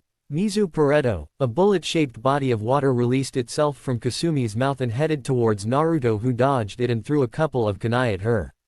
He went through hand seals and uttered the name of his jutsu, Ninpo, Kunai Kage Bunshin no Jutsu. 6 kunai became 18 as they launched themselves towards Kasumi. She used a kawarimi and replaced herself with the mightiest item in the elemental nations. A log. Naruto then felt Kasumi coming towards him and he turned around to grab Kasumi by the wrist as he twisted her arm and held a kunai to her throat. I win. Naruto said and Kasumi pouted before she had a trick in her mind and decided to use it. She was going to feel bad about it but she would win. Naru-kun tilde, she said with a moan and Naruto immediately faltered and let go of her and red-painted blush exploded on his face. His brain stopped working and soon he found himself on the ground with Kasumi on top of him. Now she held the kunai at his throat. I win this time Naru. Kasumi said with an infectious grin. Naruto still blushing could not believe he fell for a trick like that. Then again Kasumi may be the only girl who could use that trick against him. That wasn't fair Sumi. Naruto said while looking at the girl who was still hovering over him as he allowed himself to get lost at her appearance. Shinobi don't play fair, they believe in apply deception. You said it yourself Naru. Kasumi said as she realized the small distance between them. Naruto in the back of his mind was proud that she had used an underhanded trick to put the situation in her favor. Slowly but surely, both teens were starting to close the distance between their faces. Then Naruto stopped all of a sudden. Sasuke's coming here. Whatever moment they were going to have was ruined by the clone dispelling as both of them now had a frown marred on their faces. Naruto was a bit angry because he did tell himself that he was sure he held feelings for Kasumi and he was sure that she also felt somewhat drawn to him. The fact that he found her to be the most beautiful girl he had ever come across certainly did not help the situation either. He did not admit it to her because he was afraid that she would reject him for being like one of her fanboys. Naruto could handle everything, but he was pretty sure he could not bear it if Kasumi refused his friendship because of this development. Meanwhile Kasumi was angry. She had felt his lips on her forehead and it felt so good to her. She wanted to say something about her budding feelings towards her friend. Unfortunately she too had the same predicament that Naruto was suffering from. I mean, the guy is from the Uchiha clan and above all else he did not like fangirls at all. Sasuke would ignore his, but Naruto would flat out say no and occasionally glare at them. What if he rejects her altogether and also breaks off their friendship because of the awkwardness that would develop? She however felt that Naruto too was attracted to her. An annoying grunt came out of nowhere as Naruto and Kasumi finished picking up their ninja tools from the ground. Sasuke Uchiha had arrived with all the might and pride he could muster. The air of arrogance and confidence around him was wickedly blowing. What were you two doing? Nothing particular Sasuke-san. Naruto replied knowing that Kasumi would most likely start their conversation with, "Tem," and then blow her metaphorical fuse. Just a little spar. Can the Dobi even keep up with you? Sasuke asked as he had a smirk on his face. Tem, Kasumi said while gritting her teeth, you've got some nerve. Sasuke grunted once more, what's wrong Dobi? Does the truth sting too much? Sasuke-san, Naruto spoke up as he had an annoyed look, why do you keep calling her Dobi? I understand you two can't get along but isn't this a tad bit too far for both of you? No, both of them replied and went back to glaring each other. Naruto sighed and simply waited for something to happen. If these two ended up on a team together, that would be one severe dysfunctional team. Somewhere in the hidden leaf, an old man smoking a pipe came to a conclusion that he had made the right decisions. Naruto, Sasuke said while looking towards said person, remember that you're an Uchiha. Don't lose the pride of the clan. I am an Uchiha. But I am also a shinobi of the leaf. As are you Sasuke-san. You'd do well to remember that. Naruto said. Usually he tolerated Sasuke but he was not in the mood for it today. What did you say? Sasuke yelled as he got angry. I am the Uchiha clan head, branch member. Remember yo. You may be from the main house Sasuke-san. Naruto cut him off, but you are not clan head yet. Not until you become a Junin or you turn 17 while staying in the leaf. Take that Tem. Kasumi spoke, who was happy that Naruto was putting duck in his place. Naruto. Sasuke said the word as if it was poison on his tongue. You and that stupid. Sasuke felt the air from his body leave and the pressure on his body increasing. What is this? I feel suffocated. I can't move. His vision looked towards Naruto, who had a murderous look in his eyes and incidentally had a kunai in his hand. Sasuke had fallen victim to Naruto's killing intent, and right now Sasuke had half a mind to kill himself just to make this foreboding feeling go away. Then the pressure of the killing intent stopped and he saw that Kasumi was hugging Naruto from behind to make him stop. Her arms had slid around his waist, as her chest latched itself onto Naruto's back. Naruto felt a bit calmer. Kasumi too must have been affected by his ki. He looked towards Sasuke with stoic look. Sasuke hated that look. It was the same look Itachi had on his face. Naruto's blue eyes seemed absolutely devoid of emotions as it pierced Sasuke's physical frame. Sasuke-san, Naruto said with a voice hinting no particular tone, his face as blank as it could be. I highly recommend you do not insult Kasumi like that ever again in my presence. She is very dear to me and I hate it when someone demeans her. He then gently grabbed Kasumi's hand that was on his chest and rubbed it a bit. Her tensed body relaxed a bit as she slowly let go. I will see you tomorrow at the academy, Sasuke-san. I hope we can move past this little incident. I apologize, but please do not instigate me again. Naruto then took Kasumi's hand into his. Kasumi. Hi Naru, Kasumi said. She lightly smiled. The duo then started to disappear, shrink from Sasuke's point of view. Sasuke felt angry. Why? Sasuke asked out loud. Why does he have someone to lean on, even now? How is he stronger than me? Naruto. Why is Kasumi with you in the first place? What happened between you two? Sasuke felt some jealousy as he uttered the last sentence. For some reason he did not like the fact that a girl like Kasumi was with Naruto in the first place. Sure, she was the dead last, a failure, but she seemed to work harder than the average genin and she was pretty too, Sasuke would admit that. Then why was someone like her with someone like Naruto? A member of the branch clan. He left to go resolve his mind. He hated it when he saw those two together. Sasuke decided to train to take his mind somewhere else. Though he knew that it would still bother him later on. Naruto's house. Why do I have to make it even better? Kasumi whined to Naruto. She was trying to make a simple storage scroll with the pen. It was frustrating for her because she felt a natural pull towards this art, and the fact that Naruto could so easily apply Fuinjutsu so elegantly made her a bit jealous. She tried doing it again, but she felt some sort of block whenever she tried it. Naruto said as he observed the array. It was good, but the calligraphy would need to be smoother. A strange idea cracked in his mind as he went back in his room. He came later with a brush and gave it to Kasumi. Oi Sumi. Try it with this. His hypothesis was proven correct as Kasumi displayed brilliance with the brush. She was better at it than him and he was jealous now. Maybe it's her Uzumaki blood. I wonder if all Uzumakis are ramen freaks though. Naruto shuddered at the thought. Sure, Kasumi may now have a healthy diet after living with Naruto for 2 months, but she would still have some ramen every day. But, Naruto was smart not to voice it. You never mess with Kasumi's ramen. But Naruto was once more brought into reality as her voice reached his ears again. Naru. Kasumi yelled as Naruto focused his vision from the scroll to her as she spoke again. You really need to stop phasing out of a conversation. Yeah, I do that a lot. Naruto admitted. Apparently it was his family trait. He remembered Shisui and his mother doing that too. There he goes doing that again. Anyways Sumi. Let's see it then. Kasumi then placed a Fuma shuriken that Naruto had onto the ceiling array and performing 3 hand seals sealed it into the scroll. Her Fuinyu no Jutsu was a success. She was jumping up and down after Naruto told her that she was a master of level 1. Then Naruto immediately placed a larger scroll in front of her. She stopped in the middle of a pose and looked at the scroll with deadpan expression. And now we can begin level 2. Naruto said with one of his sadistic smiles. Kasumi paled and lost all color in her face. The last time he smiled like that was when he left her in the forest of death a month ago.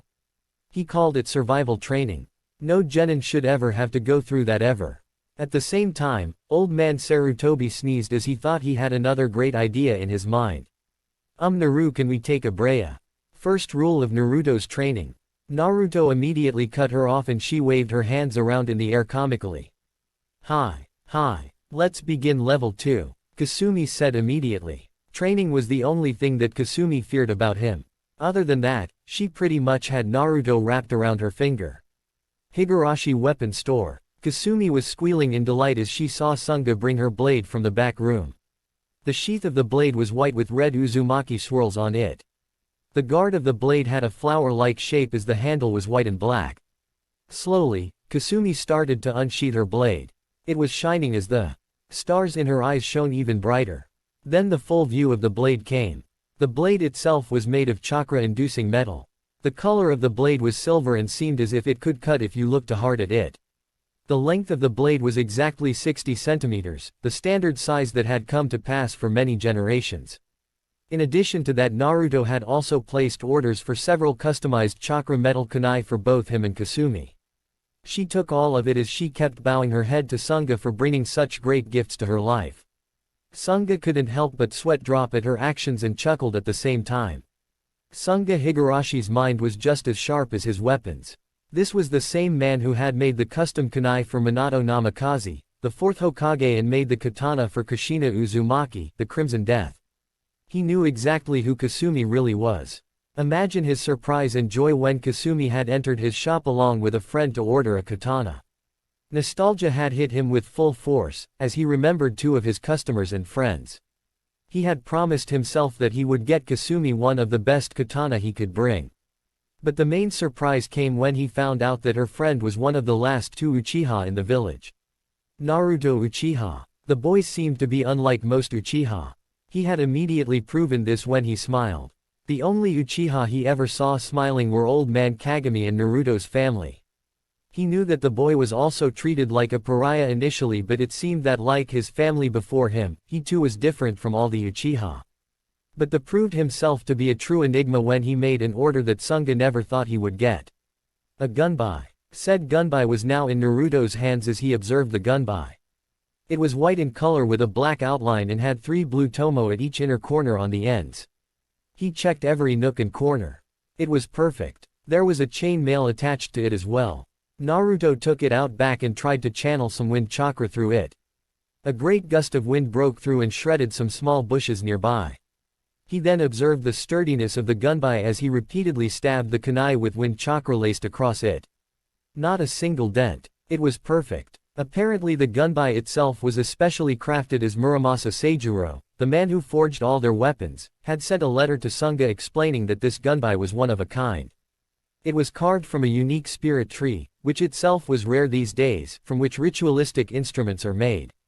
Next came the kusarigama. The kama blade itself was made of chakra metal, and just like his ordered specification, the chain attached to it could be removed and there was no added weight or sharp weapon at the end. Naruto had planned to use it as both a kama and then attach the chain at the end to his gunbai once he got good at it. Naruto was testing it out as well as he could. He did not have any practice with any weapon and noted that he should send about 40 clones to work on it. He didn't want to lose too much energy as he knew that Kasumi would be wanting to learn kenjutsu. Speaking of kenjutsu, Sunga then gave Naruto his katana. The sheath was black. The guard was a shade of color that resembled both gray and blue. The handle of the blade was black and dark purple, completely being immersed into each other. Naruto slowly started to unsheath his blade just like Kasumi. His blade itself was pitch black, but noticed something very unique about it. There was a slight tint of red on the sharp edge. It seemed to absorb the light surrounding the place as if it wanted to be unleashed upon its enemies and spill the blood while losing its purity. The blade itself was around 70 centimeters. One thing that this blade had in common with Kasumi's is that both were much more heavier than conventional katana. Sunga then handed them 4 large scrolls. It seemed that Muramasa Seijuro, the master of weapons, the man who forged the 2 blades, had sent 2 sword styles in scrolls as well. In his letter, Muramasa explained that he had fallen in love with the two katana he had forged and considered both of them his finest works, so he had sent 2 sword styles that he thought would be perfect for the 2 swords. He was also the one who personally made the gunbai and kusarigama. He had also sent scrolls on those saying that not many people use a gunbai anymore, and he was happy making such a weapon, and the kusarigama scroll was an added bonus. Kasumi had immediately named her sword Ginkan. Naruto on the other hand decided to name his Hitokiri. Receiving their blades, weapons and scrolls, they paid for their items and got a pretty good discount too, despite the good amount of money that had been spent. Hours later, Naruto's house backyard. Both Naruto and Kasumi were training with their weapons. Both had their katana in hand and were practicing the starting katas for their swords. Much to his surprise and disappointment, Kasumi was picking up kenjutsu faster than he was. Seriously, she was starting to get a head start on Naruto, and he couldn't help but be happy at Kasumi's progress. It seemed that she would be undoubtedly better than him with kenjutsu, and eventually when the time came, she would surpass him in fuinjutsu. After hours of practicing, they had dinner and were sitting in the drawing room. Naruto's clones made it back with the gunbai and kusarigama, which Kasumi had named Haomaru and Shikyo. The clones dispelled in Naruto and he received the knowledge from his clones. He was smiling a bit as he saw that he had some sort of natural talent towards the gunbai and kusarigama. A cyber cookie made of ones and zeros to those who can figure out the origin of the names without Googling it. Make sure you answer in the review. Say Naru, Kasumi asked as she was devouring a cup of instant ramen, who was content to being eaten in such a grueling fashion. Who do you think we'll end up with? That'll be hard to say considering there's an odd number now. It might so happen that we might end up in a team of 4 along with Sasuke. Naruto said in a calm manner. Kasumi exclaimed as she had wide eyes and a large tick mark on her head. Why do we have to be on the Thames team? Well, that's because I'm the only one Sasuke gets along with, Naruto stated. So it's only reasonable that they put me on the same team as him. Also, they always pair up the worst and best student. Considering that you passed the last in chronological order, you will be placed on a team with me and Sasuke. Okay, but can you tell me why you try to be nice to that Tem? Kasumi asked. She saw that Naruto had always tried to be kind with Sasuke and even smiled around him to lift his mood a bit. But the emo king would never let his shell of indifference crack. Well, that's because I owe his mother a lot, Naruto said with a sad smile as he remembered Makoto Oba-chan. After Ka-chan died, she was basically my mother in all but blood. She used to visit me every day and even cook for me even though I knew how to. I had a bad fever once and she stayed here for 3 days straight along with Sasuke. Even he was nice back then, but he still kept me at an arm's length. I don't blame him though. Fugaku Ojii-san was a strict man. You never told me that, Kasumi said. Sasuke's mother sounded like such a nice person. Why couldn't the emo be more like his mom? Well, you never asked, Naruto said as he scratched the back of his head. That is why I want to help Sasuke. He wasn't so broody before, and ever since Itachi ni. Naruto hesitated as he remembered his older brother figure and the sacrifice he chose to make to keep this village safe. For a moment, just a moment, hatred lurked deep inside Naruto, but it stopped as he felt Kasumi look at him with her piercing violet eyes. Kasumi, that is why I am asking you. If we do end up on a team with Sasuke, please try to get along with him a bit, for me. He finished it as he tilted his head. Okay, Kasumi said with a whine. Then she had a cheerful expression on her face as she spoke again. At least you'll be there, Naru. I really don't want to be on a team with anyone else. The same is for me, Sumi, Naruto said with a smile as a pink color splattered across Kasumi's cheeks. But, I wonder who our third teammate will be. Anyone but Ino, Kasumi yelled. She's always trying to push herself on you. That stupid flat chest. Kasumi, Naruto exclaimed. What did I say about cursing? Grumbles sorry, Kasumi said as she had a cute pout on her face. You know you look cute when you do that, Naruto said. This was going to be payback for today morning. It worked as Kasumi was slowly taking the steps to enter tomato mode. And Naru, don't say things like that, Kasumi said out loud as redness began to change the color of her creamy light skin. No, not cute. Naruto said as his face slowly leaned a bit towards Kasumi's, but there was still some distance between their noses. You look beautiful, Sumi-chan. He said the last part with a husky voice. The atomic redness exploded as she instinctively slapped Naruto away, who crashed behind the couch they were sitting on. She then started to worry as she had supposedly killed her Naruto again and began to violently shake him to wake him up. But then noticed another thing. He had fallen asleep. He had always made the meals and never let her do chores most of the time. He also took the time to train her and pick up his own training. She knew that he had sent his clones to train in the forest. Naruto also had some secrets which he kept hidden from her. Kasumi didn't mind. Every person is entitled to their own secrets. She knew how much pain he had gone through from losing his family and his clan. But he never showed the pain to anyone. Only Kasumi knew how much sadness and grief repressed themselves in those eyes of his. As Kasumi tried to pick him up, she felt the tone of his body and blushed as her fingers slowly traced the muscles of his body over his shirt. He was really well toned. It wasn't overly bulky, neither was he scrawny like Sasuke. His body seemed in balance between the two. She couldn't help but remember the time when she saw him shirtless. It felt so wrong and right at the same time. Bad Kasumi. He helps you and trains you. All you want to think about is what he looks like naked. I mean shirtless. I mean, UGHH. Uayame ne-chan. She picked him and saw that he was much heavier than he lets on, his speed stated otherwise. Kasumi took off her weights first and then took Naruto to his bedroom.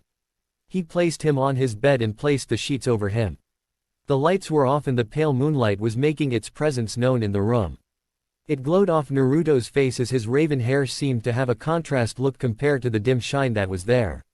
He looked so calm and peaceful right now. Kasumi stood there and watched with her violet eyes. She was looking at the person who saved her dignity and took her in while asking for nothing in return. He wasn't even snoring. Kasumi lightly traced his cheeks as she sat down on her knees beside the bed. Naru-kun, Kasumi said, knowing full well that Naruto was asleep. She could never say this to him while he was awake. Always pushing yourself so much so I don't have to worry. Sai, what did I do to deserve your help? You're too kind to me. Sweet dreams. My Naru-kun. Kasumi leaned forward as she kissed his cheek into her delight. Naruto gave a light smile in his sleep. The smile on his face made blood rush to her cheeks as she realized what she had done. The last time she had kissed him was 2 months ago. When he held her tightly. It was the best feeling she had ever felt. She felt complete. She changed into her cute pink pajamas and let the sweet embrace of sleep take her into the blissful unconsciousness. Konoha Academy. All the graduates had arrived and were seated in the benches. All the clan heirs and heiresses were sitting down with the civilian children. All except 2. Then the door slid open and 2 teens walked in. Naruto and Kasumi. Immediately there was deafening silence echoing throughout the room. Then 2 audible gasps later the glass broke as the fanboys and fangirls yelled out their surprise.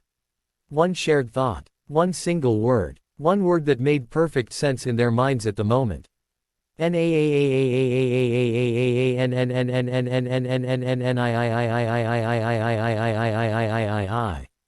Naruto and Kasumi both sighed together as they went down and sat down with Hinata Hyuga. Apparently the girl had gained some confidence since the graduation and lost some of her stuttering as she talked with her friend Kasumi and her classmate Kasumi. Why is Kasumi-chan with Naruto? That Naruto. Naruto-kun sobbed at 2. That lucky. Naruto couldn't help but chuckle at their reactions. Even Ino Yamanaka was loudly expressing her shock. She then claimed that Kasumi was her rival in love. Whatever that meant. But it was Sakura Haruno, who was sitting with Ino and Sasuke Uchiha, much to his ire, who asked the question of the day. Kasumi baka. Sakura screeched. Why are you here? Only those who pass the exams are allowed to be here. Talk to the head Banshi. Kasumi exclaimed as she pointed to her Hitai 8.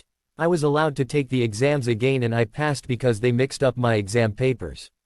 A good lie. Naruto had taught her to lie a good deal as well. Apparently she was good at it too. Oi Kasumi-chan, Kiba said with an eager voice. Want to go out with me? Sigh. Kasumi then gave a sweet smile that all the boys shuddered at, Naruto and Sasuke included. Do you want to die, Kiba? And no. Kiba said as he backed off. He then glared at Naruto, who was simply staring off into the front, but sneaked a glance at him and gave a smile. A smile that made Kiba and the fanboys even more angry. Naruto. Kiba roared. Why did you come here with Kasumi-chan? Did you follow her? The fanboys also rose in support. Kasumi was going to say something, but Naruto decided to speak up first. He wanted to make sure nobody bothered him about this again. I didn't, Kiba. Naruto paused. He was going to drop a bomb on them. You see, Kasumi lives with me now. So we go and do everything together. He said the last part intentionally as Kasumi blushed and pulled Naruto's ear for saying something like that. But Naruto got what he wanted. All her fanboys and his fangirls shattered at his words. They lived together and did everything together. So many anime tears were falling to the ground as this statement reverberated throughout their minds. The fact that Kasumi was pulling his ear and arm certainly put more nails into the coffin. Kiba looked a bit comically distraught, but still had hope that she would one day go out with him. He then looked at her and blushed. She was so pretty. But even he had to admit that Naruto, despite being an Uchiha, was never arrogant and rude, unlike Sasuke. Sasuke himself was looking at the situation and was annoyed. For the life of him he did not know why. Maybe because Naruto grew up in a different way. He was always glared at in the clan. His family had brought them shame. But his mother and brother were exceptionally close to him. Now he had Kasumi, a girl who no doubt had potential to be a good kunoichi if their training aftermath was any indication. The truth was that Sasuke wanted someone like Kasumi. Someone strong and kind at the same time. He had the Uchiha clan to restore and would have to do that to actually do it. Iruka came in and started his lectures once more. For some reason, he had also cried. Some students cringed at the manly tears which leaked out from his eyes. Okay then, Team 7, Iruka said and paused for some time. He read it again and spoke once more. This is odd. Team 7, Sasuke Uchiha. The fangirls crossed their fingers and brought out their prayer beads to be on the same team as him. Sakura Haruno. Cha. Sakura yelled as many eardrums ruptured. Take that. True love prevails over all. Sasuke sinked into the ground. Kasumi smirked at his despair. Naruto sighed. Kasumi Uzumaki. Many of the fanboys were disappointed. Sakura felt jealous while thinking that a beautiful girl like Kasumi might steal her precious Sasuke-kun. Kasumi herself latched onto Naruto and was comically crying on his shoulders while he patted her on the head and sighed once more. The fanboys and Kiba were even more distraught when they saw her latch onto Naruto. And Naruto Uchiha. Naruto sighed but redacted the feeling as Kasumi full-on hugged him in front of everyone. Now even Sasuke felt jealous at this. But in the back of his mind, for Kami knows what reasons, was starting to think what the situation would look like if he was there instead of Naruto. The fanboys were utterly broken at this sight while the fangirls were holding their shattered hearts. Ino started to wonder that maybe she has a better chance with her other crush Sasuke. And rest of the teams are as canon goes. All of the genin had left with their respective senseis. Naruto was particularly glad to see two people he recognized. Asuma Sarutobi and Kurenai Yuhi, former classmates and comrades with his eldest brother Obito. Kasumi was still glaring at Naruto because Kurenai had kissed him on the cheek saying he grew up to be such a handsome young man. This resulted in Kasumi pointing a finger at Kurenai and stuttering out useless nothings. She chuckled at her reactions and saw the nervous face Naruto had on his face after that incident. Even Asuma found this entertaining. Naruto walked up to Sasuke's bench and sat on the opposite seat. Sasuke-san, Naruto said. What do you want, Naruto? Sasuke's tone was neutral. Firstly, I am sorry for my rash behavior yesterday. I should not have threatened your life. Naruto said. Since we are going to be on the same team, I think we should all try to get along. Sasuke replied. I don't need a team with those two. You alone are worthy of being my teammate. They are not near my level. Sigh, that may be true, Sasuke-san. But a tree can only grow well if its roots are strong. Naruto replied. For the sake of our careers as shinobi, let's get along with each other. If not, at least tolerate each other. Naruto smiled as he said this. You're too soft, you know that? Sasuke asked. Then he asked another thing. One that was completely inappropriate and personal. Naruto, what is Kasumi to you? Why is she living with you? Sasuke-san. Naruto said before looking at Kasumi, who was reading some notes on level 2 Fuinjutsu. He smiled at seeing her and Sasuke caught the peaceful look on his face. She's precious to me. She is my first friend.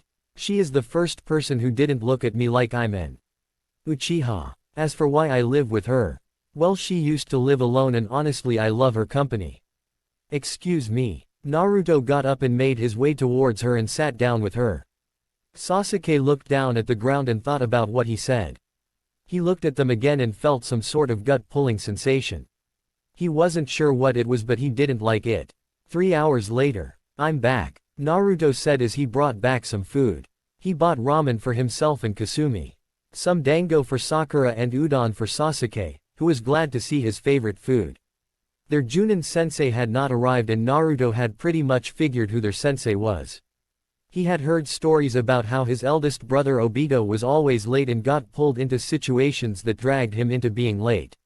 His only living comrade had decided to honor his memory by being late. Shisui had told him that the teammate had picked up many habits. Naruto then sat down and was having ramen with Kasumi. As the team finished their meal, 5 more minutes passed before the door slid opened and a man with gravity-defying silver hair stepped into the room. He was wearing the standard Junin outfit and the Hitai-8 on his forehead was pulled down to hide his left eye. He was also wearing a face mask that hid the lower half of his face. A great mystery lied beneath that mask. Naruto knew this person all too well, but even he did not know what his real face looked like. You're late. Sakura screeched, much to the dismay of her teammates as the man's lone eye curled up into U-shaped smile. Sorry about that, I was lost on the road of life. Everyone's sweat dropped at his excuse, except one. Yeah, that road has too many twists and turns. You can get lost easily, Naruto replied with a smile. I'm glad I got a student who understands that experience. Team 7 meet me on the rooftop in 10 minutes. The man disappeared in a puff of smoke. Sasuke got up first with Sakura following him. Kasumi was going to leave but Naruto caught her wrist and she looked back at Naruto. He had a smile on his face and she was curious. Then he kissed Kasumi's cheek as she was flustered and waving her arms in the air. Naruto then poked her other cheek to make her stop. Thanks for taking me to my room last night, Naruto said as he went past the door. And the kiss too. This came in rather loud as he was nowhere to be seen. Kasumi raced towards the stairs to go to the roof. She would give him quite a verbal and literal thrashing for that. But she was also smiling. She liked it when Naruto's lips made contact with her skin. I wonder what his lips taste like. Konoha Academy rooftop, Kanahagakure no Sato. The silver-haired man was sitting down. His emotions are unreadable and he is not giving off any vibes other than the fact that he is generally lazy. As he is sitting down near the railing, he is holding a book in his hands. The cover of the book is orange and as far as the literary eye in this chapter can see, there seem to be love hearts on it. His lone eye is solely fixed on the book as he flips another page, reading the contents of the books as if it is a scroll that holds the keys to world domination itself. Oh Akino-chan, you naughty girl tilde. The man with the mask which covers the lower half of his face giggles perversely as he gets himself even more immersed into the orange-bounded book that holds the words of a true pervert. If one were to read this book, they would have a perfect visual imagery of the pure that had been changed to words.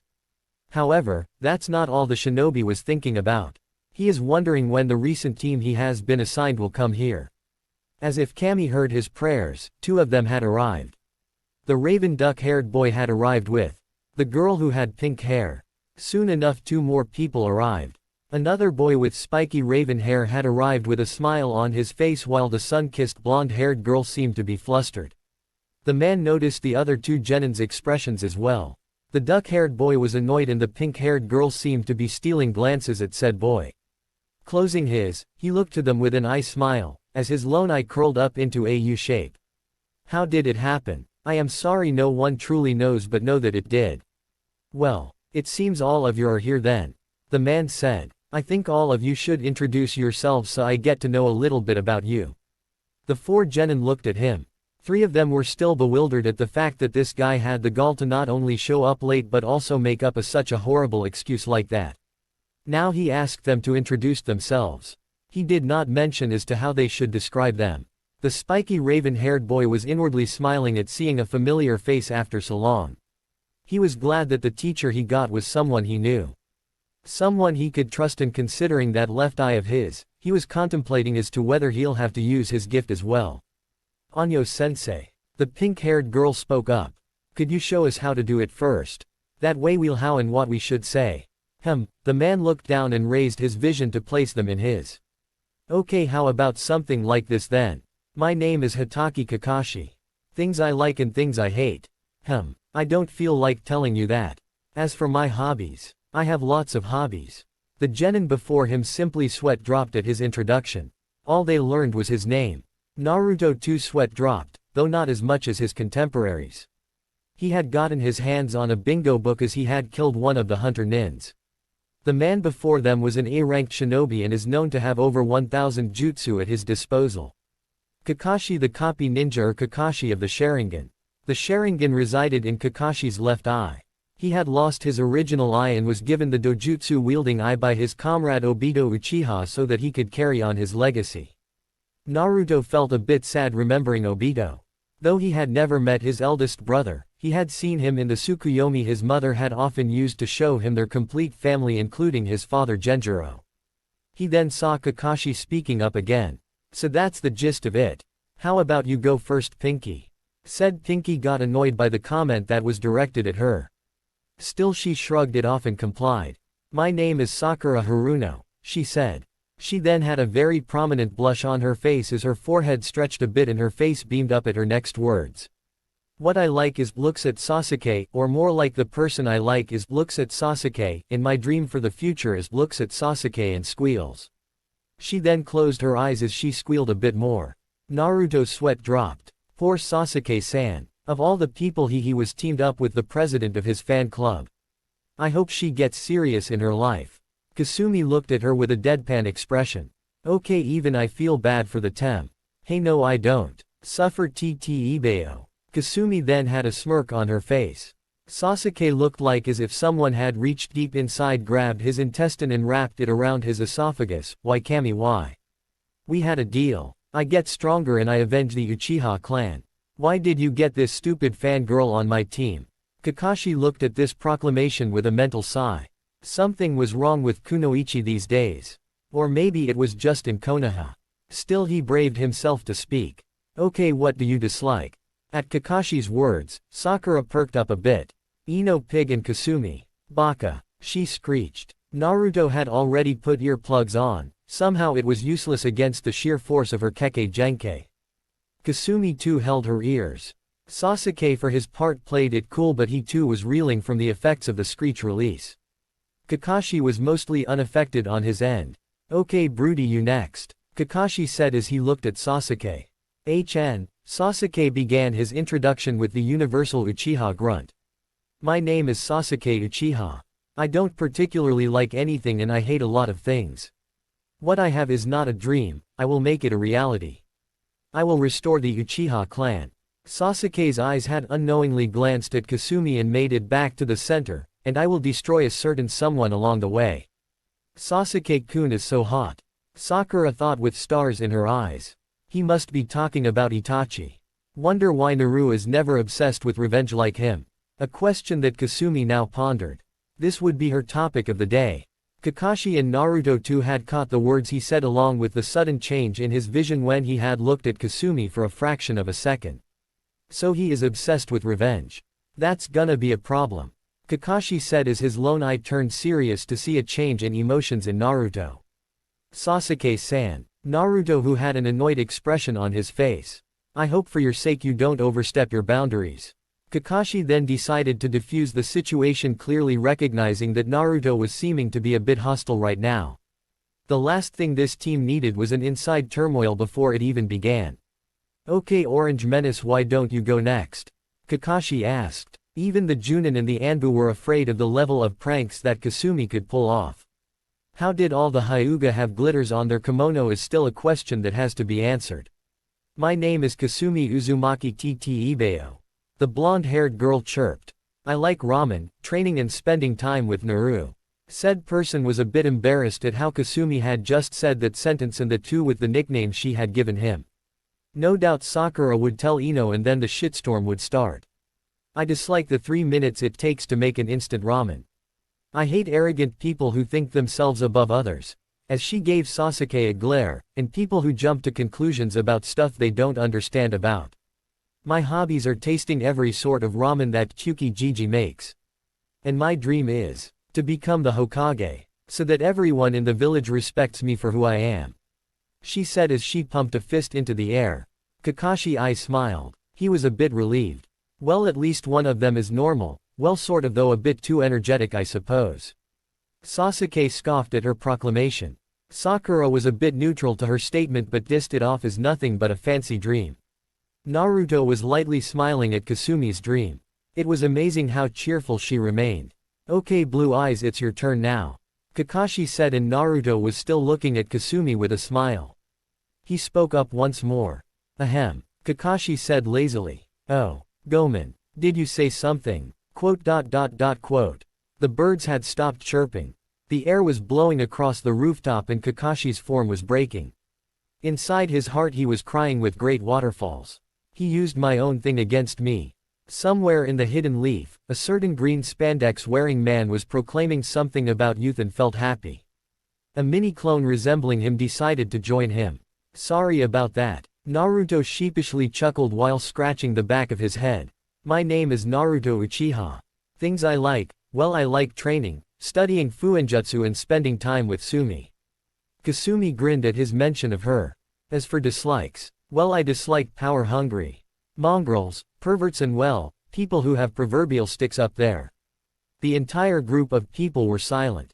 Kakashi was surprised that he had said it loud. He knew that Naruto had previously mentioned the term before. Sakura was berating and saying he shouldn't speak like that. Sasuke scowled and for some reason felt that the last one was directed to him. Kasumi was confused that he would mention that here. Then again, Naruto was an enigma that everyone has not figured out yet. As for my hobbies, well, I like to train and learn new jutsu so I can protect the village better, I suppose. And my dream, well, it's my brother's dream really.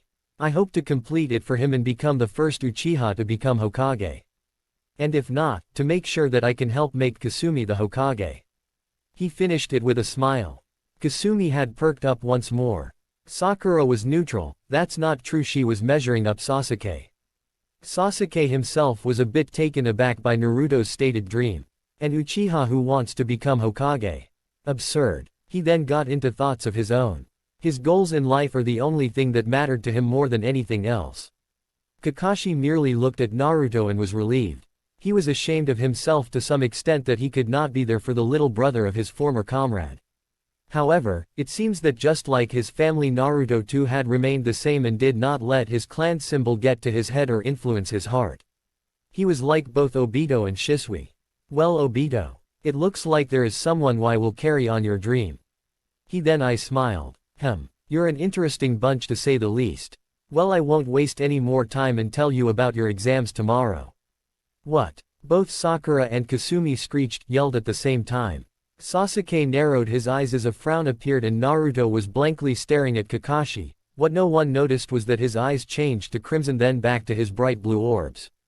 He was thinking about what sort of test it was going to be. But we just graduated the Genin exams, Kasumi said with a tone of both whine and anger. She had just worked her off to graduate 2 months ago, now there was another. Yeah, why do we need to give another exam now? Sakura asked this time as her forehead pushed past their limits. Oh, you mean the academy exam? Kakashi then lazily waved his hand. That was nothing more than a screen. We weeded out those who had the potential to become Genin with that. Out of the 9 teams that have been formed, only 3 teams will remain. Which means you only have a 33% chance of passing. That's not fair, Kasumi whined. She was really looking forward to doing ninja stuff and become Hokage as quickly as possible. Well, life isn't fair for shinobi.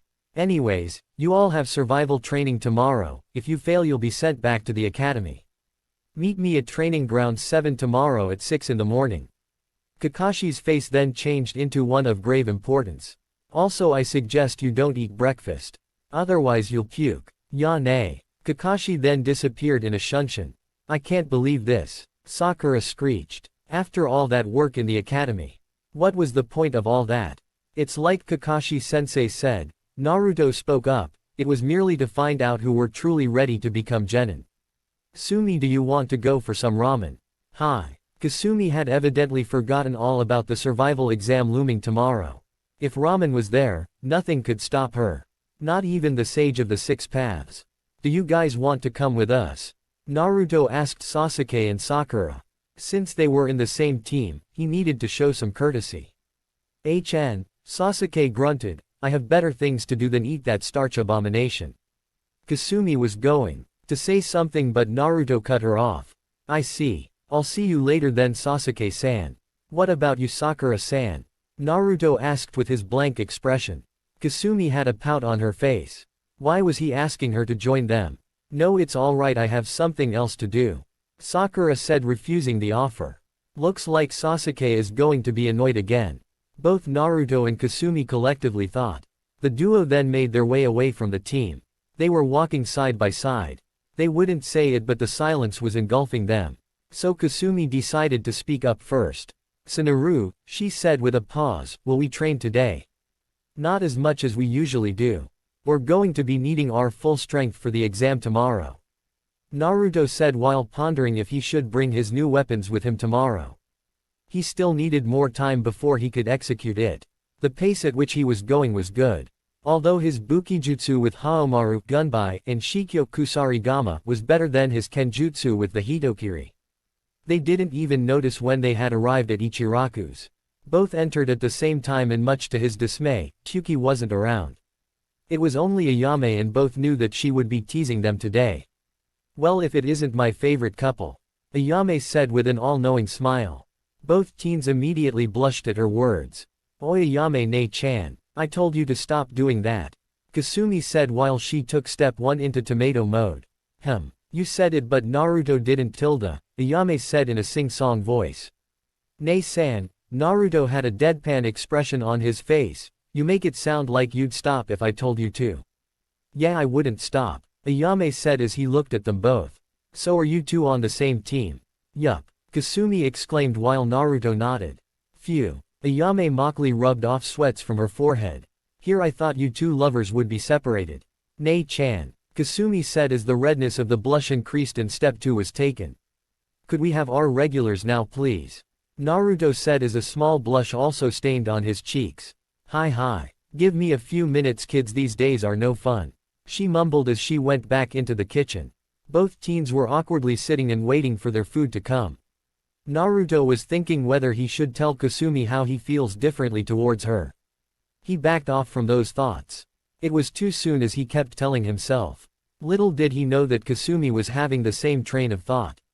Then they were derailed as Ayame came back with their orders and they ate it heartily. After eating, some little talks and more of Ayame's teasing, the Uchiha and the Uzumaki left the ramen stand and made their way back to the compound. Hours later, Uchiha clan training ground. Futten. Datopa. A great gust of wind emerged from Kasumi's mouth as she stopped the wind jutsu. How was that? It was better. Looks like you'll be able to use it tomorrow. Naruto then put a hand on his chin. Though I don't think we should bring our katana tomorrow, we need more time with it. You're only saying that cause you're not as good as me. Kasumi said with a cheeky grin.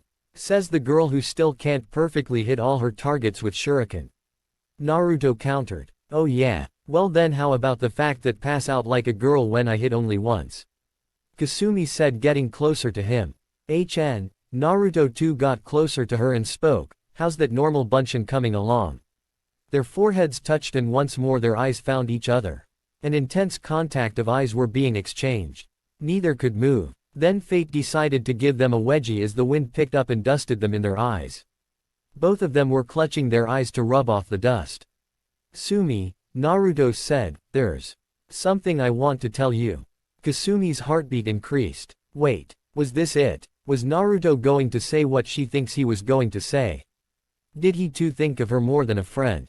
50 million questions were bombarding around her head as she was trying to keep her face as normal as possible, but ever-increasing redness that adorned her cheeks was having the exact opposite effect. What is it? Kasumi said, lowering her vision. Once again the ground below had become so much more interesting again. It's about tomorrow's exam, Naruto said in the most bland voice he had. The moment was absolutely ruined. Kasumi groaned at the words that left his mouth. Once again reality had trumped reality. However, she also felt a bit relieved for some reason. Why? Because she herself was not sure of what she had to do once that ship sailed. And, get it ship? What about it? Kasumi asked while her face looked disappointed. Kakashi-sensei suggested that we do not have breakfast. He didn't say we had to. Naruto said, and the idea metaphorically dawned on Kasumi. Oh, that's right, Ttebeo. Kasumi exclaimed. First he's late, then he misleads us. Why I oughta. Speaking of lateness, Naruto spoke once more. He told us to come at 6. I think we should go at 8. What if she shows up early? And then he thinks about making us fail cause we weren't on time. Kasumi said as she was comically tearing up. Don't worry about that, Naruto said while smiling at her expression. If what I'm guessing is right, then he should be around 3 hours late just like today. Okay. Kasumi then fidgeted with the end of her sleeves and looked at Naruto, who was simply looking up at the sky with a far-off look. For a fraction of a moment she caught that painful look in his eyes. Over time, she had realized that even though it had been many years since the massacre, Naruto was still affected by it. Naruto sighed and was conjuring his own thoughts. Whatever happens tomorrow, I just hope we make it through. I'm not fighting for myself anymore. I have someone now. Naruto then smiled at the thoughts that had entered his mind. If someone had told him all those years ago right after the massacre that he would living and completely enamored by a girl, he would have laughed his off at such words. But now, it was really hard for him to imagine his life without her. He looked down at the ground, mentally noting to himself that somewhere in heaven, his mother and Miko Oba-chan must be having the time of their lives seeing his current predicament. Ikesumi, he said while looking at her. She had immediately moved her vision once he looked at her. She was fidgeting the ends of her sleeves. Something was up. Is everything alright, Sumi? Hi. She replied quickly. Let's go home. She ran off towards the house all on her own. He merely bobbed his head at her antics. She was a mystery that he could never fully understand. Training Ground 7, Konohagakure no Sato. Naruto and Kasumi were walking side by side. They were wearing their usual gear and were near close proximity with each other. Both were armed to the teeth. Kunai, shuriken, fuma shuriken, tanto, ninja wires, explosive tags, and for some reason a frying pan as well. Naruto had sealed Haomaru and Shikyo onto his wrists. It was just a precaution, one he hoped he would not have to take. However, this was Kakashi Hatake they were dealing with and knew that it would not be easy under any circumstance. They soon arrived at their designated location, and Naruto was glad he had his earplugs on. However, earplugs are useless against Sakura Haruno's screech release. Kasumi baka, you're late. Naruto pulled out the earplugs, noticing that it was completely useless. He'd let Kasumi handle this round with Sakura. Honestly, the girl had amazing chakra control because of her small pools, and probably had the best potential among all the civilians who decided to become shinobi.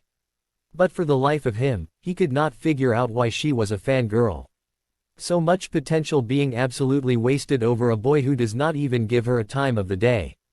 Speaking of the boy, Naruto saw Sasuke glooming and dooming in the corner of the tree, so that the shade of the branches enhanced the eminence he represented. He went up to him and greeted his fellow clansman. Sasuke-san, Naruto said with a light smile. Naruto, Sasuke greeted back. Sasuke Uchiha was a strange one. He would only respect you if you had power. Naruto had shown that he did have it when he unleashed his killing intent upon him. However, that did not mean he liked Naruto. Why are you late? He said with a frown. I assumed that Kakashi-sensei would be late, so. Naruto shrugged his arms. He was a lot more cheerful these days. HN. Sasuke gave the best reply he knew. After a few seconds of awkward silence, Naruto decided to go sit down and study a bit about Fuinjutsu. Level 6 was by no means easy, and if it was hill before, the rest of the path to level 10 was a mountain to be scaled.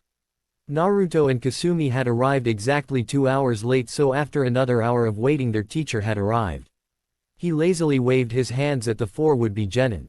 You're late. Sakura once more screeched. The rest of the genin couldn't help but think as to why she has to be so loud all the time. Sorry, there was an old lady who needed help with her heavy bags and I had to carry it for her all the way to her home. Kakashi was expecting another round of face faulting and sweat drops. Much to his dismay, all three genin shot their looks towards Naruto, who simply looked back at them. "See, I'm not the only one this stuff happens to," Naruto replied in a matter-of-fact fashion. He still remembers how he had to help generic old woman number 1 all those years ago when he started his first day at the academy. So there is a kindred spirit out there. Tell me, has a black cat ever crossed your path and you had to take the long way around? Kakashi asked while giving an eye smile. Naruto was quiet and trying to remember. Yup, Naruto honestly replied while nodding his head to add emphasis to his testament. Had to walk all the way around from the Naka shrine when I was 5. I hope I never meet that cat again. Everyone around them sweat dropped. What's going on? Their similarities in making excuses was almost symmetrical. Kakashi, satisfied with his answers, brought out 3 bells. Naruto immediately sighed at the sight of those bells. The genin exam for teams that were exceptional. However, Naruto was confused right now. From what he heard and learned, the test including bells was about teamwork. It always had 2 bells, and now there were 3. Add the fact that there had never been 4-man genin team in Konoha's history before, and the end result is a very confused Naruto Uchiha who was not sure how this exam would go. Kakashi then brought out an alarm clock and placed it on one of the wooden poles. He set the alarm. "Okay, you all have till noon to get these bells from me." He showed the 4 teens the bells before tying them to the lower end of his flak jacket. "But sensei," Sakura spoke up, "there are 4 of us and only 3 bells. What happens if we don't get a bell?" "Very astute of you, Sakura," Kakashi said. "The person who does not get a bell will be weeded out and sent to the academy.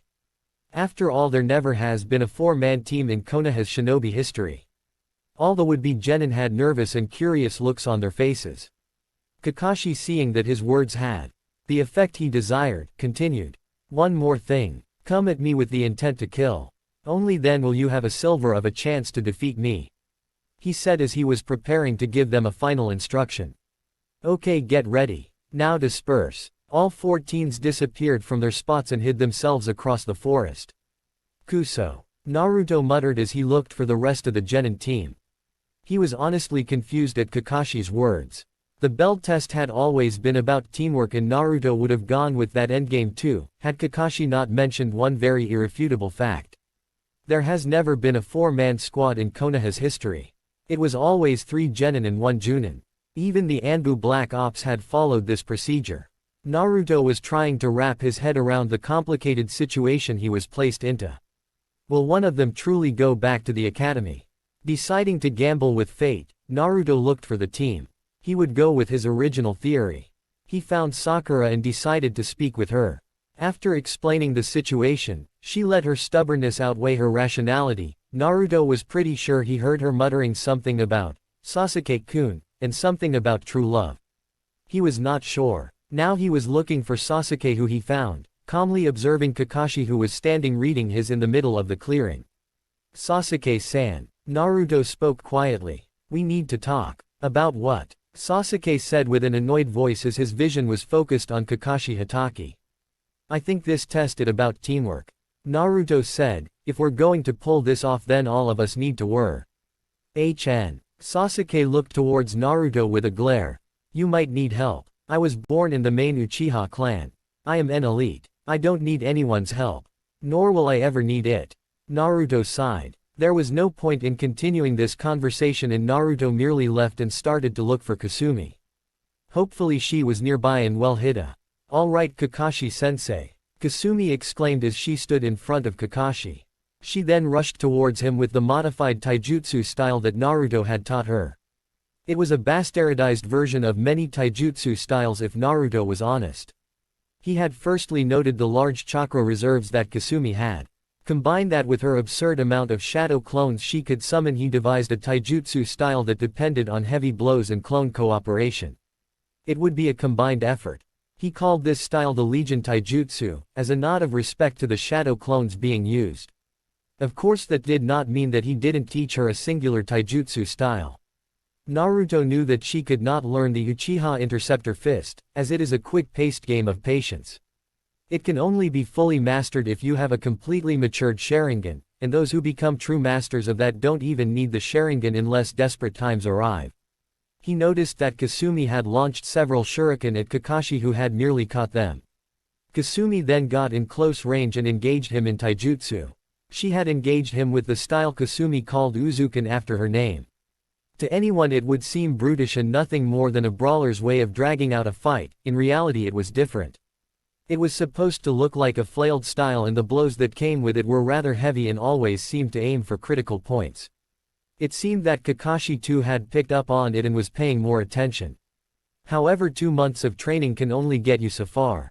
But still, considering what Kasumi was during the academy, she had greatly increased her potential. The memory relay system of Kage Bunshin was truly a wonder to behold. Kasumi then started using the Legion style, and this was when Kakashi had to put away his book and engage her in taijutsu to a lesser extent.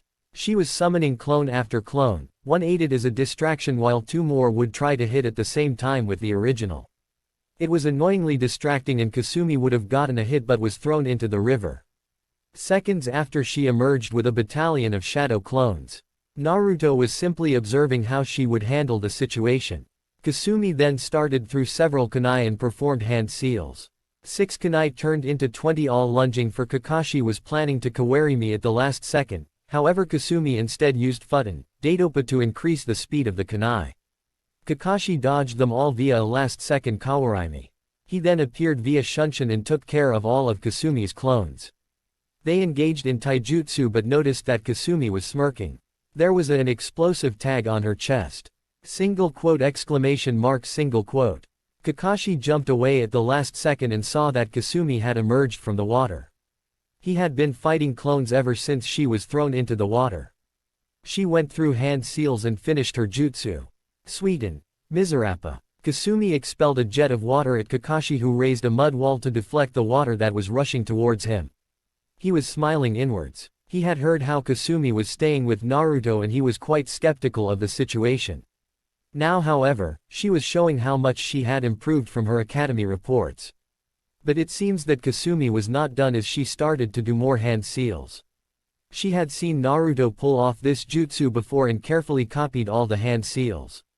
Since she had a strong water affinity, she would be able to do it. Sweeten. Taihouden. A stream of water emerged from Kasumi's mouth and shot towards the user's target. Kakashi, to his credit, had done the right thing and shunshined away. He then appeared once more, and this time he had put Kasumi down on the ground, who had managed to touch one of the bells during the scuffle. In all honesty, he was impressed at what Kasumi had done. This girl was definitely ready to be a genin. However, the true purpose of his test was not being met at the moment. As he held her down, a barrage of shuriken and kunai was launched towards the duo. Both shinobi had kawarimi ed to avoid the incoming weapons. It was done by Sasuke Uchiha, who was now moving on to a different location since his current one was compromised. Naruto was annoyed at Sasuke now. What if he had hit Kasumi? Sure, even Naruto knew that she'd be able to make an escape, but hey, he cared about her more than anyone else at the moment. He'd be giving Sasuke a talk after all this. Looking for the signature, he found her as she for some reason was hanging upside down from the branch of a tree, her foot yanked by a ninja wire. Sumi? Naruto asked, how did this happen? Well, Kasumi blushed in embarrassment and scratched the back of her head. There was a bell lying around and I decided to reach for it. Kakashi-sensei later came and took away the bell in the heat of it all. Ttebeo. Naruto sighed and threw a kunai to cut the wire. She could have landed normally on the ground. After all, she had learned to walk on water to some extent and was getting that down. But Naruto decided to catch her as he jumped and grabbed her, placing her in a bridle position. She blushed and was trying to look away. Naruto for some reason failed to see the importance of the hold as he was distracted by the dying wailing of a banshee. Sakura. Both teens muttered at the same time. Naruto looked towards Kasumi and had an idea in mind. Let's go, Kasumi, Naruto said, and both took off towards the direction the scream came from. They found Sakura unconscious on the ground. She was hit with a genjutsu, which was funny because she should be the last person here that would be affected by a genjutsu. Kasumi. Naruto said, you know how to release a genjutsu, right? Kasumi nodded. Okay, then here's the plan. Kakashi had just buried Sasuke into the ground. Literally. Though he was not dead, far from it, Sasuke was. He had engaged Kakashi in single combat and he too had managed to graze one of the bells. He had even used Kaden Gukaku no Jutsu, which surprised Kakashi because the genin of this generation were rather weaker compared to the times they had grown up in. But still, Kakashi had later used the headhunter jutsu as Sasuke's entire body from below the neck was underground. Kakashi was getting honestly bored. He kept walking until he saw that Naruto was calmly sitting down in a clearing waiting for him. He even had his eyes closed. Naruto's form was completely relaxed. "Well, this is interesting," Kakashi said as he neared Naruto. "I was waiting for you, sensei." Naruto replied, opening his eyes. "Since everybody else got a shot in, I figured what the—" Naruto got up and took the Uchiha interceptor fist stance. Then to Kakashi's surprise, Naruto arrived at low chunin speeds and engaged Kakashi in taijutsu. Some of his blows actually reached Kakashi as his shoulders, forearms and knees got hit by Naruto. Kakashi was now sure that Naruto was the strongest genin in the village right now. It seems that Naruto was hiding his ability. He was far beyond Sasuke's level. The way he fought and kept dodging would make anyone believe that the boy is an experienced chunin. Naruto unsheathed a kunai and held it in reverse grip. He engaged Kakashi was also using a kunai. Then he noticed that his kunai was slowly getting chipped as the nicks became more and more prominent. A small layer of blue chakra surrounded Naruto's kunai. Wind-laced chakra. Kakashi thought as he figured out that Naruto was adding his wind affinity to the chakra-inducing kunai. After a few more scuffles, Naruto was grabbed by the wrist and his left arm was twisted all the way to his back. Boom. Naruto had exploded. Kakashi had gotten away, but his body had some smoke lining him up. The kid knows Bunshin Dabuka. What else does he know? Kaden Hausenka no Jutsu. Naruto answered Kakashi's questions in a sort of way as bright orange fireballs emerged from Naruto's mouth and were seeking to burn Kakashi. No longer feeling the need to hold back, did his own hand seals and performed Suiden, Mizu Oni Kuike. The water from the lake nearby emerged to form a head with large fangs as it swallowed the fireballs that aimed for him. However, shuriken emerged from the resulting steam. It seemed that Naruto had hidden them in the fire as they reached Kakashi. He deflected them all with the kunai. Then the alarm bell rang. "Well, looks like it's noon now and I guess we'll chime." Kakashi looked at Naruto's hand as he held a bell. He noticed that the third bell at his waist was disappearing. Genjutsu. "When?" "Yesterday," Naruto said with an Uchiha smirk, "at the rooftop. Can't believe it actually worked." Kakashi simply looked at Naruto curiously. Kakashi had not noticed a time-dependent genjutsu was placed on him. He felt a bit annoyed. A genin had placed one on him. Then again, he did notice that Naruto's eyes turned crimson for a moment. He thought it was his imagination, but now that the genjutsu was recognized, he knew for a fact that Naruto had the Sharingan and was very good at it. He must have used it again during the steam rose and released the genjutsu. Very clever. Congratulations, you get a bell and your teammates will go back to the academy. Naruto flinched a bit at the tone of Kakashi. It sounded both annoyed and angry. "I'm disappointed in all of you. None of you except Naruto managed to get the bells," Kakashi said. Sasuke was gritting through his teeth as he glared at Naruto for outshining him. This time Naruto stared back with emotionless, ice-blue eyes. It was the perfect counter to the glare being directed at him. "It seems all of you managed to fail to see the true purpose of this exam," Kakashi said. "Weren't we supposed to get the bells?" Sakura asked as she was tied to a pole. "Yes. But did you think that you could get a bell from me? A Junin. The only reason that Naruto got a bell from me in the first place was because of sheer luck," Kakashi said, and Naruto's eyebrow twitched at the complete lack of respect to his abilities was dished out. "Then what was the point of his stupid exam?" Sasuke asked, now visibly annoyed, his metaphorical fuse ready to blow. "Teamwork." Naruto was the one who gave the answer. "This test was all about teamwork. That's why I approached both you and Sakura. You refused. It was later that I distracted Kakashi-sensei so that Kasumi could free you guys and we worked together to get the bells from him. You did the exact opposite as you berated her bringing such an idea." He said all of this without any tone of emotion. Even Kasumi flinched at his tone. "I couldn't have said it better myself. But the fact remains that one of you will go back to the academy." Kakashi then handed Sasuke and Kasumi each a bento box. You tried to get the bells, so eat up and we'll continue the session afterwards.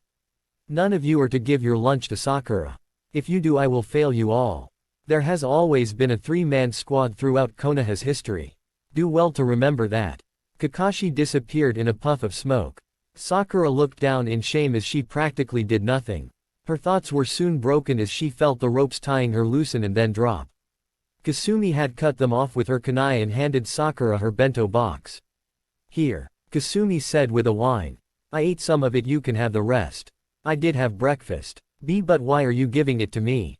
Sakura asked. Kakashi-sensei said not to. It's because you'll slow us down. Sasuke spoke up this time. Sakura took the bento box and looked at Kasumi, who was looking rather neutral to it all. Arigato. Sakura genuinely said it. It's alright. Kasumi said. I'll keep watch. Kasumi suddenly ran forward and Naruto realized what was going on. Sumi, wait. Suddenly an intense killing intent filled the training ground. Even Naruto was sweating. It was really heavy. Kakashi appeared and Kasumi was lying on the ground. Left arm held in Kakashi's vice grip as he had a kunai very near to her throat. Her right hand was stretched forward as if she was calling for help. Naruto tried to go straight, but Kakashi's words acted like a wall. Not a step forward, Naruto. Kakashi said as the murderous look in his eye increased. Now I told you all to not give Sakura lunch. You disobeyed my orders, Kasumi. Naruto. Kakashi barked as his grip on her increased and she let out a painful muffle. Naruto was thinking how to get her out, regardless of consequences. Kill Sasuke and Sakura, or Kasumi dies. Nani? Naruto said as his own Sharingan activated. All 3 Toma were there. All 3 of them had noticed this and the secret was out. You want me to kill my clansman and my comrade? Are you insane? Both Sakura and Sasuke were taken aback by his words. He had never really spoken to them unless it was absolutely necessary. Did he truly feel a strong sense of comradeship towards them? Both felt a little guilty at his sudden outburst. Yes, Kakashi said as he neared the kunai towards Kasumi's throat. Only 3 will make it as a team. One of them has to go. A drowning silence flooded the training ground as Naruto was thinking about his options. Mangekyo Sharingan. Maybe, but would he be able to beat Kakashi? Experience often outweighs many things. How could he save Kasumi and the others? How? Then the answer clicked in his mind. His Sharingan deactivated. He brought a kunai to his hand. Sasuke was a bit afraid now. Naruto had the Sharingan and right now Sasuke knew he was no match for him. Sakura was afraid of how his eyes had changed and now he drew a kunai. Kasumi was tearing up. Was he going to kill them for her? Sure, they weren't always nice to her, but to kill them seemed so. Only 3 will remain. One of them has to go. Naruto closed his eyes and opened them. He looked at Kasumi and his eyes immediately were filled with regret and pain. I'm sorry, Sumi. There were so many things I wanted to do. So many things I wanted to tell you. But it looks like Kami has other plans. He looked at his comrades now. Don't worry. None of you are going to die. Naruto looked at Kakashi and back to Kasumi again. I will be the one to go. I'm sorry, Sumi, he said with a heavy voice and mouthed something to her that she understood as her eyes widened. He then reverse gripped the kunai and was bringing it down in an arc towards his chest. Memories began to fade as time slowed down. His mother Satsuki. The illusions she showed them of his father and eldest brother Obito. The times he spent with Shisui, Itachi and Makoto visiting him. And finally Kasumi. From the day he met her at the ramen store to this morning. Every single moment he spent with her was flooding his mind. One picture, however, was dominating it over the rest. When he held her body tightly against his frame and reached down to kiss her forehead when she had kissed him on his cheek. Naruto, stop. Sasuke yelled. Please stop. Sakura yelled as well. No. The kunai had stopped at Kasumi's scream. Naruto felt things pulling his arms. His chakra felt like it was being drained. 3 chains were preventing him from committing seppuku. 3 great golden chains that emerged from Kasumi's right hand. Kakashi had gotten off her as the chains retracted and Kasumi slammed into his chest. He felt so relieved when she made it back to him. She wasn't saying anything. She was whimpering as she tightly clutched him for dear life. Her grip was far too strong. All of you, pass. Kakashi said with an eye smile. What? Sasuke and Sakura yelled in bewilderment. Even Naruto looked at him while tightly wrapping his arms around Kasumi. You see, I would have stopped Naruto either way. But you four showed the true meaning of comradeship in those exact moments. You showed that you truly cared about your comrades. Here is a lesson that I will teach all of you, never forget it. Kakashi paused before resuming. Those who abandon the rules are scum. But those who abandon their comrades are even worse than scum. The three genin nodded. Well, Kasumi, looks like you awakened a rare Kekkei Genkei. She didn't reply. Uzumaki Kongo Fusa, Naruto said as he smoothly traced her sun-kissed blonde hair with red streaks, which he loved with his hand. I never thought I'd see it in my life. Well, it's official. Team 7 begins its official missions from tomorrow. Oh, and sorry Kasumi, but I would have stopped Naruto in time. So don't worry about it. Yane. Kakashi disappeared in smoke once more. Naruto, Sasuke and Sakura said. It's alright. I know the both of you tried to stop me at the end. I appreciate it and thank you. He lightly smiled at them. But could you give us a few moments? We'll meet tomorrow. Both of them left, but Sasuke looked at the scene behind him once more. How the two of them were connected. Naruto had already awakened the Sharingan and Kasumi too. Had a Kekkei Genkei now. She awakened it to save him. Why didn't he have someone like that? Someone who would be ready to push boundaries for him. Kasumi was not the dead last as he thought. She turned out to be probably the most capable kunoichi from his generation. And from today's actions, he was sure that the two of them could never be just friends. He scowled a bit and left. Sumi, Naruto said softly as he gently caressed her cheek and rubbed her back, don't you want to go back home? Yeah, she said as she got off him. Her bangs shadowed her eyes as she made her way towards the compound. She did not speak a single word. Night time, Naruto's backyard, Uchiha clan compound. Both teens had been quiet since the incident. Kasumi didn't speak unless she was asked something. It was a completely dull and horrid affair. To Naruto it felt heart-wrenching to see Kasumi like that. True, he had taken a larger risk, but now he was starting to regret it. Kasumi, however, was in emotional turmoil right now. She had nearly seen the person who was precious to her end his life so she could live. How could he do that? She knew that it was because she was weak she had gotten into that position. She believed that Kakashi would have been able to stop him, but what if he was a second late? What would she have done if she lost Naru? He was everything to her. The one person who accepted her even after seeing the living monstrosity that she housed in her gut. There was no way she would ever lose him. Not having anyone in her life had made her extremely clingy and affectionate towards Naruto. She could not speak to him, however. She was also very angry at him for taking such a huge risk. She simply kept training with her katana, weapons and jutsu after coming back. For the first time she did not bother to have ramen after lunch. Or at dusk. She did not have single bite. Her mind was far too focused on the fact that today's last event had transpired because of her inability to sense that Kakashi was nearby. Sure, Kakashi did it on purpose, but what if another situation like this arises on a real mission? She would never risk Naru prioritizing her life over his. She would grow stronger to protect him.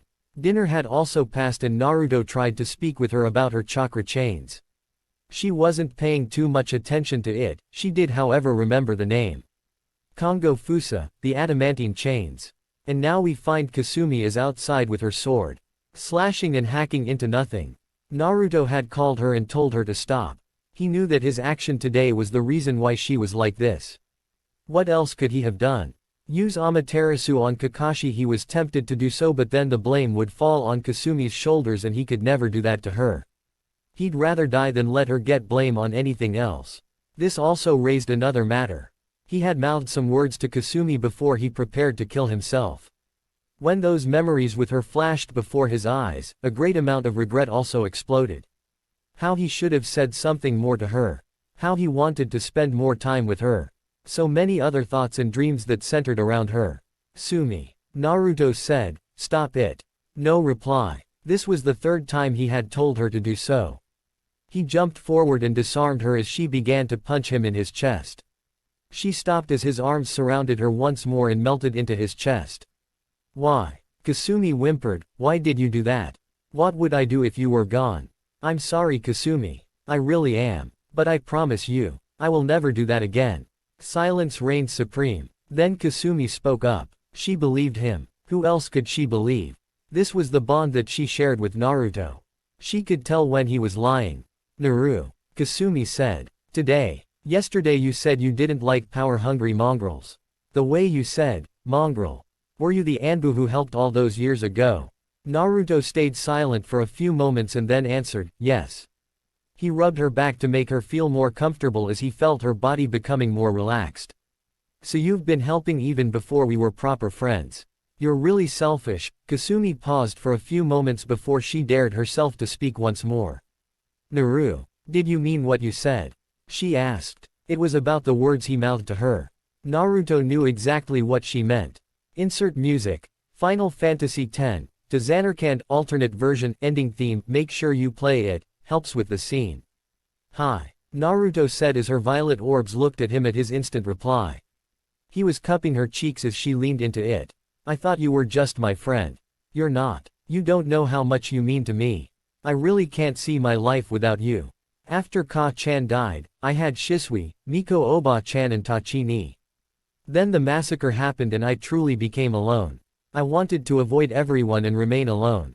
Slowly, I became cold and detached. But then you came, and then I had mistakenly thought that you also saw me as an Uchiha and I left. It was my greatest mistake. But you always wanted to be friends with me again and I finally got you back. You brought back something I thought I had lost. Whenever I see you, I feel so complete. I don't need anything else. With you everything is in its right place. So, yes, I meant what I said. He took a deep breath. I love you, Kasumi Uzumaki, and nothing in the world is ever going to change that for me. No matter what you say, no matter what you do. Even if you do not see me that way, I will never stop loving you, Sumi-chan. Quote, when I saw you with the kunai. Kasumi spoke as her voice was regaining its original conviction. I regretted not being able to tell you anything. You don't know what you really are to me. All my life I've been alone. Hokage Gigi came to visit me once in a while. Then there was Oji and Ayame-ne-chan. But none of them were always with me. Then you saved me from those guys before the academy started. I had pushed you away because of my pride and it hurt so much. Then we finally became friends again and it felt so good. You saved me from Mizuki and you trained me. You gave me a home. You're someone that I can never live without, Naru, and now you beat me to the very same words I wanted to say, you baka. Naruto's eyes widened as Kasumi had tears in her eyes but a smile on her face. Hi. I love you too, Naruto Uchiha. I fell in love with you and I was afraid. Afraid that I would lose you if I said something like that. But now that I know that you see me as a precious person, I'm not afraid. I love you, Naru-kun. And you can never get rid of me. I would never even think of it. Naruto replied. Then slowly their heads leaned forward. Their foreheads connected. Their eyes had found each other again. Time stood still once more as the winds gently blew against their bodies. Both of their lips were going straight for each other. An action that was long overdue. Finally his lips found hers as they finally embraced each other. Tingles went through their bodies as they finally felt the world around them dissolve. At this point nothing else mattered to them as they closed their eyes. All their sadness, regret and sorrow present in their lives had been washed away, as their lips had been captured by each other. They stopped for a few seconds. Naruto's eyes had finally regained the original shade of blue that he had lost, as Kasumi's violet orbs seemed to gleam more than ever. Naruto was blushing as his arms were still around her waist. Kasumi was flushed as a rosy tint had been painted onto her cheeks. The moon shone down that day on Naruto and Kasumi as they were still firmly attached to one another. This was a moment that they would remember for the rest of their lives. Moving on instinct, their lips found each other again as they sat down on the bare ground. Their lips refused to be separated from each other. It was perfect. Naruto's house, Uchiha clan compound, Konohagakure no Sato. The morning was perfect. For some reason, the night had become much more colder. This made the warm and fuzzy sanctuary of the bed feel all the more welcoming. Slowly blue eyes opened up. The sheets of the bed were comforting and blissful. The sun's rays had finally managed to break in through the window and paint the room with its own choice of color, albeit they were still a bit faint. Naruto Uchiha felt that the entire world was finally paying him back for the things that were taken from him. His blue eyes had finally regained their original shine back. A bright and electric color that radiated a certain kindness, a trait he had nearly abandoned a few months ago. However, all of that had changed now. He was wearing a simple, short-sleeved blue t-shirt and black pants. These were the same clothes that he had worn last night after he went out to see Kasumi, who was still distraught. He was idly wondering if it was all a dream. All the events that happened yesterday. Not to mention, last night. Did it really happen? Did I finally tell Kasumi how I feel? Did we truly kiss? All those thoughts were washed away as he felt something against his body. He thought it was his pillow that had been dragged towards his frame, but he was wrong in every sense of the word. Looking down a bit, he was greeted with a sight that he had longed for. A sight so rare and precious to him, that not even his mother's Tsukuyomi could ever show him. A familiar mop of blonde hair was seen resting near the crook of his neck. He felt the sweet smell of strawberry coming into his nose, and Naruto assumed that the fragrance must have come from the person who was fitted against his body. Two slender arms had been wrapped around Naruto's waist. One of his arms had been wrapped around her waist and the other was at the back of her head, slowly caressing it. He could feel her body leaned up against his, and down below he felt his groin becoming more impatient. But Naruto would control his own fleshly desires. At his feet he felt some tickling sensations. This was strange for him, as he never remembered being ticklish. But now, he could feel the soft toes of the girl making circles around his leg. He smiled and kissed her forehead. Then Kasumi Uzumaki awoke. Her deep violet eyes looked up to meet twin blue orbs, which to her seemed brighter than ever. She was lost in them, they seemed like a vast ocean that held so much warmth in them. She then looked down below and saw that she was still wearing clothes from last night. Her black shirt and red pants were still there, despite her initial thoughts that something else had gone down. However, even before that she knew that Naruto would never do such a thing. Not without her consent anyway. Looking away from his eyes she focused on his face. She was loving the gentle way he was currently caressing her hair. She was also smiling. She was idly pondering how her life had changed in the last 2 months. Normally one would be crazy if a simple relationship between two teens went from being friends to sharing the same bed. That would be the reasonable conclusion one could come to in a normal world. Alas, therein lies the problem. This was not a normal world. This was a world where the strong live and the weak perish. Only winners, weaklings generally have no place, where nearly everyone is the human medium of proficient killing. These two teens were different even in this world. One had never known love in any sort of way in her life, the other had lost everything he had. Both of them had found solace in each other. A solace that evolved into comfort. The comfort later became a thread tied them together. They were each other's lifelines at the moment. Ohio. Sumi-chan. Naruto said as softly as he could. The smile was there as it had been since he looked down at her resting form. Ohio. Naru-kun. Kasumi replied. Like our raven-haired protagonist, she too had wondered whether it was all a dream. Whether all this happening right now is still a dream that she is stuck in. All the thoughts that she housed in her mind was cast away as she felt a pair of lips slowly pressing themselves on top of hers. Naruto felt the soft supple lips of Kasumi. It tasted ever so subtly sweet. He then brought his arm that had been wrapped around her waist to her cheeks.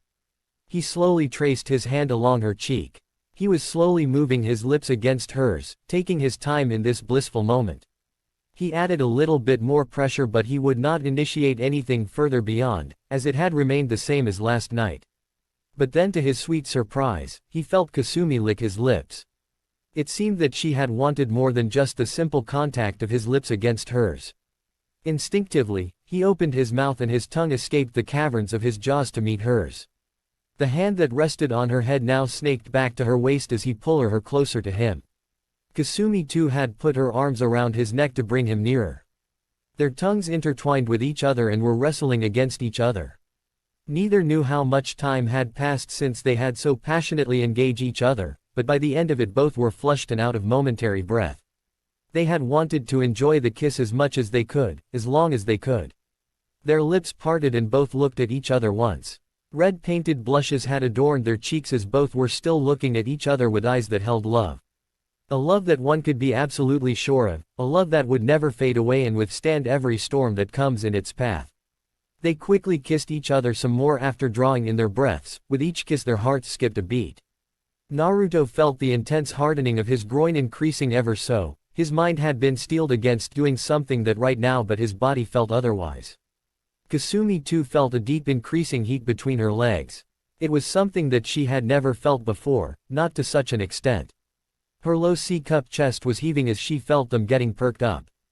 Before she knew it, by the end of their session, the space between her legs felt a little wet. However, the full ecstasy could not be enjoyed as Naruto had promptly pulled himself away. He withdrew the moment he knew that if this lasted any longer, he would give in to his carnal desires.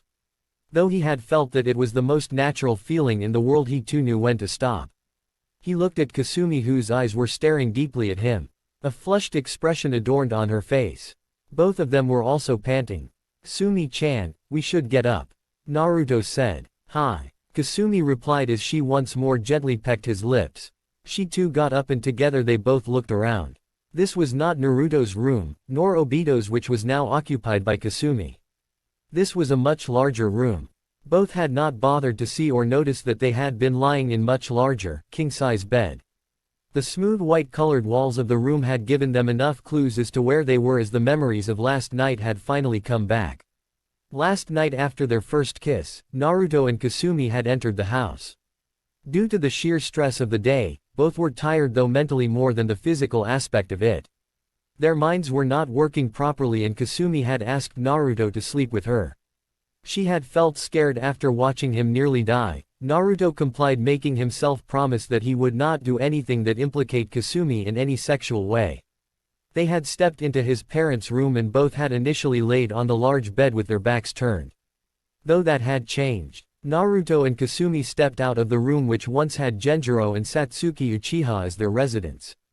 Both had gone to their respective rooms to take a bath and change up. Naruto had taken a cold shower. He really needed it. After he was done, he sat on his bed and thought about the events that happened yesterday.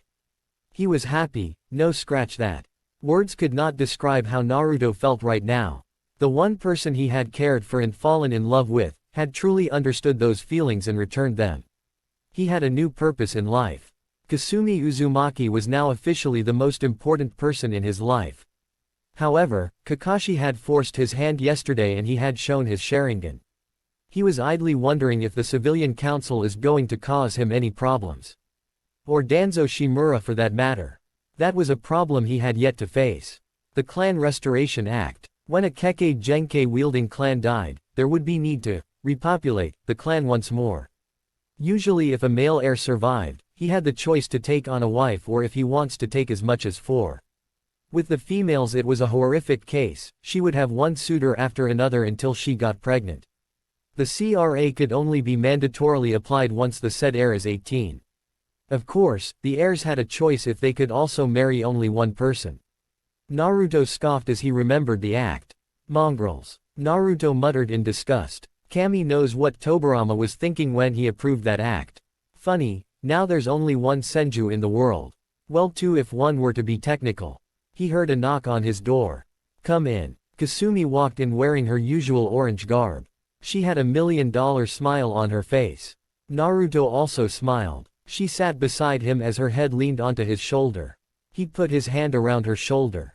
Both were sitting and then Kasumi spoke up. Naru, what did Kakashi-sensei mean by my Kekkei Genkai? Right. I forgot to mention that to you. In reality Naruto had not told her anything so as to not inflate her ego.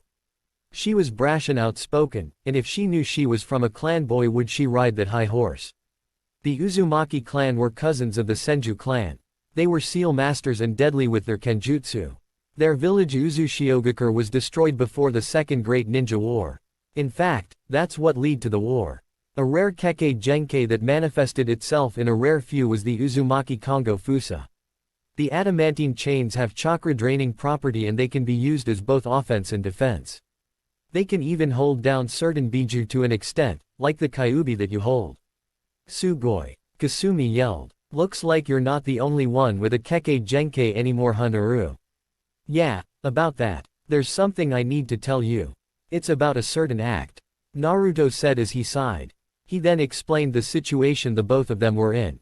By the end of it, Kasumi's hair had taken the shape of 9 floating tails as her eyes turned into a terrifying shade of white. Boy Naruto sure picked one of a girl to fall in love with.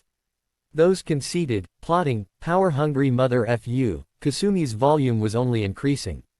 Sumi, calm down, Naruto said as he felt some of the Kyuubi's chakra leaking out.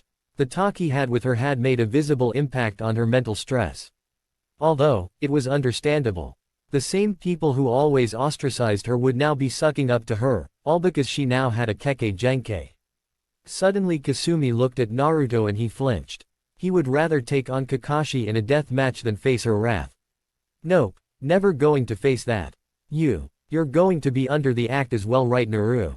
She said each word with emphasized anger. The very thought that some girls would try to dig their nails into her man would set her on a killing rampage. Hi. Naruto spluttered out and he himself felt embarrassed at the way he said it. Good. Now, Kasumi's anger died down a bit as she looked into his eyes. Naru. Did you really mean what you said last night? She needed to hear those words again. 3 simple words, but the impact those words had on her was unimaginable. Of course I did, Naruto replied, as he tucked a strand of her hair behind her ear. I love you, Sumi-chan. I always will. Kasumi then kissed him, and Naruto kissed back. Her lips were too soft. After a full minute of their kiss, they broke apart. How about we have breakfast? We need to go meet Kakashi-sensei after all. 3 hours later, that is. Naruto said as he remembered the man's bad habit. Of all the habits he could have honored Obito by, he had to use the, sorry I'm late because insert reason here, card. Hi. But I wonder if he's going to be late like this every time. Kasumi asked as she put a hand on her chin. Suddenly, she felt Naruto poke her forehead once more. She had gotten used to it, but that doesn't mean she wouldn't rub her forehead. Let's go. We can have a quick spar after that. Naruto said as he extended his hand forward. Kasumi took it and got up.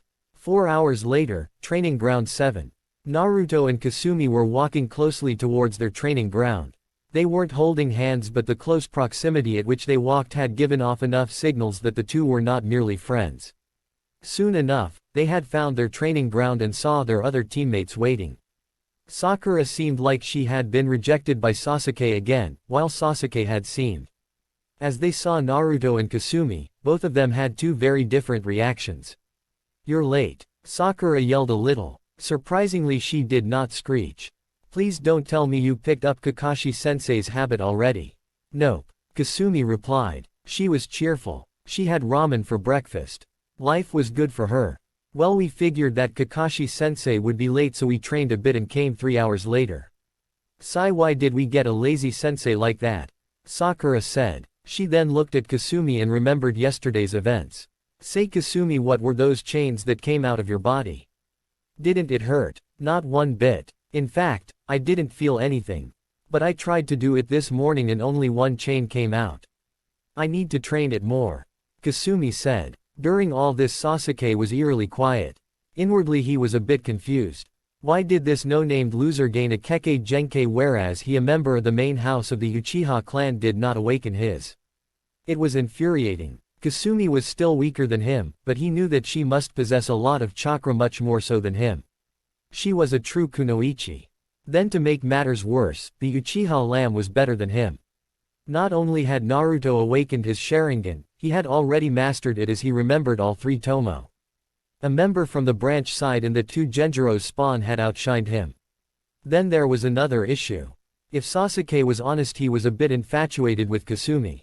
Not only did she look pretty, but she was also far more developed than all the other girls her age and was a serious kunoichi unlike everyone else. But what ticked him off the most was the fact that she had spent her entire time with Naruto. A boy who had outright ignored her for the last 5 years, yet they were so close.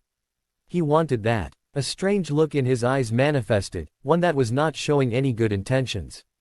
He thought that maybe the civilian council could help him. Yes, they said that they would always help him. Considering that she has no clan, she might be forced into it. But the only problem was Naruto. True, he was from the branch clan, but his potential was clearly much greater than Sasuke had imagined. Right now, Naruto could very well kill Sasuke, because he had the Sharingan as Sasuke thought. Is this why Itachi spent so much time with him? Did he know that Naruto would be such a Thinking something, are we, Sasuke-san? Naruto's voice reached Sasuke's ears. Naruto was standing behind him right now, his icy blue eyes staring deep into the skull of Sasuke as if he was trying to drill into it. Naruto, Sasuke said as he gritted his teeth. He had that same indifferent expression that Itachi always had. He hated that look. It made him feel inferior. When did you awaken the Sharingan? When I was 7, at the night of the massacre. Naruto replied. The sooner this storm ends the better. If it comes down to it, he'd even take Sasuke down a few pegs. The other 2 female members of the team were looking at this with curious eyes. Both were a bit nervous, they really did not want a fight to break out. How is your Sharingan fully matured?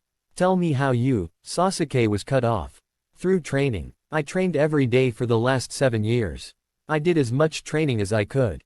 Nothing more, nothing less, Naruto said. Suddenly Kakashi appeared in a poof of smoke and he was going to give the usual excuse as well. But he had seen the tension rising. It seems that Sasuke Uchiha was not appreciating the fact that Naruto had not only awakened his but also fully matured his Sharingan. Let's go to the Hokage Tower, Kakashi said as his team followed. Naruto was walking beside Kasumi as they strolled towards their destination. His first mission as a ninja would begin. His first mission with his team. Finally a true shinobi will. 2 hours later. I've had enough with this. Kasumi yelled as she tried to catch the demon cat Tora. The bane of all genin. Tora was a living legend of Konoha. He belonged to the daimyo's wife and had frequently run away. Ironically, he had always come to Konoha. For years he has been torturing the D-rank mission board. His speed and evasion skills are such, that even most chunin pale at his sight. All 4 genin of Team 7 had wasted 2 hours on this cat. Finally Naruto had enough and activated his Sharingan. You know what? Naruto said, visibly annoyed as his entire team looked at him.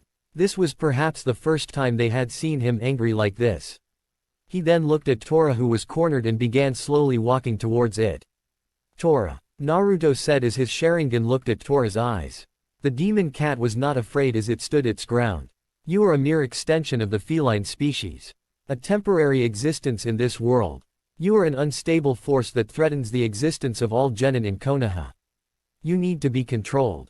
I, Naruto of the Uchiha clan, shall be the one who controls you and make you realize the flaws of your misguided ways.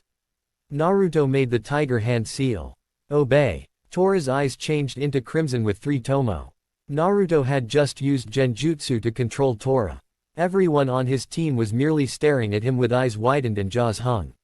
Why he gave such a dramatic monologue to the cat was beyond all of them. Kakashi merely stared in awe at what happened. A genin, fresh out of the academy, had made Tora obey his commands. Even elite Junin were not capable of such a feat. Come, Naruto ordered, and Tora willingly followed. All the citizens of Konoha were mesmerized by the fact that Tora was listening to him. They simply stood aside and recorded this glorious moment in their minds. Hokage's office. Nani? Iruka nearly yelled after he saw Tora obediently standing there. Kakashi then explained the entire situation to the 3rd Hokage. After all was said and done, Hiruzen called Naruto and Kasumi personally. You wanted to say something, Gigi? Kasumi asked. Her bubbly personality was never going away. And for those who knew the true her, they'd never want her to change. Yes. It's about the fact that you two have Kekkei Genkai. Naruto-kun, when did you awaken the Sharingan? Hiruzen asked. When I was 7. It was during the night of the massacre. I didn't realize that I had awakened it until a few days later. Naruto replied. I see. You should have told me, Naruto-kun. It seems that the shinobi and the civilian council wanted to talk to the both of you, and they've convened a meeting that takes place in an hour. Don't worry, I too will be there. The 3rd Hokage assured them with a smile. The civilian council. It was an absolute mess. Naruto was not listening to a single word the civilians were saying. His full attention was divided between Kasumi and the man who had bandages over his left eye. He had an eerie air about him, and Naruto swore that he felt Shisui's chakra. This man must be Danzo Shimura. The 2 elders beside him were Koharu and Homura, former teammates of the 3rd and his current advisors. Naruto did not like any of them. They just gave off bad vibes. I suggest that Naruto Uchiha and Kasumi Uzumaki be put under the clan restore. A civilian member's speech was cut off. Civilian. Naruto said out loud as his face had a neutral expression and a cold gaze. Don't interfere in matters that do not concern you. But, we are the civilian council, we have a right to speak when you are spoken to and raise issues that concern you. Do not think for a second that you are in charge of the shinobi here. That honor only belongs to the Hokage and Hokage alone. Nobody else. Naruto said with a tone of finality. The clan heads were merely smiling at the words Naruto said. The civilian council had lost a lot of its power over the last few years and Naruto was putting them in their place. Thank you Naruto-kun. Now I assume that the both of you know what the CRA is. Hiruzen asked. He saw both genin nod their heads and he continued. Then you know that you will eventually have to get married to someone and restore the clan. I do Hokage-sama. But I also know that the CRA cannot be applied until you are 18 or a Junin. We also have a choice to who we marry as well.